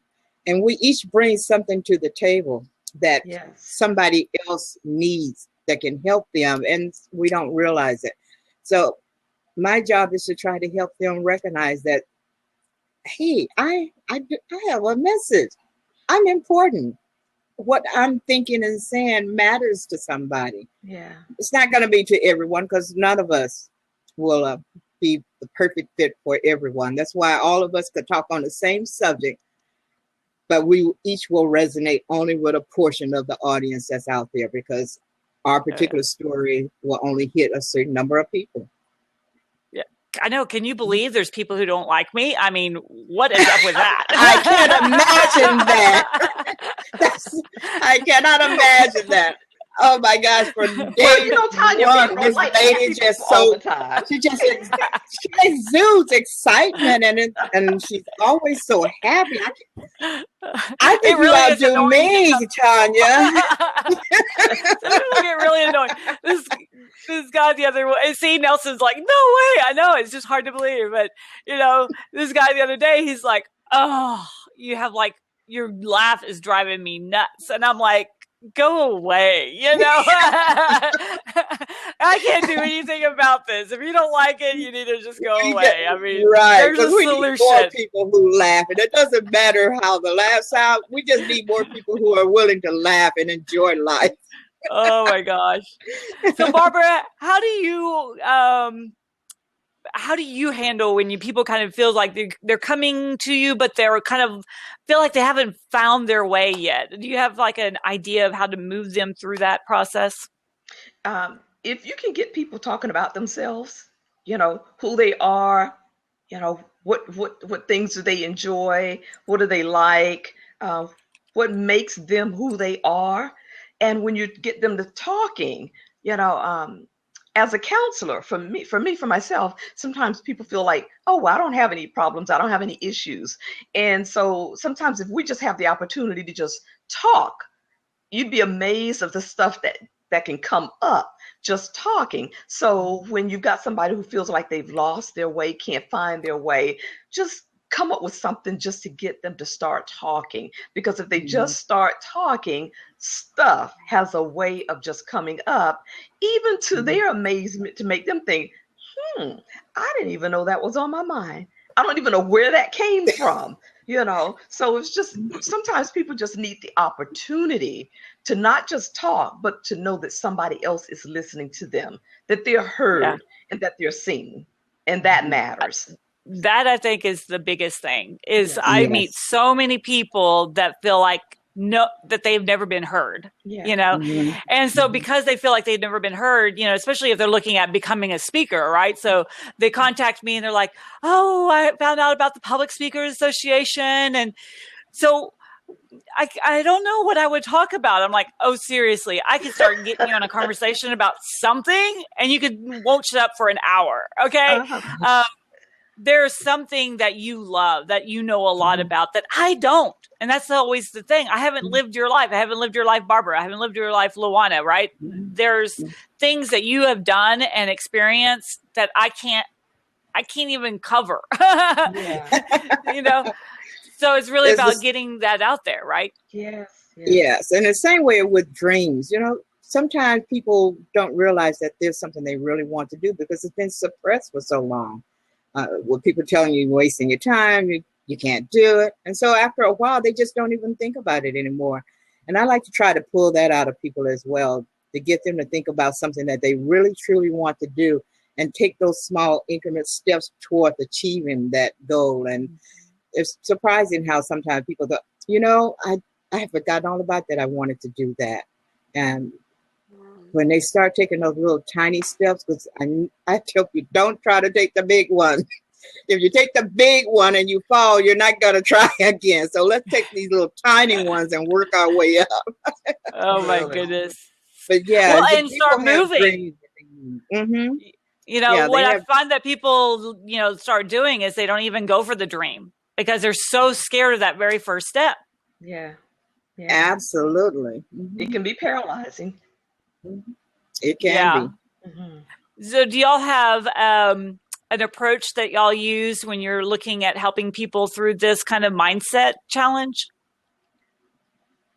I don't know that I have an approach. Most of the time, I discovered that people just start talking to me because I have a smile on my face and they feel it's okay to talk with me. And then we just go from there. I How have about not you, Miss come up Barbara? with an approach. People have a way of lighting up when you light up. And so, you know, just like Lawana was just saying, a smile on her face, she looks welcoming, inviting. And so when you tend to look like that, people are like, you know, they see you as being easy to be approached. And because of that, they'll open up. And when they do, you know, you just ask them things about themselves, you know, and not just to get them talking, but to get them to open up. And I think when we become more open, there's a way that the universe responds to our openness, and to be able to get them to do that just causes them to look at things differently because they'll feel differently. One of the approaches that I do tend to look at is if you're negative, it's because you're thinking negatively. And people usually look at how they're feeling. So if you're feeling negative and you don't like those feelings, you don't just get rid of the feelings. What I try to get people to do is look at, well, what are you thinking that's caused you to feel the way you do? Because if you're thinking negatively, then you're going to follow those thoughts with a negative feeling. And if you're feeling negative, your behavior, your actions are going to also be negative. And so it's going to follow, you're going to get negative outcomes, results, and consequences. So, so I try to get people to look at, if you don't like any of those, what of any of those can you change? Can't change the outcome. It's already happened. Can't change your behavior. It's already done. Can't change the way you feel. That's just your feeling. Only thing of that sequence that you can change are your thoughts. We can change and affect our thoughts. So, and because the thoughts, the way we think affects everything. So we can look at things negative and think about it, and it follows everything else, our feelings, our behavior, and our actions. So if you want to change what's happening in your life, change the way you think about it. Absolutely. It was huge for me. That was like the biggest moment, was realizing how negative my thoughts were and then changing them, you know. Just, it's amazing when you start looking at, you know, Fox was just on, and he's incredibly, he's got this gorgeous book of poetry. I love everything he says. But he said something just a minute ago about looking into a mailbox and looking at bills, and he likes to see an empty mailbox.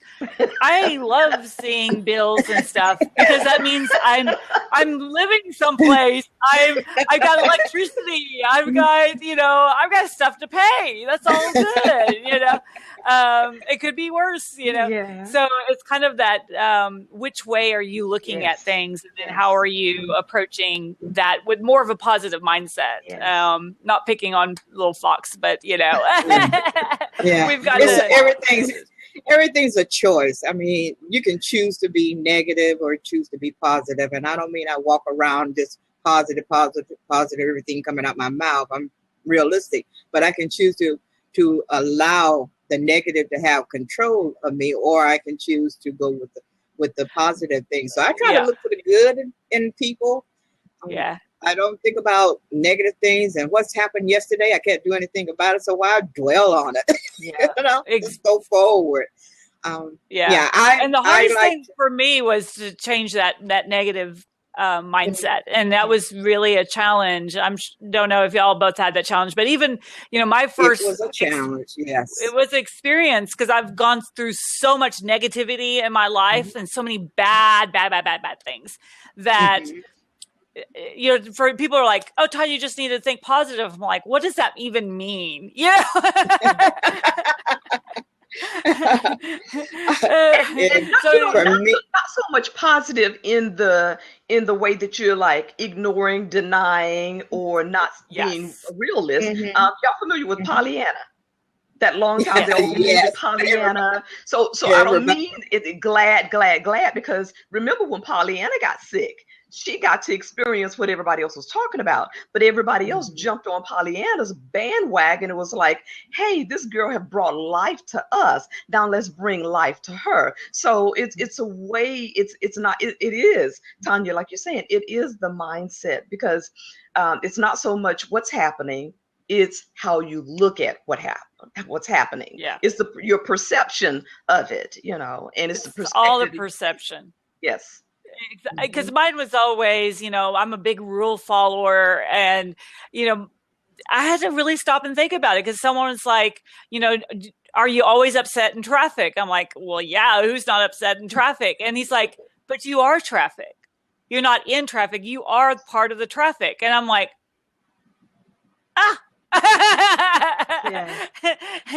and so it's easy now for me to say, oh my gosh, that person needs to get over, and they're like really upset and they need to get over. Let them over. Who cares if they rush all the way to the front and squeeze in? Just who cares? What does it really matter? Well, I know these sessions are so quick. So Luana, tell us, do you have something you would like to give our listeners today? Well, I'm offering a 30-minute coaching session. So if you contact me at Luana Parker at AOL.com and just remind me that you heard it on here, I'm more than happy to give you a free 30-minute coaching session. And I want to thank you, Tanya, for inviting me to be on. Finally, we made it. Yay. The third tries a charm, as they say. But it's been great to be on here. And Barbara, it was a pleasure to listen to you. Yes. Thanks so much. Yeah, you two should do lots of things together. Yeah, you should be like, two bees in a pod. How about you, Miss Barbara? Oh, and Luana, make sure you put that over to the sidebar there so people can just click on it. All right, thank you. I'm offering a complimentary Get Clear and Stay Focused strategy session. Ooh. That's it. Oh, great. Thanks. Yeah, put that over there. And then here's a link to something I'm up to. I'm always getting offered, incredible opportunities. And I just jumped in with Excellent Choice. They were just on a little bit ago, but, diamond infused skincare products, chocolate that is not only yummy, but I'm losing weight through it. So things like that, I'm like, oh my gosh. And I make money too. Hello. So if y'all are interested in that, you could go find out more and just contact me, and I can also give you more info on that. And then if you're interested, we are looking for speakers for our upcoming virtual summit. And that one is we always have a theme every month. And the theme for June is transformative. So if you go to publicspeakerswithansassociation.com, all the information is right there for our next summit. We do have a couple spots still open, so you want to make sure you jump on that. It seems like that would be a perfect one for both of y'all to be on. Are you already scheduled for the summit? I am. I will go over and take a look. There you go. So we'd love for y'all to take advantage of that. And we're always looking for speakers. We'll have the next Fab Blab-a-thon coming up, and we're kind of running into our June conference in Palm Springs, California, June 26th through the 29th. You don't want to miss this, because it is not only the most fun you'll ever have, but the most profitable for you. And the reason I say that is never about what you know and what you're selling, is who you know. And myself and my friends are all top 6-7 figure speakers who are all going to be there giving you real information of how they're making the money and how they're getting booked. And because we want you to go out and start changing lives, just like our motto says, change the world from the front of the room, because that's what it's about. So thank you, ladies, for being on today. You're welcome. Thank you for having us. Yay. All right. Bye. Till next time. Yay. Definitely. All righty. We're switching gears to Lady Christie's coming in. And there she is. Get her on here. Did you figure out how to get off, Luana? You want me to kick you off? I'm trying here. Yeah, go ahead, because I'm... Okay, I'll kick you. And then there was someone else that was saying that they were needing to come in. Oh, Cheryl, did you want to come in too? Yeah, I knew there was somebody else. Perfect. We'll get them in just a second, and we'll continue on. So if y'all have any questions, you can always type it into the chat area. So Christy, there should have been a little drop down over underneath it says Blab Beta and the little icon for you to choose your headset and your camera. So just, if it didn't show up, go out and come back in. And then you have to accept it so that everyone it'll accept that. Oh, and let me unlock. How are you doing, Miss Cheryl? Doing great. Been busy writing and putting some chapters together in my book. I'm trying to do one that's for caregivers and one for those that are trying to overcome their challenges. So awesome. I'm loving it. And have you had Fox on your show yet? Fox No, Fire? I haven't. Oh, you need to get him. Did you hear his presentation earlier? I did not. I was trying to cook some dinner so that I could have that ready, and I missed his. I've heard almost everybody else all day. Right. We'll make sure that I get you connected. Okay. So we'll get Christy in here.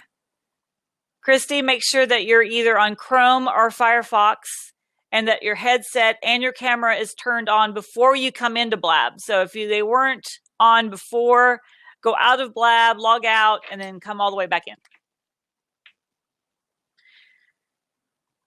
Interventionist. I love that. I was interviewed yesterday on a Blog Talk Radio for the Change book series. Okay. And because I was in that book, and some of the younger guys are doing the radio program, and I just felt so excited when I asked them about Blab, and they said, I don't know what that is. I'm like, yay! Totally. You're never too old. Never to learn the new things. I know. And my friend Tim is trying to start up a new one, so I'm excited about that. Yeah, I was listening to his presentation, trying to figure out exactly what he wanted to promote. I think it's great what I understood. I'm just, still listening to see what it is he's going to offer. So yeah, I think he's just trying to figure it out at this point. So he's got to get that funding and then go see where it goes from there. Funding always seems to be an issue, doesn't it? only if you can't do it yourself, right? Well, if you can get it all done yourself, that's great. I run out of time. Yeah. I think my list of wanting to write and do all these other things takes a lot more time. And the fabulous Miss Zeph San. Oh, there you are. Oh yeah, I'm already following you. Zeph San. What a great name. Is that your name or is that a short for something? What is this? Are you talking That's your about name? one of the founders of Blab? Oh, no, Tim. He's trying to create something. So that's a great name, Zeph San. It is. Right? Where she's from. Christy, I hope you tell us where you're from, Zeph San. Christy, you're still trying to get in.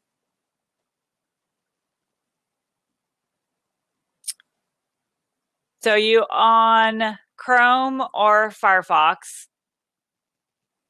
And your system was turned on. And you logged in through Twitter, not Facebook. You bet, Miss Barbara. All righty. While Miss Lady Christie's trying to figure out how to get in, we'll go ahead and get started. You ready to get started, Miss Cheryl? Sure. Perfect. I always like talking to you. You make everybody feel so happy. Oh, you're from Connecticut? We got to talk, girlfriend. Let me see. Email me. I'm going to put in my information real quick.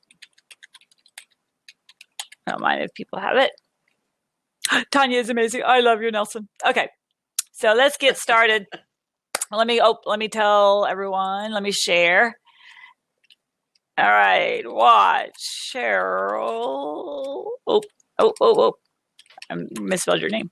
Jennings, and hopefully Miss Lady Christy on the Fab Blab-a-thon. All right, sharing now. I'm on all of them, all the major ones. So that'd be great. Alrighty, let's go. Ready, 1, 2. Welcome to the Fab Blab-a-thon. This is brought to you today by the Public Speakers Association, and I'm so excited to be here with our incredible, fabulous guest, Miss Cheryl Jennings. Yay! I love it. And it's so much fun to get to be with you today. Always. So tell us a little bit about how fabulous you are. Well, I think I would like to start with the program I'm doing on Monday nights because it seems to have been such a wonderful platform. I got a call a few months ago from New York asking me to be a host on a global program, and it was because autism is growing so fast, and that was their main reason for asking. And since I'd been in some books talking about my own son's journey of having cerebral palsy, they said, we have vetted you. We know everything about you. It's like scary, but they still ask. But I have met some of the most incredible people, and I have been able to interview a lady from Canada who started the whole autism program there several years ago and was in a book with Jack Canfield, and they had a special book for Chicken Soup for the Soul for the Disabled. And she said it was just wonderful because she got them to do it. And she's been on 67 conferences. She's done an incredible, amazing job. I was asked to be on another program and have gotten connected with some in Guatemala and some in Australia, but the only time difference for them is it's like 3 a.m. for them. So I'm not sure I'll get them to stay up that long. But I'm learning, like your guest that you had on there earlier, talking about how they help their son with the foods and getting off of certain things. I am learning that a lot of families have started finding if they take away one thing at a time, they will find there's something their child is allergic to. It's been a wonderful journey because one of the neuropharmacologists that I interviewed from Seattle, he and his wife had struggled to try to teach their child more words. And if he learned more than 5, he always lost 1. 5 was his limit. Until they accidentally, as they were trying to figure out what 5 words do you need to know for the rest of your life, discovered when they took away corn products, corn, the language opened up for this little boy. It's amazing. How are we doing this to poison our system so much and so I've started on a health product too that I've had a nutritionist talk to me about, and it's called ZRIE, Z-R-I-E, I, and Mr. Farley, who started Fruit of the Loom and some other businesses, is behind it, and Deepak Chopra, and they've come up with some things that they use that are over in some of the other countries, especially that are more nutritious than what we're getting from some of our foods. Yeah. So I've been on some of those natural products too. And I am learning that it really does make a difference. It's hard when you're used to eating whatever you want to for people to change sometimes because it's kind of habit. And it's quick and it's easy and you're on the go. So anyway, those are things that have been really fun. And I want to talk to you about those products because the idea of having chocolate to lose weight is something really good. I can't believe it. Today, listening to them, I just need to get serious about some of this too. Totally. So yeah, that's what it's about is you start. That's the thing that I was shocked about when I started networking, is I started meeting all these people who had all this incredible knowledge that I'm like, where were you, a year ago or 10 years ago? Or, when I had cancer, I had this guy's like, oh, you should have done this and that. I'm like, where were you when I was 29? Yeah. You were doing the best you could. Don't forget. Right. And I think that's the thing is about connecting to each other and finding out, what works and what doesn't and everything. Christy, I don't know why you're having such a hard time coming on. Go ahead. Well, getting to meet families who are caring for their parents too, and finding out some tips of how they handled autism and dementia is helpful, because my mother is 96 and we're dealing with some of these earlier things. And one day things look great and everything's okay, and the next, a lot of confusion. And I learned from some of these people I interviewed some of the best ways to handle. It's not just all about foods. It's about everything that you do that makes it easier to care for someone else. So my big thing in life has been totally turned around in the last year and a half. It's focused on being a good caregiver, caring for those that have disabilities, or caring for our parents, caring for wounded warriors. And by the way, I was a realtor for a while, and I got on Facebook today and found one of my friends had sent me a note, and she had her doctorate, and I was congratulating her. And then she told me that, and I sold them their house, and she told me that her husband is working with the wounded warriors. And I said, great, connect me, because they've had other issues in the family, a sibling, then they've had a child. And it's amazing. Everything that I'm finding is that every family's affected in one way or the other with some kind of person that they need to care for, either directly or indirectly in their families. And yet it's like a big secret that we don't talk about caregivers, and we don't talk about what the ways that they need to take care of themselves. And a lot of us weren't taught those things when we were young. So now I'm a big proponent of what I can do right. I want to help other people not make those mistakes and learn to take care of themselves better. And, it's amazing what we can do for each other if we just open up and share what we've learned.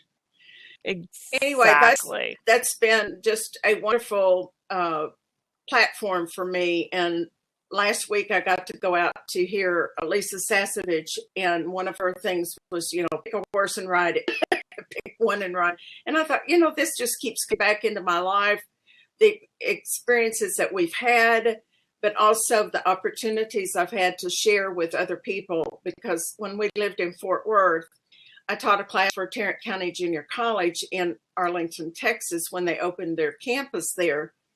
And I was invited by the dean to come to work for all 4 of their schools, their campus in that area. And she just said, you did the best job on the adult class we've ever had. And I was like, oh, this would have been so wonderful to get to do that, because that was my dream, to work and help people on the parent level, educators, the medical professions, the business, everybody to understand each other or learn things from each other. And I said, oh, we just found out we're moving to Oklahoma. So, I put it on hold for a while, and now I'm back, and I'm loving what we have been able to come up with that has improved lives. And then the things that I hear people say that need to be improved, I'm an advocate. I'm out there Monday nights trying to help people be able to change their lives, change the way they see people, don't see the wheelchair first, see the person, be able to interact with them instead of being afraid of each other. Because a lot of it's just fear. You see a wheelchair and you think, are they going to know what I'm talking about? And one of the funniest things that happened when I was at Sam Houston State University, my history teacher, the best teacher I ever had, was so wonderful. And he walked in the room the first day, and under his arm, which had a prosthesis on part of it, he had all these papers, and he said, I need somebody with 2 hands to help me hand these out. And everybody was so stunned. About 2 people held their hand up, and he looked at the room and he said, is that all there are that will help me? But when I was talking to him about writing, he said, Cheryl, it's so funny.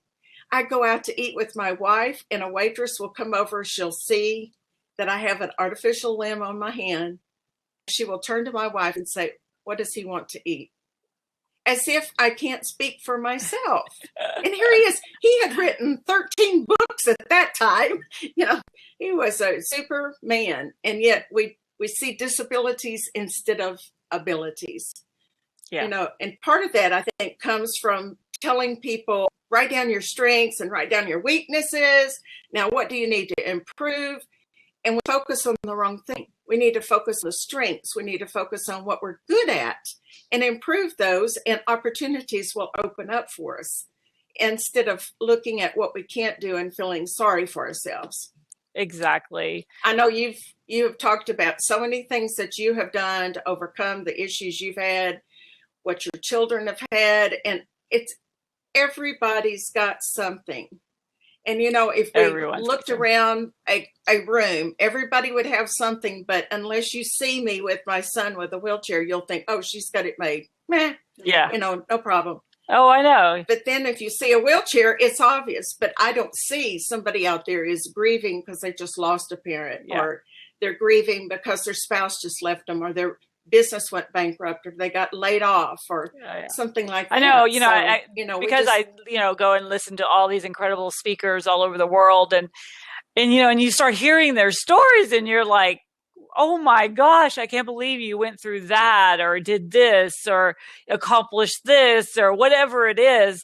And it's just so amazing to get to meet so many amazing people that, you know, it just opens up your mind. And I think that's the problem with so many people, is that they stay in their little cubicles of themselves and they don't branch out, and they're not going out, and they're not talking to people, and they're not connecting, and they don't get to hear all these stories. So of course they feel alone. Of course they feel like nobody understands them, that nobody's listening to them, right? Right. And, you know, loneliness is one of their big problems, because if they are tied down to someone that they're taking care of, they can't just pick them up and walk out the door anytime they want to. Exactly. And a lot of people have problems with if somebody says, I'm going to have a lunch date with you, and then they are caring for a person that needs to go to the ER, they may get upset because it's spoiled their day. Well, hello. Right. These people have got more challenges to deal with than just whether they missed a lunch date or not. Exactly. But they need to be with people if they can. I'm going to hand you over to, hold on one moment. Let me hand you over to Michael real quick. And he's going to take over for just a second and give me just a quick break. Okay.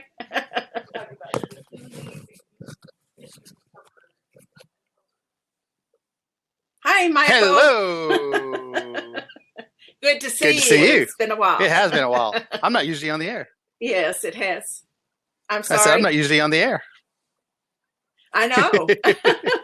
Haven't seen you since San Antonio last year. I wasn't there. Of course I Yes, was. you Yeah, I were. know I was. I'm just kidding. Yes, you were there with your kids. I know. and With Tanya. You're her right hand, I think, aren't you? Sometimes my left hand. I don't know. So what are you guys talking about? That's all right. That's good. I was talking about caregiving. And that's my program on Monday nights. And I might just go ahead and tell people how to find it. Sure. If they will go to bbmglobalnetwork.com. Okay. And then I'm on Monday nights at 8:00 Central. Okay. But I always am looking for people that have some kind of an issue. They've had courage to overcome this and to be able to tell their story to give others hope. You know, we've talked about autism and a lot of things that people are finding that has helped them.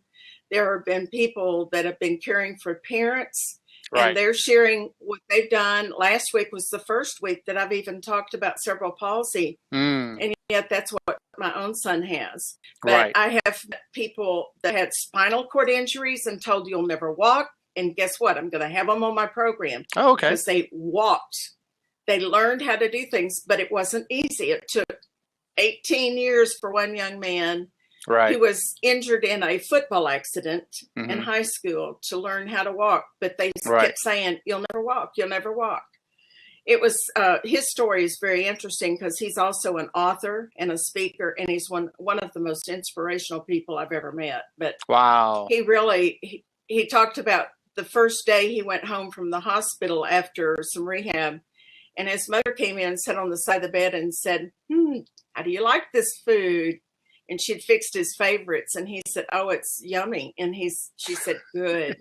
Now you feed yourself. And here he was, Right. paralyzed from the neck down. Wow. And she got up and walked out. And he said, every day I struggled, I made a big mess, but I learned to feed myself. Right. And so it's there's stories like that just make you go, wow, we just need to know of the good things that are happening. Right. What people do that's very positive. Exactly. Yeah, it makes a big difference. And y'all what people had hear. your own challenges. Mm-hmm.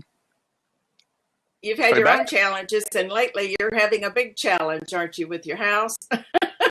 Yeah, it's inconvenient, but it's nothing compared to what other people have to do. So we'll be through it very quickly. It'll be easy enough. Here you go. Goodbye. I know she's wanting it back. Well, if anybody out there wants to know more information, if you want to get on with Twitter, you can see my handle there is at Cheryl Jennings. But I would love for y'all to listen to the program on Monday nights. Good to see you about back. that, Miss Cheryl. I know. I was like, it's okay. I Sometimes feel you have sorry to for take a Lady quick Christy break. that she's trying so hard, and she just can't seem to get on. I know. She'll have to. That happened to me the first time. It happens to everybody the first time on Blab, it seems. Well, it's That's nice awesome. to know that other people are also struggling with some of those issues, not just me. Because sometimes I think, oh, it's me, it's my computer or something I'm doing. You're telling me that isn't. Michael is great. Nelson says that Michael is great. He should be on more. And I told him that. I've told Michael that before, so I'll have to make sure he saw that. So yeah, and I think that's really what, a lot of this is about. Don't you think, Cheryl, that, when we're all kind of, coming together, really, as I always think of it as kind of a unit, we're all kind of helping each other. And especially on a platform like Blab and some of these new platforms, it's a struggle sometimes to figure out how to work it, So, you just kind of work and you just let it happen. And if it doesn't happen that time, you don't get all upset. You just let it happen that it doesn't happen. So, I know, Christy, I know you're, go ahead. Well, one of the people yesterday at the program that I was talking to these guys, the books that I've been in a series with them, it's called The Change. And we talked about life is just one change after the other. And that's what you're talking about, that life is just a challenge. One day it's hard, and the next day you figured it out. It's like going back and thinking, how did you learn to ride a bike? Well, you had those little training wheels on there probably for a little while, and then you got where you thought, oh, I can do it, but you still fell. You fell a few times, but you get up and you go on. You don't just say, oh, I can never do that again because I fell one time. But we let life hit us sometimes hard and then say, that's it. I can't do anything else, or I can't do any more. But I'm all about let's go, let's pick up each other, and let's move on to the finish line together instead of trying to beat each other to the finish line. Right. I know. And let everybody know that Marcus Carter was scheduled to be on later today, and he's at the hospital with his fiance. So let's give him some good vibes, and hopefully he'll be okay. And his fiance will be okay. So, and that's, this is a perfect point is, life is short and we've got to really enjoy each other and, as much as we can. And, Cheryl and I shared a room together in Hollywood, and getting to know people in person, is so much fun. I mean, we had a lot of just pure fun, didn't we? We did. We went out and did the Periscope right there in Hollywood, looking at the sign behind us. And that was my first time to do that. I just thought that was a lot of fun to see how you were doing some of those things. And to hear Tracy Rupcha tell all these things about social media was just amazing. It was a very big learning experience for me. Probably not for you, but it was for me, and I loved it. She's awesome. Yeah, She is awesome. And I'm glad she's going to be at my conference again. So, and you froze. I don't know why your video froze, but we're going to wrap it up anyways for this time. So tell us, do you have something fabulous to give our listeners today? I do. And I would love to do a discovery session with anyone who's struggling with something. If you're caring for a parent, or if you have a child with some kind of disabilities, you want to talk about that. You're struggling with your job, or you're struggling with something. I'd love to do a discovery time with them to find out what it is that we could help them learn how to be able to. Am I not on there? Nelson says, what happened to Cheryl? Did I go I don't know. off? I can hear you. Can you hear me, Nelson? I can hear you. Oh, you can. Okay. But can you hear Cheryl also? I don't know. Her picture froze. So, he says he can't hear you. I don't know. Well, put into the side. Yeah. Put in your info. So Cheryl's going to put in her info. Some of you can't heard her before, but I can't see or hear her anymore. Not new. Oh. Hey, why don't you do this, Cheryl? Why don't you come right back in? I'm going to kick you off. Come back in. Okay. Sometimes that helps. So we'll see if she can come back in. There she is. And sometimes rebooting is always the best solution. Well, I have a radio microphone, and sometimes it'll start garbling just a little bit. So if I do, tell me, because I just unplug it and plug it back in. But no, you're good. Now he can see you and hear you. Well, okay, good. Yay. Okay, I'm so gonna put write in down your here info. where they can contact them. Okay. Yeah, for your radio show, right? To be a guest on your radio show? Well, that, or to have a discovery session to help them move forward, because a lot of people are stuck and they just need some information, how to get to the next level, how to start, how to find help, how to network with somebody that's in the same situation. I'm good at that. I love helping people find somebody else that has gone through whatever somebody is going through now, because every time you go through a new experience, you may think, I'm the first one that's ever felt this way. I feel so lonely. I don't know where to go. But you're not first. So if we can just get the information from somebody who's done this already and gone through these things, maybe they can say, oh, here's where I went for information, or here's what I learned, so that they can actually be able to help someone else. You take whatever was hard for you, you take your misery and your message. But that's true. Whatever you've had a hard time with, you've learned so much. You've become an expert in trying to figure out the hard places. So, anyway, I'm going to put in here how they can reach me. And also, if they're interested in knowing more about how to connect with people and keeping up with their clients, I love showing them about how to use their cards. Yeah. Because the cards are wonderful. I send a lot of Mother's Day cards out, and I've had so many hugs. I love it because people just need to know somebody remembered me. I know. That was awesome when you gave me the card. I was like, who's sending me a card? And I'll let people send them if they want to. Awesome. I'll let them send a couple of cards on me if they'd like to. Perfect. And I just posted the link to the conference. Remember that we've got nominations open. So nominate yourself. Believe me, my panelist does not care if you nominate yourself, or get someone to nominate you if you feel weird about it, for Collaborator of the Year. And what does that mean? That means you just love helping people and connecting with people and connecting other people to people and all that kind of fun stuff. So we have local, national, and international collaborators. So jump on that. Also, if you're a speaker, you need to sign up to become a finalist for our contest.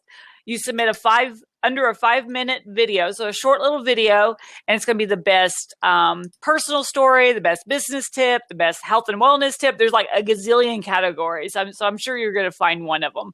So just go to the website, publicspeakerswithans conference.com, and it also gives you information about the conference. The early bird special ends this weekend.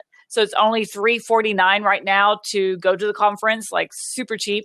It's 2 full days, 2 half days, June 26th through the 29th in Palm Springs, California. So it's myself and all my, fabulous friends. They're all top 6-figure, 7-figure speakers that are there to give you real information, and they're super nice, and they're imperfect, and they want to meet you. And everyone walks out with a speaking opportunity, unless you just don't want one. So that's all good. Well, thank you, Cheryl, for being on today. Enjoyed it. And if somebody wants to get in touch with me and let me know what their story is, you're right. I'm always interested to see how people have handled what they've gone through so that we can help others understand some better ways to cope or find information. But truly, we can make a difference in that world. We just do what we can. Thank you for letting me be on here, and I'll see you tomorrow for the TV show. Yay! Perfect. Okay. Alrighty. We're switching right along. Jim, you want to go ahead and come in? I think Jim was in the audience. And so we're going from Miss Cheryl to Jim Pagampsis. Hopefully Jim can come on early. I didn't see his response when I asked him if he can come on early. Where did he go? There you are. Mm-hmm. Can you come on now? So we're here from Jim because he's supposed to be on a little bit later. And but we've got a little block in time. So if y'all have any questions about the Public Speakers Association, the conference coming up, anything that you've heard so far today, you could type it in and we could certainly answer those questions. Let me type over to Mr. Jim too and see if he can't jump on here. In case he missed the message. Oh, and it's got, I always forget which one is his cell phone. Don't you love that when you've got someone who's labeled mobile twice and you're like, I don't know which one's actually their mobile.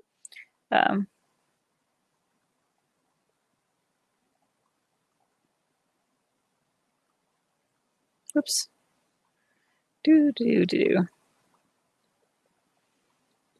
See if he can do that. You don't think he's here?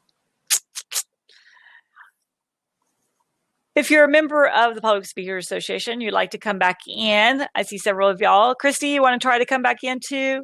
We'll try to hang around and for Jim, we had kind of a little space. I was trying to move everybody up from later this evening to a little bit closer in time. Yeah, I don't see his picture either. So I knew he was here. I was like, what happened to him? Where did he go?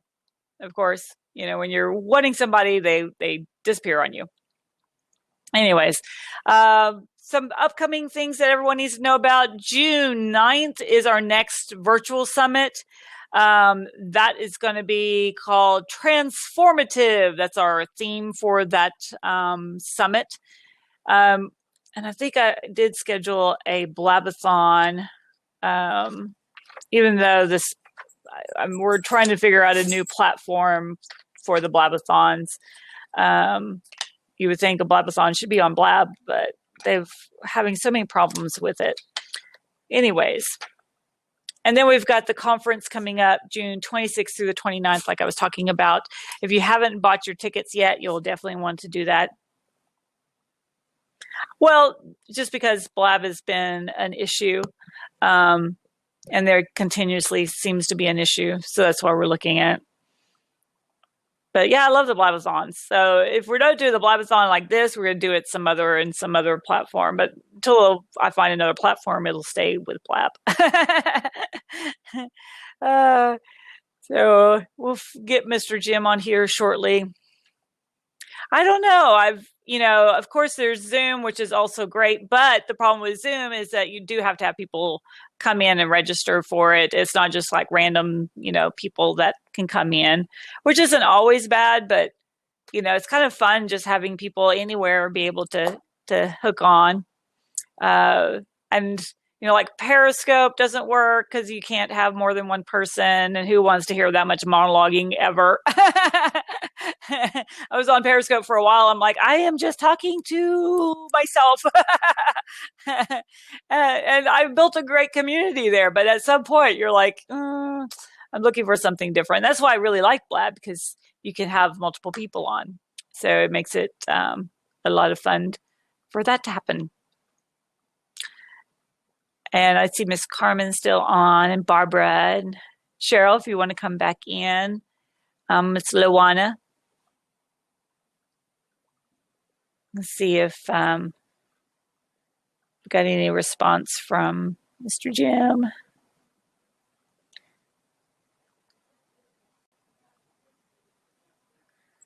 Can't do two things at once.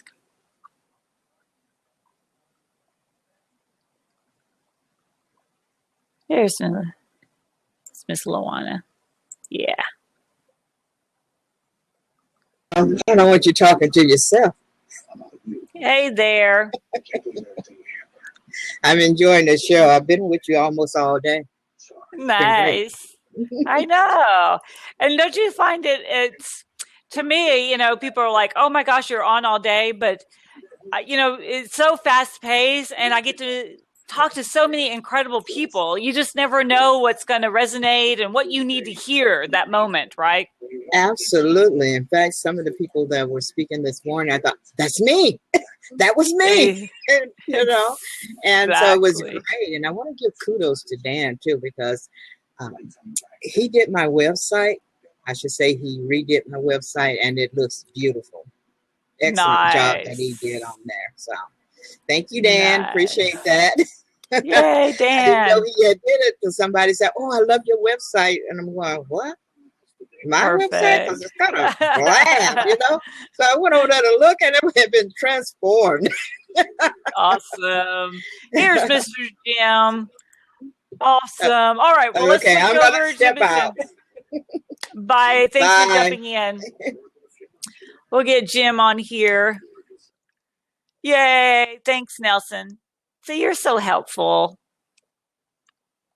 Jim never has a problem getting on Blab. That's weird.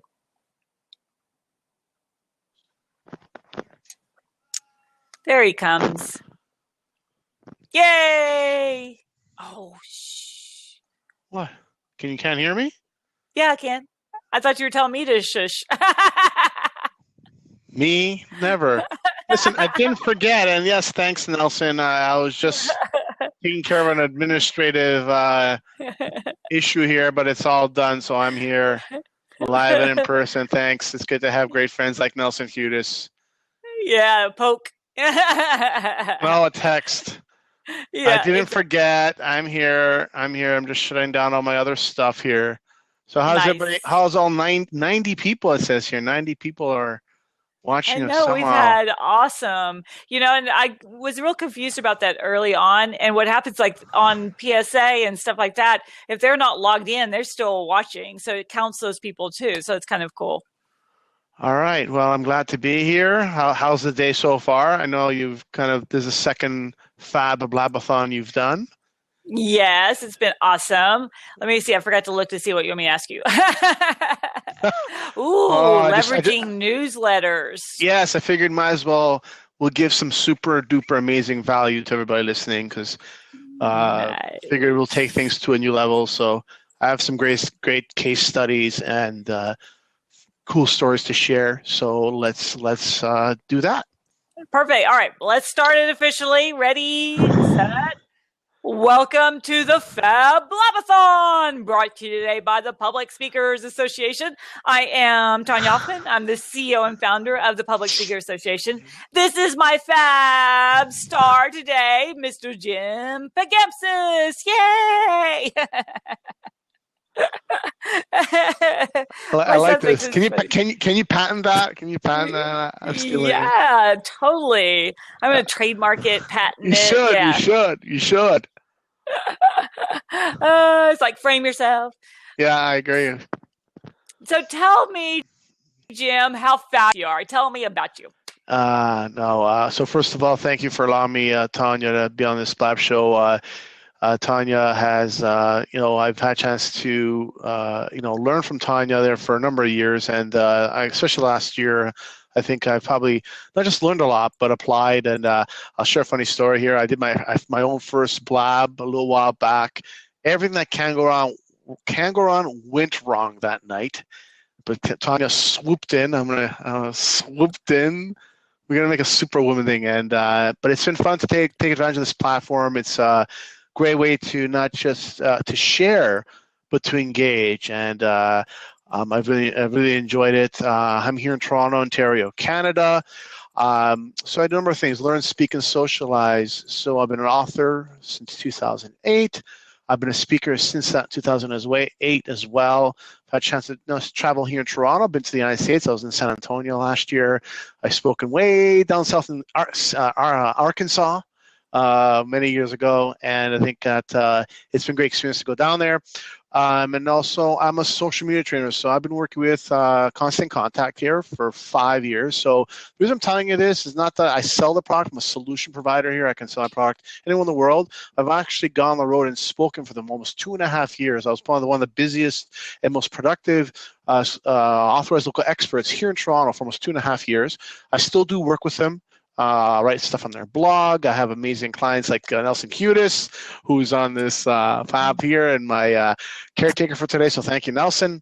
And I've had some success stories as far as not just myself using the software, but I've had a client of mine, Suji Reddy, who's a PSA member. He got an All-Star award for 2015 from Constant Contact on his newsletters. Nelson Cudis also uses the product. So I've had a real estate agent use it. So I've had others who've really taken it. And I want to talk a little about that today because email marketing is something that a lot of people talk about, but I get sometimes a little irritated that people are getting not the right information. And I had a great chance to meet Tony Harris last year, ladies and gentlemen, in San Antonio, and an amazing woman who went through, who's one of the top leaders in Constant Contact. So listen to her speak. But I've done my best to really give people strategies, and I felt today is a great platform to share some of that and to give people actionable things they can do. So that's why I thought today would be a good conversation to have. Perfect. And as you can see, that Jim can put a lot of words in a little bit of time, so we can make this all happen. You're going to have your whole strategy. I'll speak slower.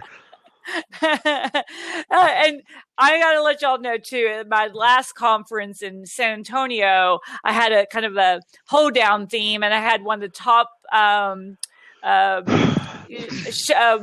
my gosh, what do you call it, where you go in a circle?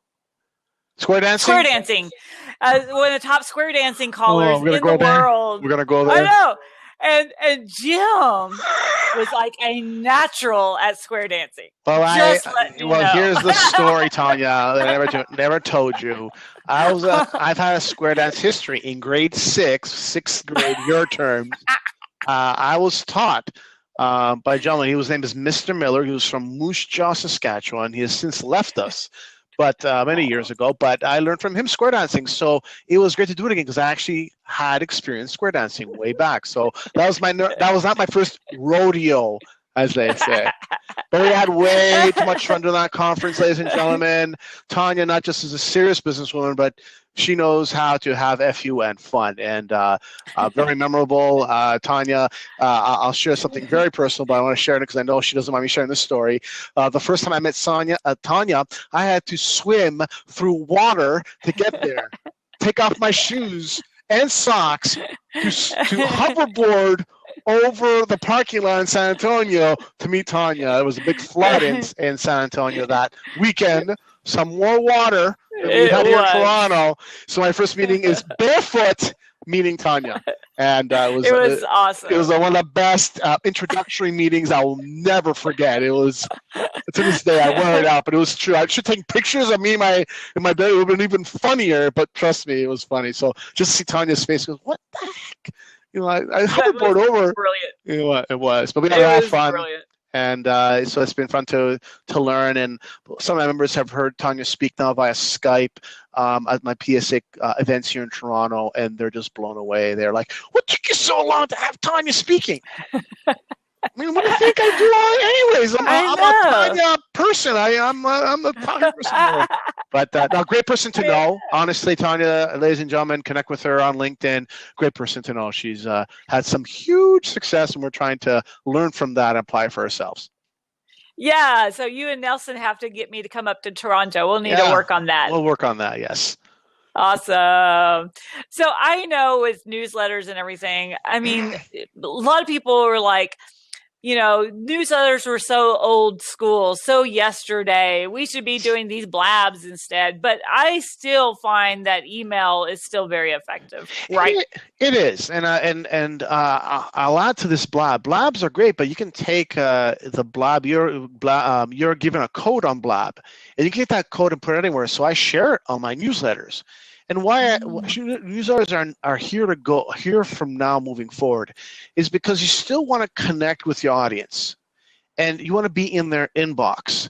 And I was telling a group today, I have this analogy, you want to be a guest, not a pest.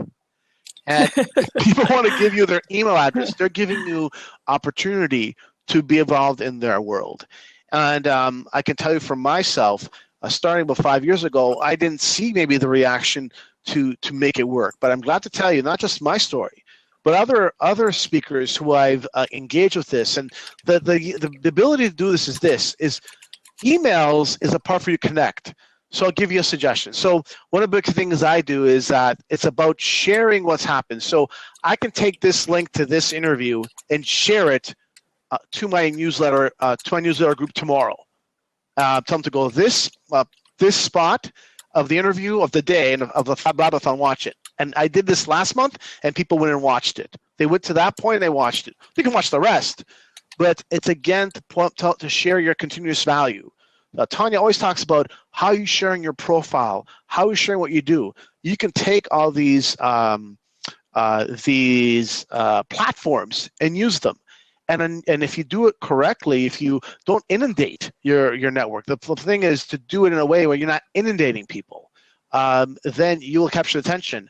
And I've had some great success past year. I just did a 12-week course for a private school. She found me through the PSA website, and that's how she connected with me. She goes, "You were a godsend." I don't know. Thank the PSA. But that's how she did. She said she found me through the Public Speakers Association, and that's how the trail started. So I think it's about content. I've been creating content for many years. I truly believe anyone on this call can create a content from an interview like this. They can go on a radio show. You can do a lot of things to create content for your business and profile.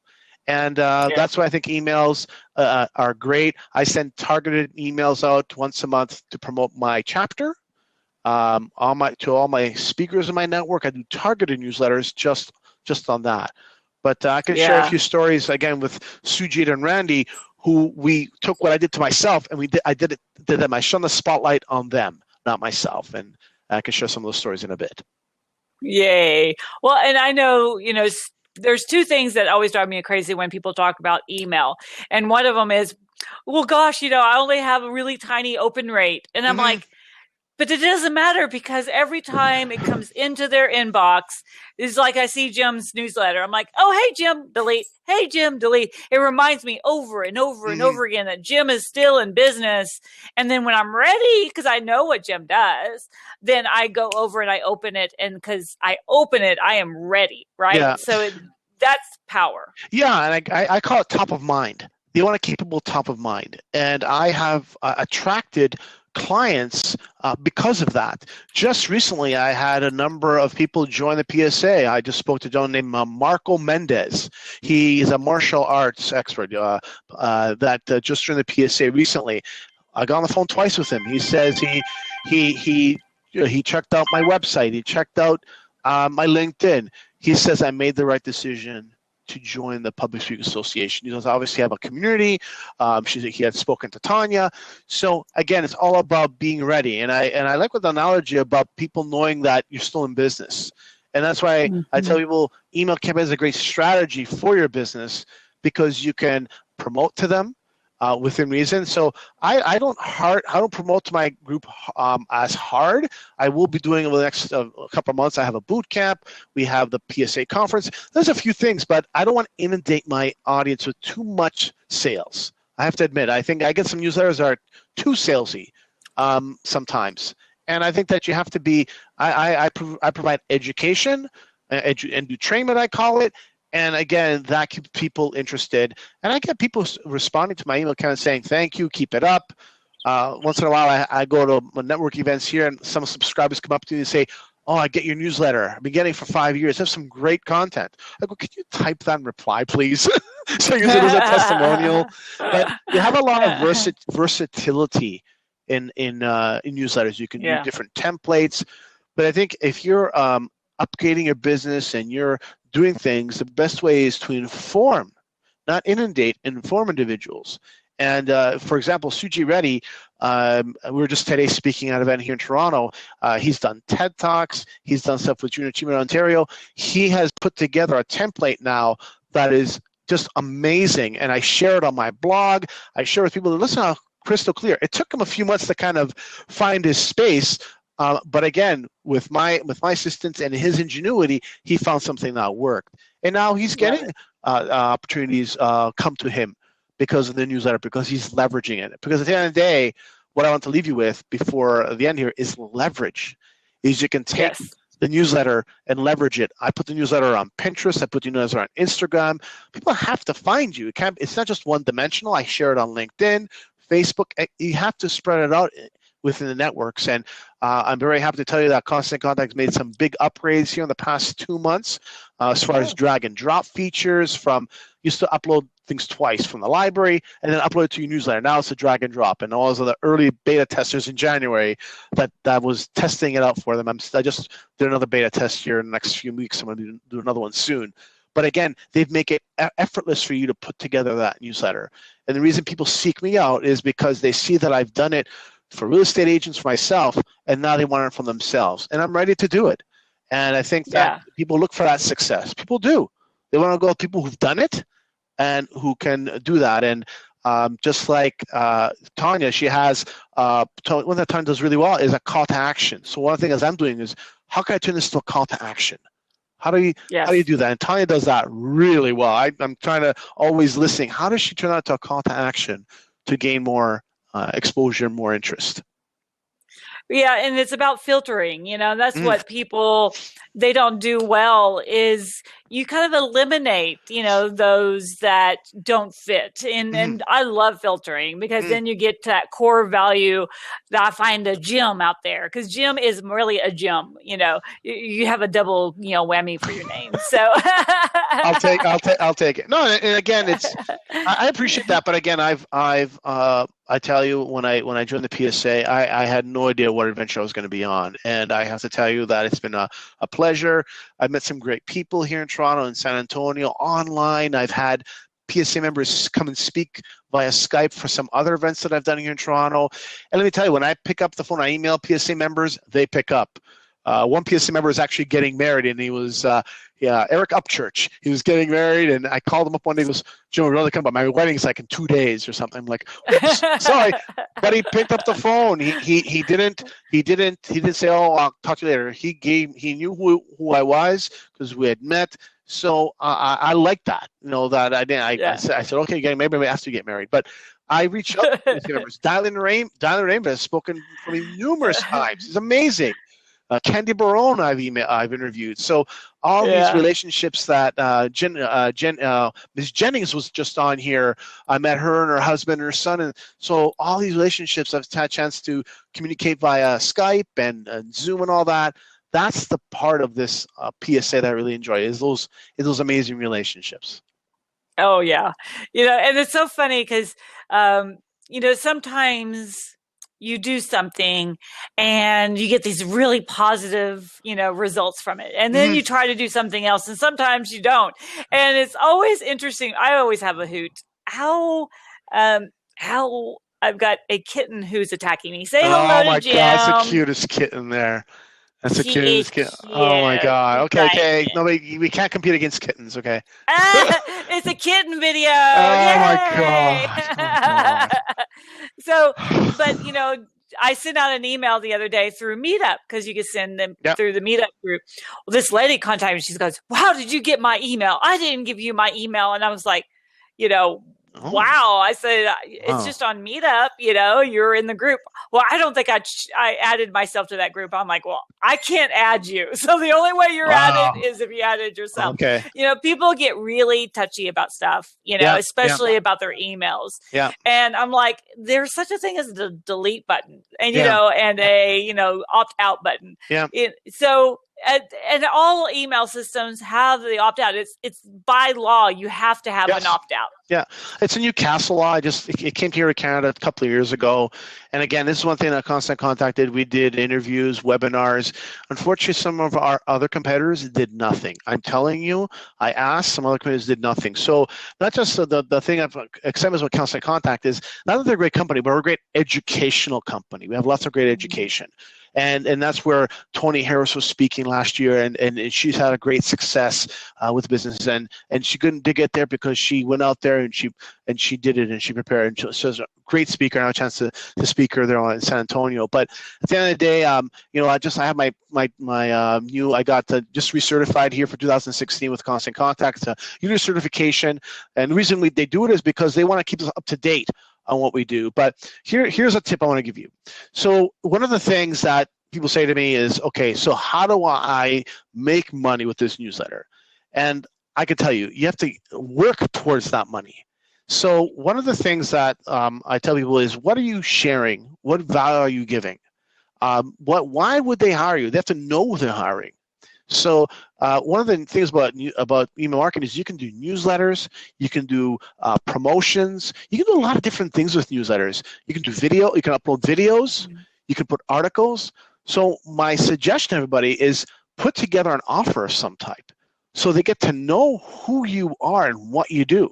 You can shoot a little YouTube video, get it edited a little bit, invite them to join your community on LinkedIn. There's lots of ways to grow your tribe. Like I'm growing a group on LinkedIn right now. I got 33 people in there. I want 100, but it's being a little more challenging to build it. So I'm like, maybe I should do a video to include them specifically for LinkedIn. So one of the things that Suji did was he became the biggest ambassador, not for himself, but for others. So every win, like today, I took a picture of him in the room speaking. He's going to use that as a post for his blog. So I share my blog on my newsletter all the time. Here's a recent blog post that I've done.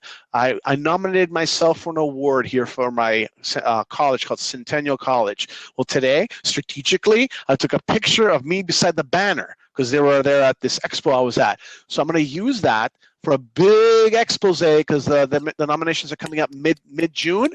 Well, I'm going to put a post, and what Tanya says, once you nominate yourself, tell people about it. Right, and I have not. I'm telling you, I have not nominated myself for many things the past couple of years. Now I've gone on the internet.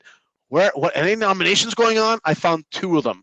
Unfortunately, I missed one by a day, but this one applied. And the lady who emailed me says she's going to get in touch. I am like, I had to put a 1,000-word essay as to why I should win this award. I was like 500. I go, man, another 500 words. But I've done so much for Centennial. I've gone back and spoken. I've done a speakers event. I've written for their magazine.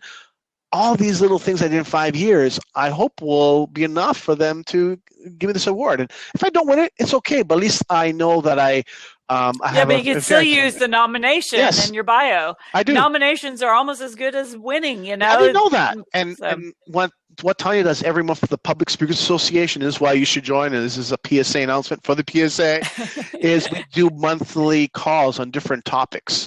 So recently she's been doing about, like last year she did a video on how to create a bio. Oh my God, I went and rewrote my bio, right?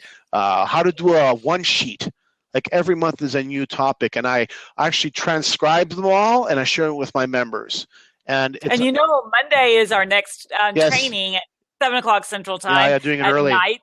Yeah. And we're doing it on bonuses and call to action. Yes, yes. So every topic is great. And I don't know if Tanya will ever share that story. Maybe one day you'll share that story about, that story where you wrote the article for CAPS. Remember that story you shared last year? And it's a great story because they're not exactly our collaborator, maybe their competition, but Tanya had an opportunity to write an article for a magazine called CAPS. She did it. The woman says she picked her, she did it. So again, it's all about that collaboration. And I was just telling someone today who says, I've been doing this work with this Canada Expo organization for 5 years. And he goes, why do you do so? I go, I have to give back. And I appreciate the guy give me an opportunity to speak. I have just myself speak. I have Suji going there every month, literally every couple months speaking. He enjoys it. It's exposure in front of 50 people. Who doesn't want that? Yes. And we're actually working on another project called the Boot Camp that's launching at the end of July. Sujit is one of my key strategic speakers, part of this organization, our first event we're doing at the end of July.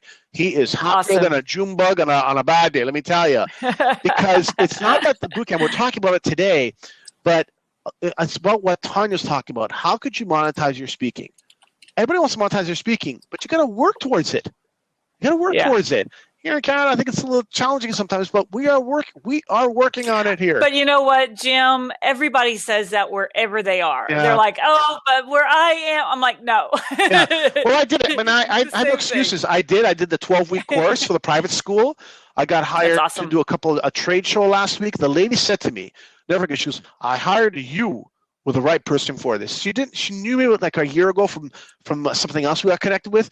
But she goes, you truly are an engaging individual. You handle the flyers. You handle objections. The other person she hired didn't do really a great job. I mean, he was a good friend of mine, so I told don't be too hard on him. But again, at the end of the day, I handed out sheets. I dealt with objections. Yeah, we had objections. I dealt with them, right? And I asked her, how do I heal their objections? So I got hired again on Monday to do a trade show. So for me, I'm beginning to see that now. The momentum is building. I just got approached to do a public service announcement for a health company next month.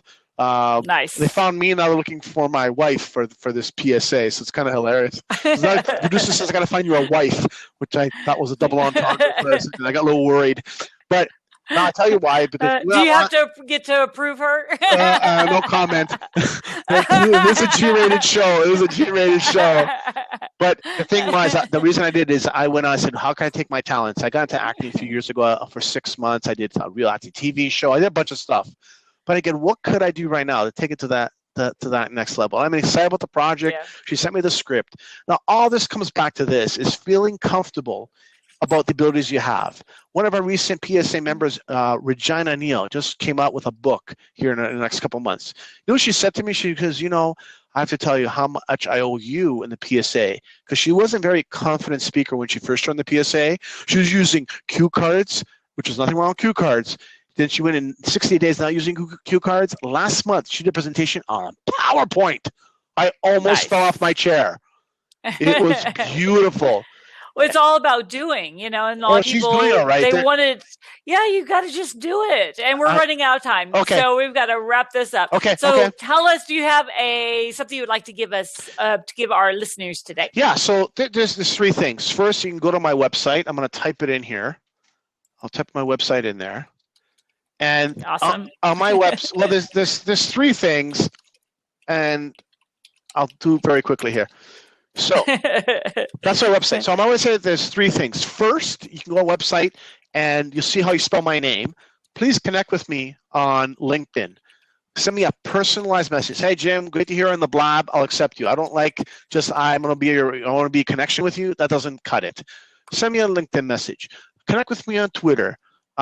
Not Facebook. I don't approve people on Facebook. I keep my community very small on Facebook. Instagram. I'm big on Instagram. Then there's my book. I've written a bunch of articles, turn them into ebooks. You can actually click on the link on the book. It'll take you to a hidden page where you can download certain parts of my book. And I'm working on putting it together. Every month, people bother me about getting my book and thing. The third thing is about constant contact. So I'm a solution provider. I can sell the product anywhere in the world. So we have some great offers and all that. So if you want, my name is on the blab. If you put an @ after the M and a .com after the S, that's my email address. You can email me. I can send you my link and what offers we have regarding constant contact. Again, we have a great service. We have great coaches, new templates that come every month, and fabulous individuals like myself will help you to learn. So those are the 3 things that I'd like to offer. And time went by very quickly, but that's okay. I know. It's just like, boom, That's good. But you got per second, you got more words in than anybody else today. So well, I hope I gave away some value. And again, email marketing is a great platform to use. and it's how you use it and drop a plan. So my last thing is get a piece of paper, draw out your plan. I do this every single client of mine. We don't even go on the computer. We draw out a piece of paper and pen and see what's it going to look like before you get on the computer. But we'll be doing more of this kind of conversation down the road where I can use a PowerPoint and maybe some other ways. But it's something that I haven't done enough of here with the PSA and Blab, and I'll do some more of it down the road. But it's a start. Yeah, let's do a webinar. That'd be fun. Yeah, I definitely like to do Except that. for you. Every time I talk to you, I feel worn out, so you'll have to slow it down a little bit. Okay, I'll take that as a positive thing. I have a fast pace, but I'll try and take it back a little bit. But I mean well. Yes, I have a Greek background, so I do speak a little quickly. But such is my computer up here. I used to be really bad, and I slow. Even for now, sometimes I'm like, okay, this slow is nothing. down. This is nothing. I was